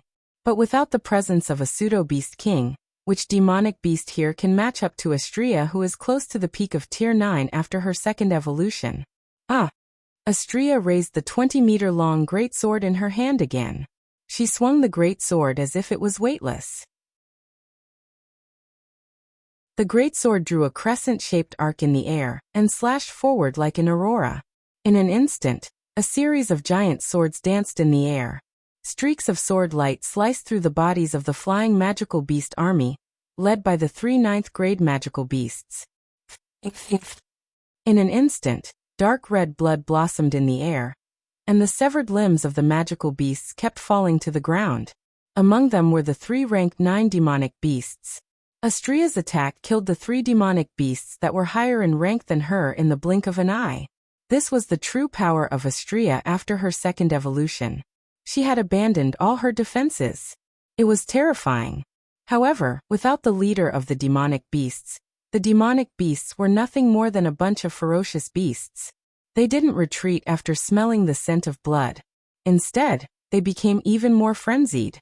Even the demonic beasts in the distance were attracted to them. Astrea-chan, don't get caught up in the fight. Shokuho Misaki, who saw the situation clearly, quickly called out. There's no need to waste time on these headless flies. Let's charge out. Without the humans around, these demonic beasts will disperse. As long as all the girls left, there would be no beast king to restrain them. Without a common enemy, the magical beasts would return to the state they were in when they were in the giant beast forest. They would no longer form an army. Instead, it was very likely that they would kill each other because of natural enemies, food, and other issues. That's why as long as the girls leave, the demonic beasts attacking Ailu Empire will no longer be a threat. Got it. Astrea nimbly retrieved the great sword that was 10 times bigger than her. She pointed it in a direction and dashed out like an arrow. The sound of tearing continued, but it wasn't the same as before. This time, the demonic beasts that blocked Astrea's path were skewered into meat skewers by the giant swords. Kinuhata. Frenda. Shokuho Misaki carried Takitsubu Riku, who had been buffing the girls, and followed behind Astrea. Follow them. Hearing this, Kinuhatasai sent a Class 8 demonic beast flying with a punch. Frenda also used an electric shock to turn the demonic beast into charcoal. Then, she turned around and followed up. Roar! Roar! Ugh! Without their leader, the demonic beasts went berserk and charged at the girls. But to the girls, these demonic beasts were no longer a threat. If there's a word to describe the current situation, it would be chaos. They weren't able to form an encirclement, nor were they able to have a clear target like before. Now the magical beasts couldn't be described as an army. They were just a large group of wild beasts that were rioting. They weren't a threat at all. In fact, some of the magical beasts that panicked and didn't know where to go had even collided with each other and started fighting furiously. Chaos, chaos, chaos. Everything was in chaos. Roar, roar, roar. Under the girls' assault, blood splattered everywhere. The demonic beasts were like sharks that smelled blood as they charged at the girls with bloodshot eyes. Blade rays flashed in midair, and every time a demonic beast flashed, it would fall into an eternal slumber and become one of the dismembered corpses on the ground. However, the magical beasts that were not restrained were crazy. They did not consider the consequences at all. They only cared about rushing towards the food in their eyes. They were densely packed like a swarm of locusts. Coupled with those chaotic noises, it was enough to make one's hair stand on end. Astria's greatsword was drenched in blood, and its speed started to slow down as the demonic beasts charged at her without regard for their lives. Roar! Roar! Roar! The annoying chaotic roars continued. At this moment, the line of girls' vision was completely filled with magical beasts, causing them to feel a chill in their hearts. Ugh! Astria started to pant. No! Shokuho Misaki bit her lips as she looked at the demonic beasts in front of her. If this goes on, even if the magical beasts don't form an encirclement, we will be blocked by the rioting magical beasts in this beast tide. What should we do now? Kinuhatasai repeatedly swung her fists, sending the approaching demonic beasts flying away with a series of bangs. There are too many of them. In the end, it's time for me to step up. Frenda jumped up and landed in front of Astria.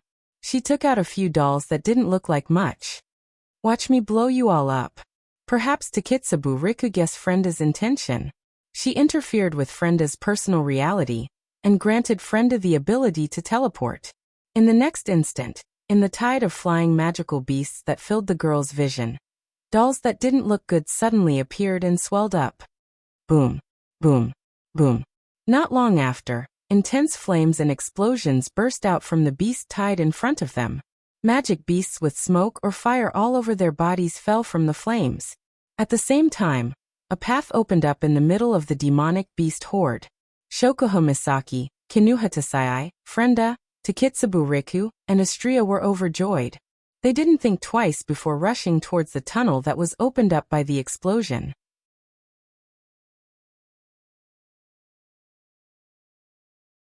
Chapter 1919. While Shokuho Misaki, Kinuhatasai, Frenda, Takitsubu Riku, and Astria were working together to slay the Beast King, Sylph and Feifei were waiting on a small hill not far from the forest.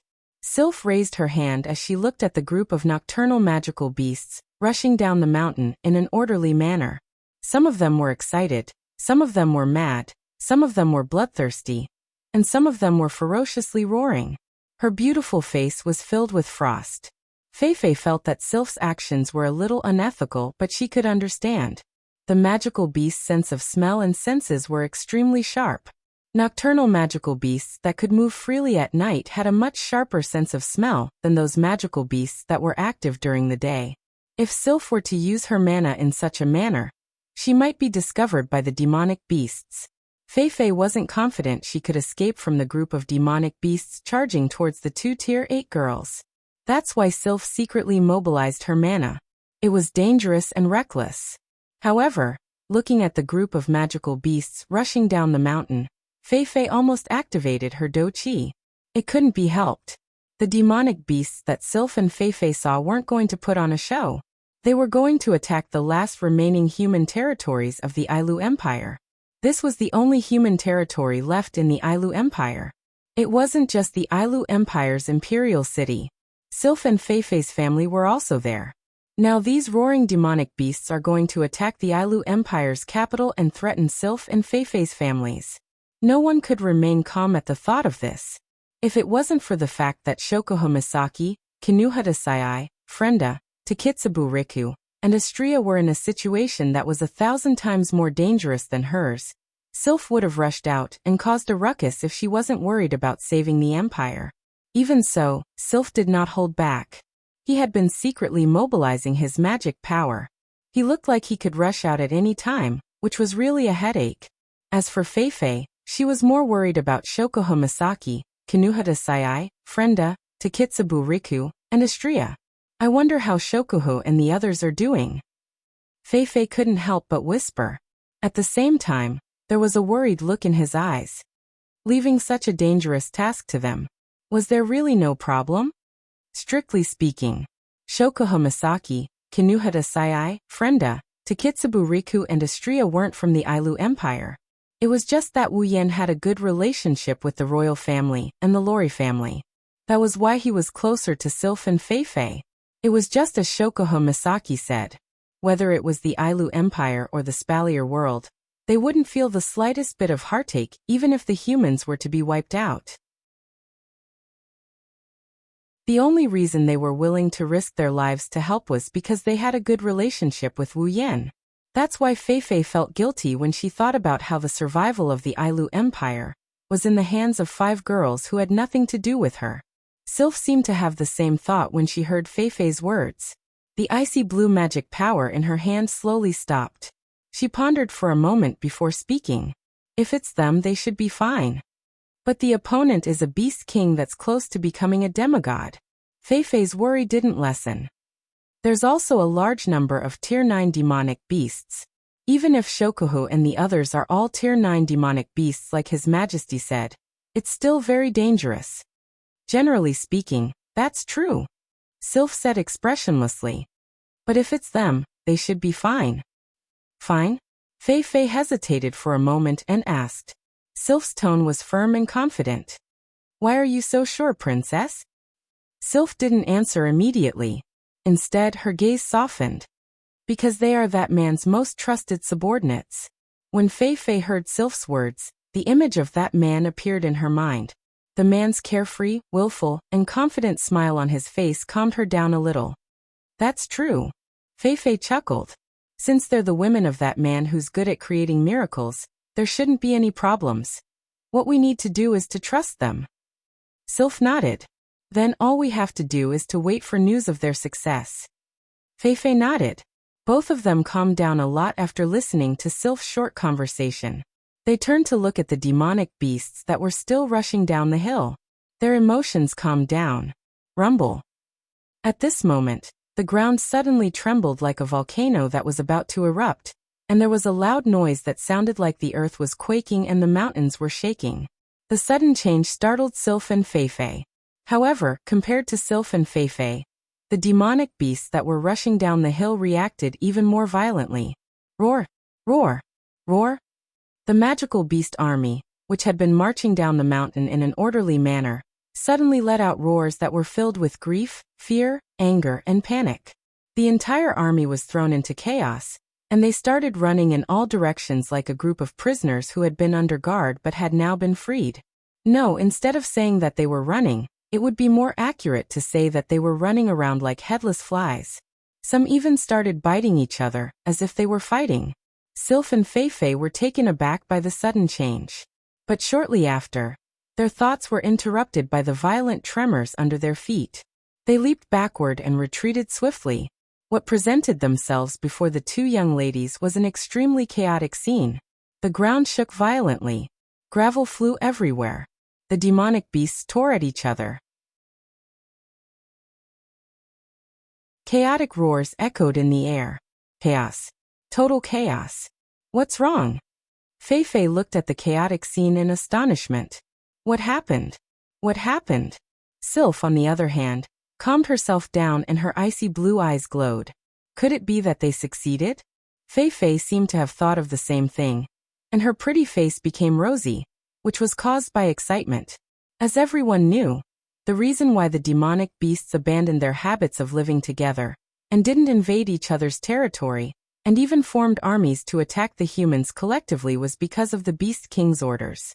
If the one who gave the orders was gone, the demonic beasts wouldn't get along with each other. If the fake Beast King who gave the orders to the magical beasts was already dead, then the chaos in front of them could be explained. Roar! Roar! Roar! All of a sudden, the demonic beast's roars in the sky and in the surroundings became even more chaotic, attracting Sylph and Feifei's attention. Then Sylph and Feifei saw it at the same time. On the ground, countless magical beasts were running out of the mountains, as if they were chasing something or fleeing for their lives. They were in a panic and did not know where to go. It was the same scene in the sky. Flying magical beasts flew around randomly without considering the direction at all. They were like birds that were being aimed at by a shotgun, roaring in horror as they ran around randomly. A few figures flew out from these flying magical beasts, followed by a large group of flying magical beasts of even greater number and variety. It was as if they were being chased, and they were flying at high speed. Sylph and Feifei shouted at the same time when they saw the group of figures flying out. Over here! Shokuho Misaki, Kinuhata Sai, Takitsubu Riku, Frenda, and Astria also saw Sylph and Feifei. Apart from Astria, who acted as the vanguard, and Shokuho Misaki, who carried Takitsubu Riku, Kinuhata Sai and Frenda swooped down and carried Sylph and Feifei in their arms. Let's go! In an instant, the group of 7 young ladies shuttled through a large expanse of chaotic magical beasts and flashed explosively towards the horizon.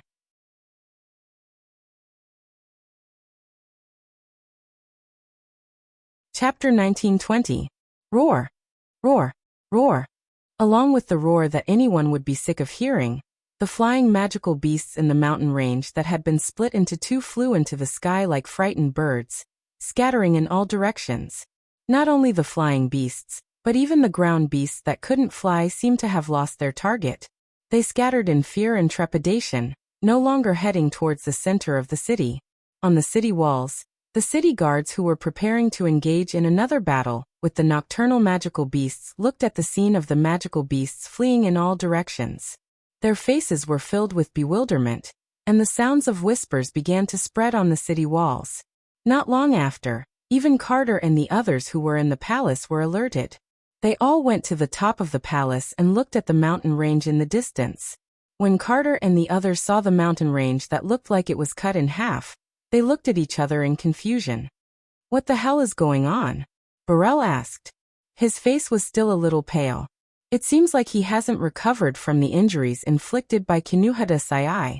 Why is the mountain range broken? Yes, that's right. Yak also cried out in surprise. It was fine just a moment ago. That's not the point. Lei Wang frowned. The point is, the beasts are also in a strange state. Kite nodded and looked at the densely packed beasts fleeing like ants outside Royal City. The flying beasts in the sky also flew in all directions. No one knew where they were going. He mumbled as if he was in a dream. The beasts' army scattered?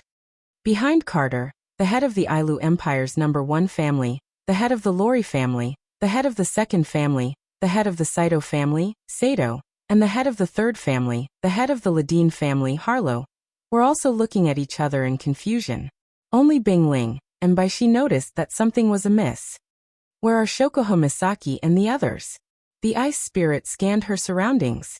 There's such a huge change in the situation. There's no way they don't know, right?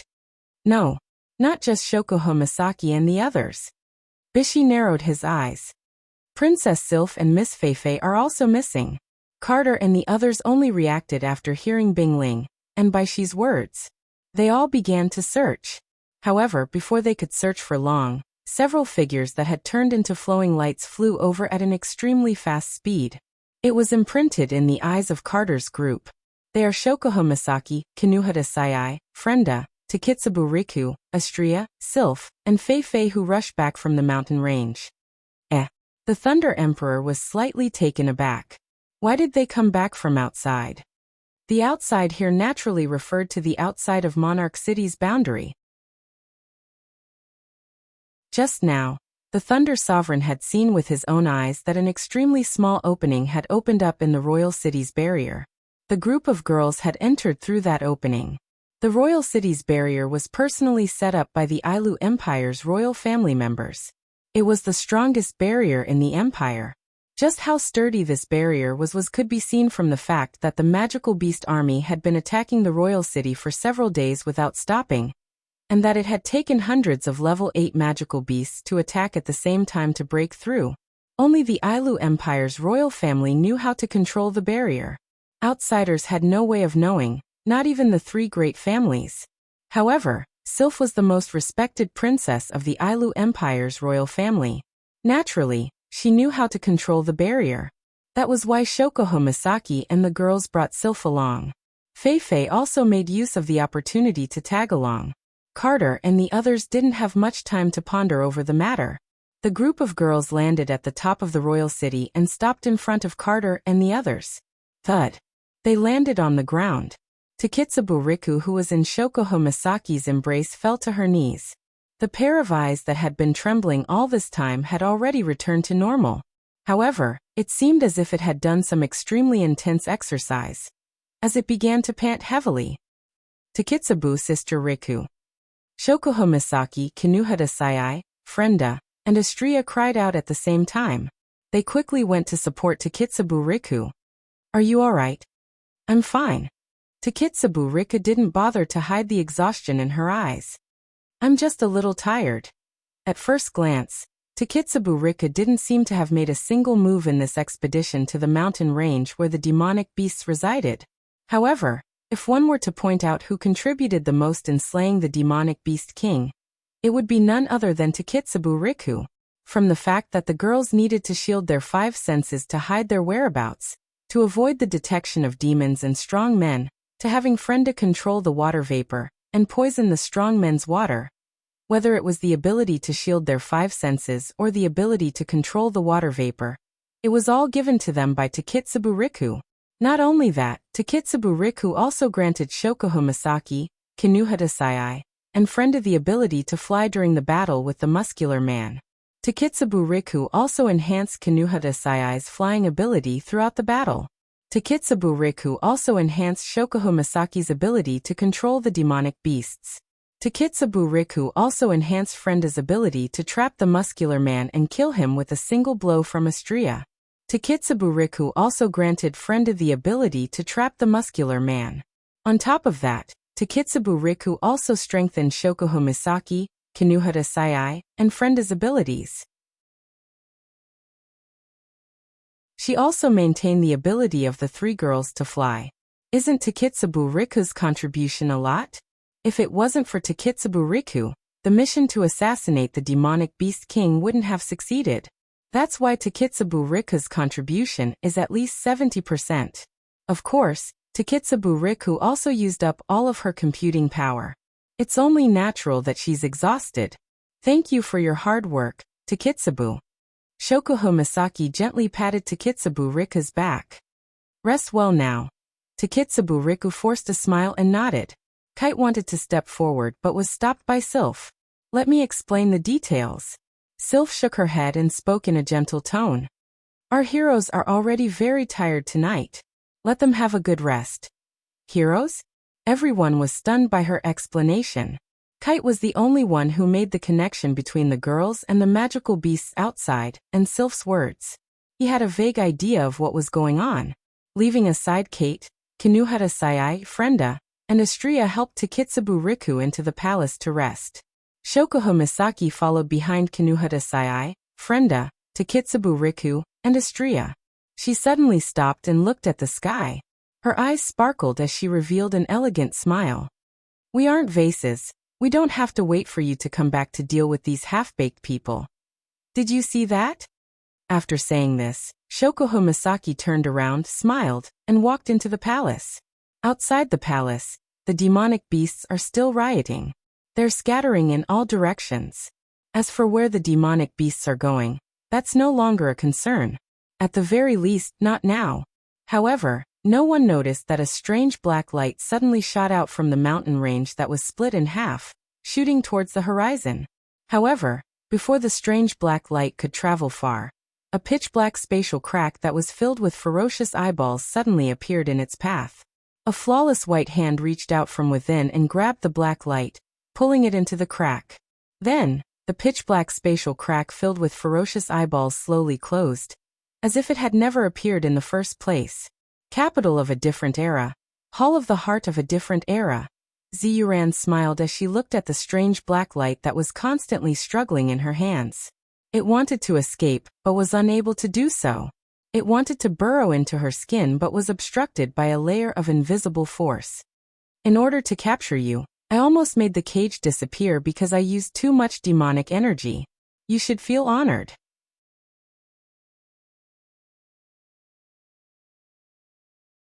Chapter 1921. 7 hours after the girls parted ways at the supply town and headed to their respective destinations. In the boundless sky, a huge airship that couldn't be seen by the naked eye was flying forward at an extremely terrifying speed with a sharp sound of breaking the air. This airship was none other than Fraxinus, which had departed from the supply town and was heading towards the capital of the Baruba Empire. The Behemoth Forest is located in the middle of the three empires. Leaving from the supply town closest to the Behemoth Forest is the fastest way to enter any of the three empires.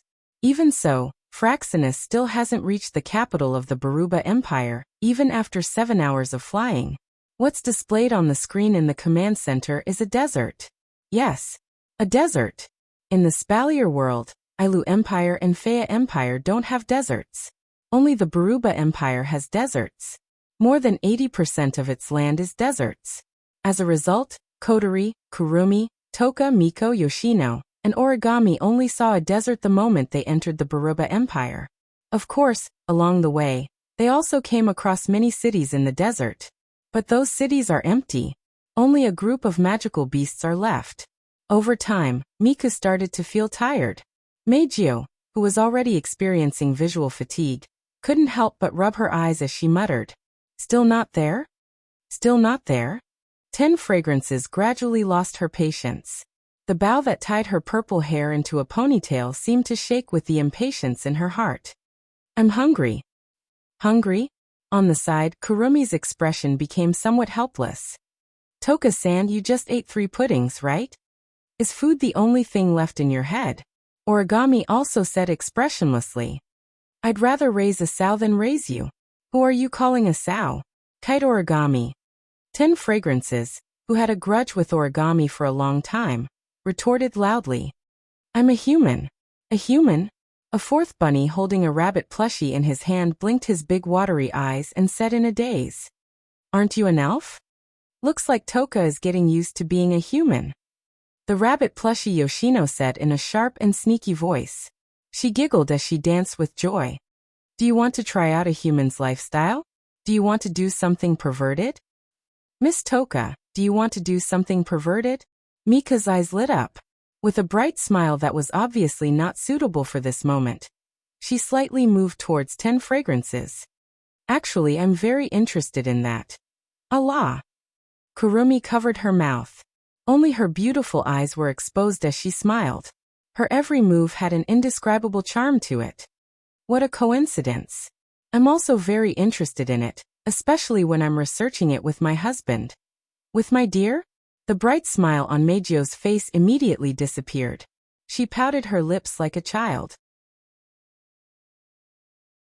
"That's great. I also want to study perverted things with my dear." "Ugh." Yoshino's face turned red. She lowered her head like an ostrich. Her head almost reached her chest. Origami, on the other hand, only came to this world. His expression changed for the first time. "This is discrimination," Origami said in a rash tone. "We're all summons. It's not fair to only study philosophy with you." Toka, who was about to blush, was stunned by Origami's words. "Philosophical knowledge? Perverted things." For an elf whose brain doesn't exist in her head, I don't have to answer. "I don't think I need to answer." Origami glanced at Toka. "You'd better find a pigsty to hide in and wait for us to feed you, so." "What? What did you say?" Toka widened her beautiful big eyes and stared at Toichi Origami fiercely. Toichi Origami didn't want to be outdone. and met Toka's fierce gaze with a calm yet strange gaze. There seemed to be an electric current colliding fiercely in their eyes. The timid Yoshino grabbed Kurumi's clothes with tears in her eyes. Her body timidly hid behind Kwang-san's back. Kwang-san and Meijio's expression became helpless. This scene. In fact, in the 7 hours since they set off, it happened 3 or 4 times every hour. Due to her parents being saved, Origami didn't hate the elves anymore. She still treated the elves coldly, but that's only because of her personality. No matter who she is facing, even if it's Wu Yan, she's always like this. She can't be blamed for this. However, perhaps it was due to their incompatibility, but even though Origami no longer resented elves, she still treated Toka the same as before. It was as if she still had a deep grudge against her. She would mock her at the slightest provocation, and even spit out malicious words. She would mercilessly seize every opportunity to attack Toka. Similarly, Toka didn't have a good impression of Origami, who tried to kill her in the past. Ever since they were still in the dating battle world, she had been bickering with Origami every day. Now, even if Origami had no reason to hate the elves, Toka would still put on a stern face whenever she saw Origami. And so this quarrelsome pair stayed. They never stopped quarreling. Now, it was just a daily quarrel. When this scene fell into the eyes of others, it had a different flavor. Haha. Mika chuckled. They have such a good relationship. Yeah. Kurumi agreed. It's like a replica of Misaka-san and Shokuho-san. Indeed, Toka and Origami were like Mikoto and Shokuho Misaki. They would always go at each other's throats. If the way Mikoto and Shokuho Misaki interacted with each other was a sign of their unique bond, then Toka and Origami were probably the same, right? That's why this scene was completely different in other people's eyes. Only Yoshino and Yoshino looked at each other. They didn't seem to understand what was going on. Let's end the quarrel here. Kotori, who was sitting on the commander's seat with a lollipop in her mouth, suddenly said, "According to the map, we will arrive at the capital of the Baruba Empire in half an hour. If there's anything you need to prepare, you'd better hurry. Once we're there won't be any time for you to bond. Who's getting to know each other?" Toka and Origami said at the same time.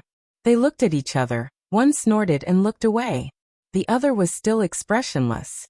Kotori opened her mouth. She wanted to say something, but the moment she opened her mouth, Misaka's sister, who was sitting on the left and right of the commander's seat, spoke up. "Reporting. There's a reaction of a living being within 1,200 meters ahead. There's a 98% chance that it's a human." "Do?" Misaka 10469 reminded. As soon as he finished speaking, the scene on the big screen in the command room changed, and a scene was shown. On the screen, a figure suddenly appeared in the middle of an endless desert. It's a person. No, it's not just one person. Not long after, 2 other figures appeared on the screen. They were quite a distance away from the first figure, and they were flying across the desert at breakneck speed. Seeing this scene, Kotori, Kurumi, and Origami frowned. Meijio said hesitantly, "The 3 of them are all humans?" It's normal for Miku to have this question. This was because the 3 figures in the picture did not seem to be moving together at all. Instead, it seemed like the figure in front was fleeing for his life, while the 2 figures behind him seemed to be chasing after the former. They had been following closely behind him the entire time. That's not right. Humans are currently in a war with demonic beasts. Why would there be humans chasing after them at this time? Something's not right. Kurumi said based on her intuition. Something we don't know about must have happened. Kotori nodded and waved her hand. Prepare to land.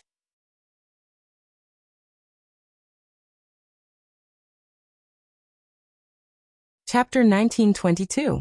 In a desolate desert, a young lady of about 20 years of age was panting heavily as she gritted her teeth.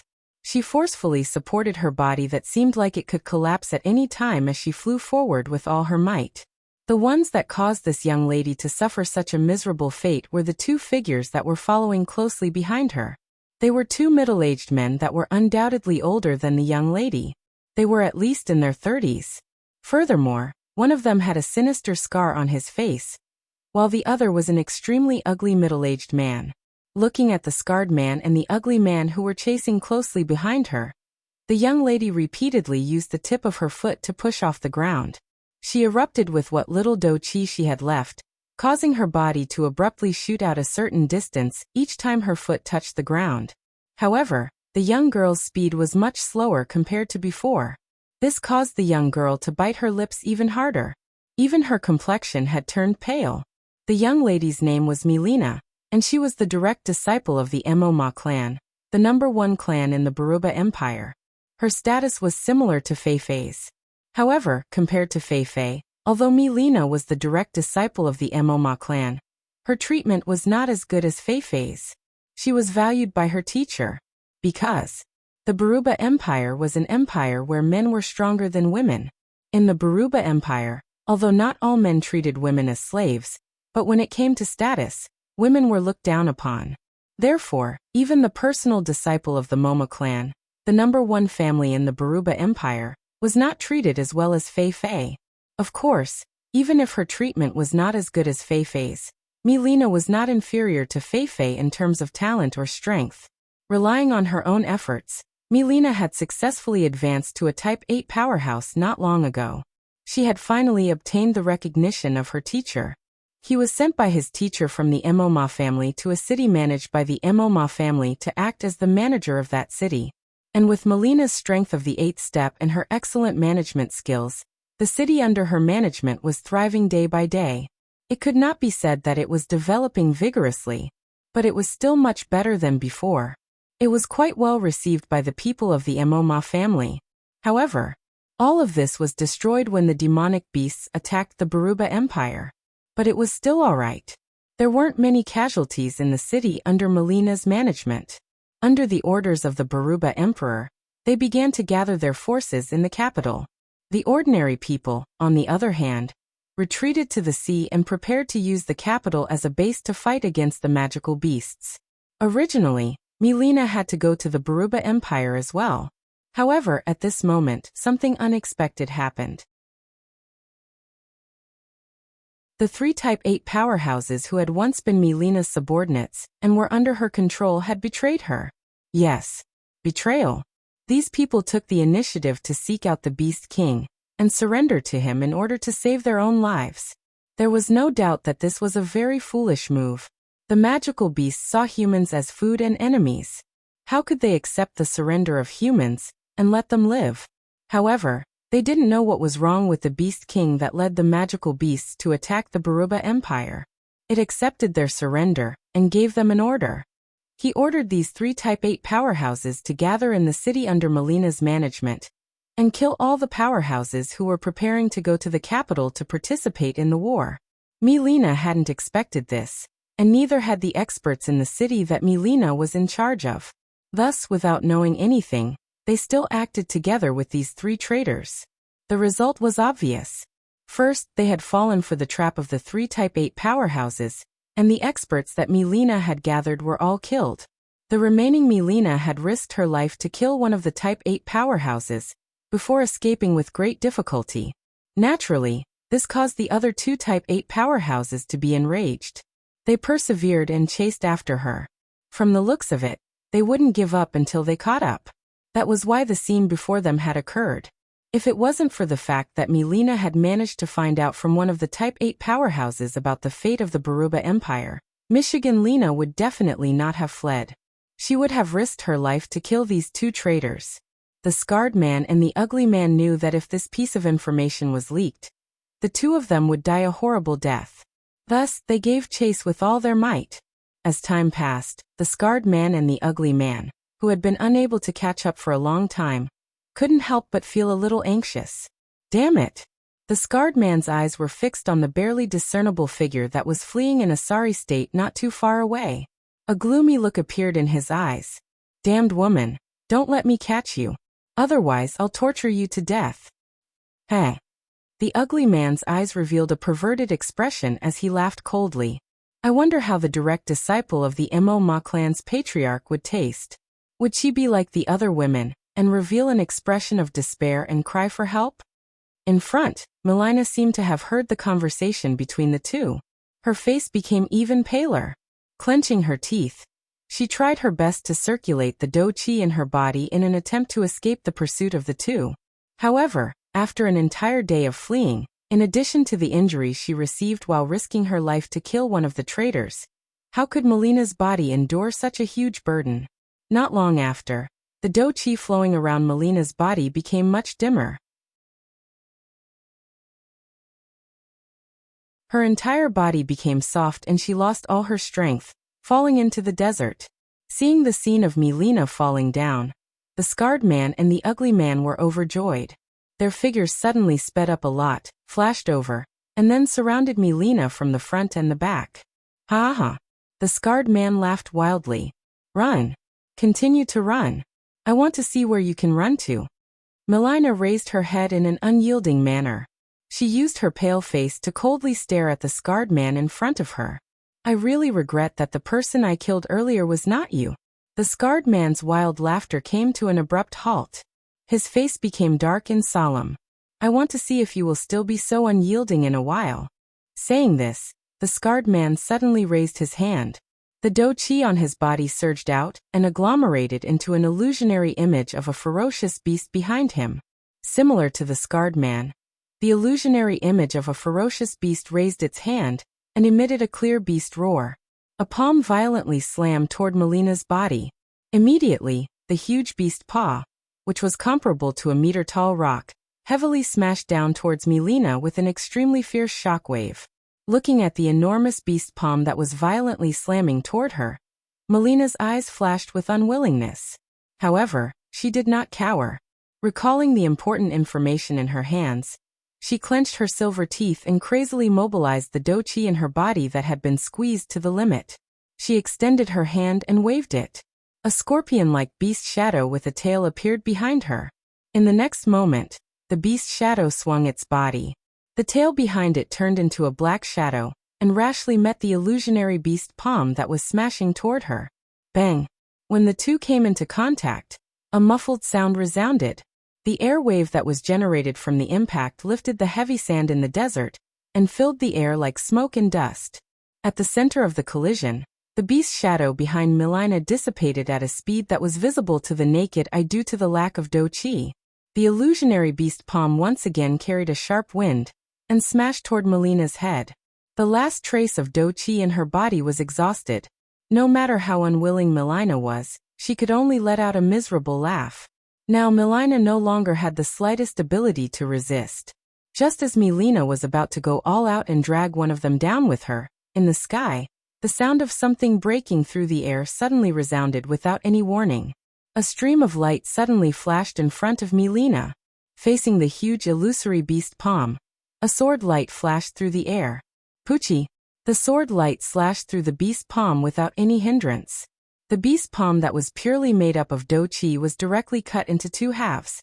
Then the slash turned into a slap. As if swatting a fly, the sword light heavily slapped the scarred man's chest. Bang! The scarred man screamed. His body flew backward and heavily smashed into the desert not far away. He spat out a mouthful of blood.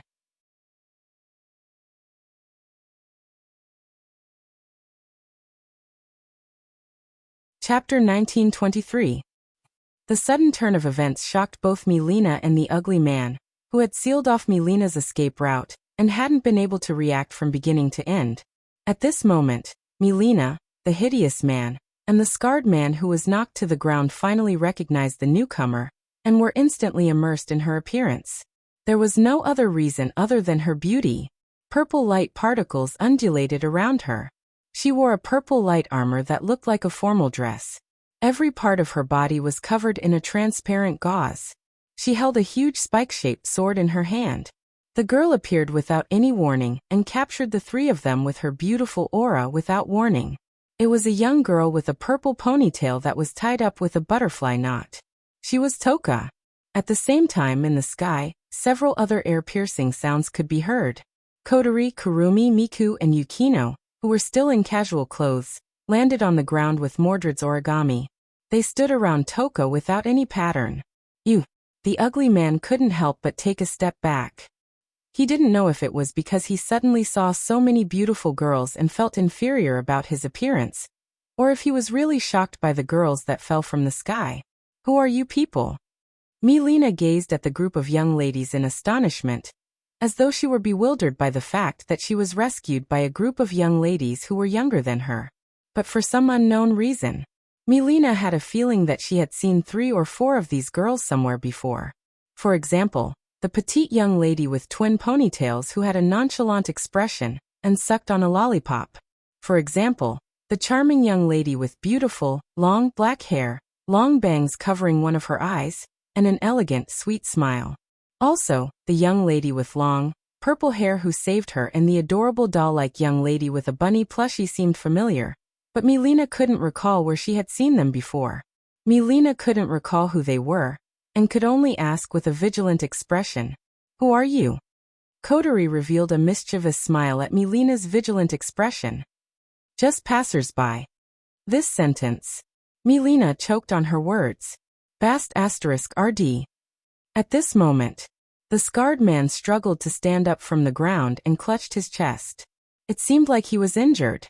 The hideous man stood up as soon as he saw the scarred man. It was as though he had found his backbone. He ran to his side hurriedly. "How dare you hurt me?" The scarred man stared at the group of young ladies with a gloomy expression. "Even if you beg for mercy, I won't let you go." The ugly man seemed to have calmed down from the sudden change. His gaze swept across Kotori, Kurumi, Toka, Meijio, Yukino, and Origami. The 6 of them were so outstanding that they couldn't be picked on, and a trace of lust appeared in his eyes. When Kotori and Origami saw this, their expressions turned gloomy. Toka, Meijio, and Yukino also showed disgust. Only Kurumi's expression didn't change. Instead, her smile became brighter. However, those who knew Kwang-san would know that Kwang-san was truly murderous at this moment. Let me tell you something. Not everyone can be saved, and not everyone can be intervened in every situation. The scarred man's eyes gradually filled with a cold glint. He yelled at his companions. "Kill them. Kill." The hideous man laughed sinisterly. "That's a pity." The scarred man woke up from his rage and understood the hideous man's intention. He began to pay attention to the group of young ladies and sneered. "That's right, that's a pity. Capture them and let them have a taste of what it's like to be dead." This time, the ugly man straightforwardly nodded his head in agreement. The 2 of them let out a loud cry in unison, as a rich do-chi current erupted from their bodies. 2 illusionary beast shadows appeared behind them as they roared towards the sky. Roar! The beast-like roars shook the air and stirred up a violent shockwave. It was mixed with thick gravel that spread in all directions like a tornado. "Be careful." Milena's expression changed. "They're both rank 8 powerhouses." In Milena's opinion, Toka was only able to save her from the scarred man because of her sneak attack. It wasn't because of her strength. After all, the group of young ladies hadn't started fighting yet. Apart from Toka, the other young ladies hadn't even put on their spiritual equipment. Their aura couldn't be detected by those weaker than them. As for Origami, although she could erupt with strength that wasn't weaker than the other young ladies, she was just an ordinary young lady. Her strength was obtained by controlling Mordred on her body. She didn't have the aura of a powerhouse to speak of. This way, everyone would judge the strength of the young ladies based on their first impression. In other words, they judged based on their age. Therefore, who would find a group of young ladies who weren't even 20 years old difficult to deal with? Not to mention Milena. Even the scarred man and the ugly man felt the same way. "I'll stop them." Milena struggled to get up and yelled at the group of young ladies. "Help me bring an important message to the Baruba Empire's capital." Hearing this, the scarred man and the ugly man couldn't sit still anymore.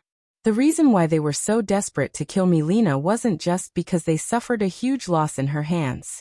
Not only did she kill one of their companions, but she also managed to escape from their trap. More importantly, it was because of the news that Milena had. If that news really spread to Monarch City, the 2 of them would definitely die no matter what. Be a good boy and surrender. The scarred man and the ugly man immediately leaped up, creating a distance between each other. Then, their figures flew out, as if they were drawing a circle together, drawing two semicircular arcs, attacking Milena at the same time. It seemed that the two of them were planning to silence her first. Since there were already 6 young ladies here who were many times more beautiful than Milena, the two of them were no longer interested in her. This caused Milena to be shocked. Just as she was about to shout something, Kotori looked at the 2 ugly freaks with an expressionless face and pursed her lips. 2 Type 8 powerhouses? Such trash, not to mention now that they hadn't undergone a transformation with the mystical pond water. Even before, any of the young ladies here could deal with them in a matter of minutes. Let me do it. Without waiting for the rest of the young ladies to speak, and before Milena could speak, Meijio stepped forward with an unhappy expression. A bunch of filthy men. Even standing in the same place as them and breathing the same air makes one feel uncomfortable. As expected, other than my dear, the rest of the men are all disgusting worms. Upon hearing her words, the group of young ladies who knew that Meijio hated men other than Wu Yin nodded indifferently. On the other hand, Milena's expression froze. On the other hand, the scarred man and the ugly man's expressions turned sluggish. Their eyes were filled with chilling anger. Shortly after, their speed increased abruptly. The beast shadows behind them lifted their enormous claws and emitted an intimidating aura under the illumination of their battle aura. As the scarred man and the ugly man drew closer, the disgust on Meijio's face intensified as though she had eaten something unpleasant. She took in a deep breath. In the next moment, a high-pitched voice sounded from Meijio's mouth. At the same time, a circular formless and colorless ripple suddenly spread out with Meijio at the center. In the blink of an eye, it violently collided with the scarred man and the ugly man. Boom. In an instant, a loud, muffled sound echoed in the desert. Poochie. The scarred man and the ugly man who were hit by the invisible ripples spat out mouthfuls of blood, as though they had been hit by a truck. They flew backward in an extremely miserable posture and smashed into the desert, stirring up a few meters of sand and dust. With just a single strike, the 2 Tier 8 powerhouses were defeated once again. Milena's expression was completely frozen. The scarred man and the ugly man who struggled to lift their heads in the sand and looked at Meijio with disgust in their eyes. Their eyes were filled with disbelief as they cried out involuntarily. Type 9 Powerhouse. You're tuning in to the Li Mei's Sword of Destiny YouTube channel. We're so grateful for your support, and don't forget to subscribe to join us on this incredible journey through captivating stories. Your generosity through donations truly makes a world of difference, as it's the primary source of revenue that allows me to expand and enhance this channel for you. Thank you from the bottom of my heart for being a part of this adventure.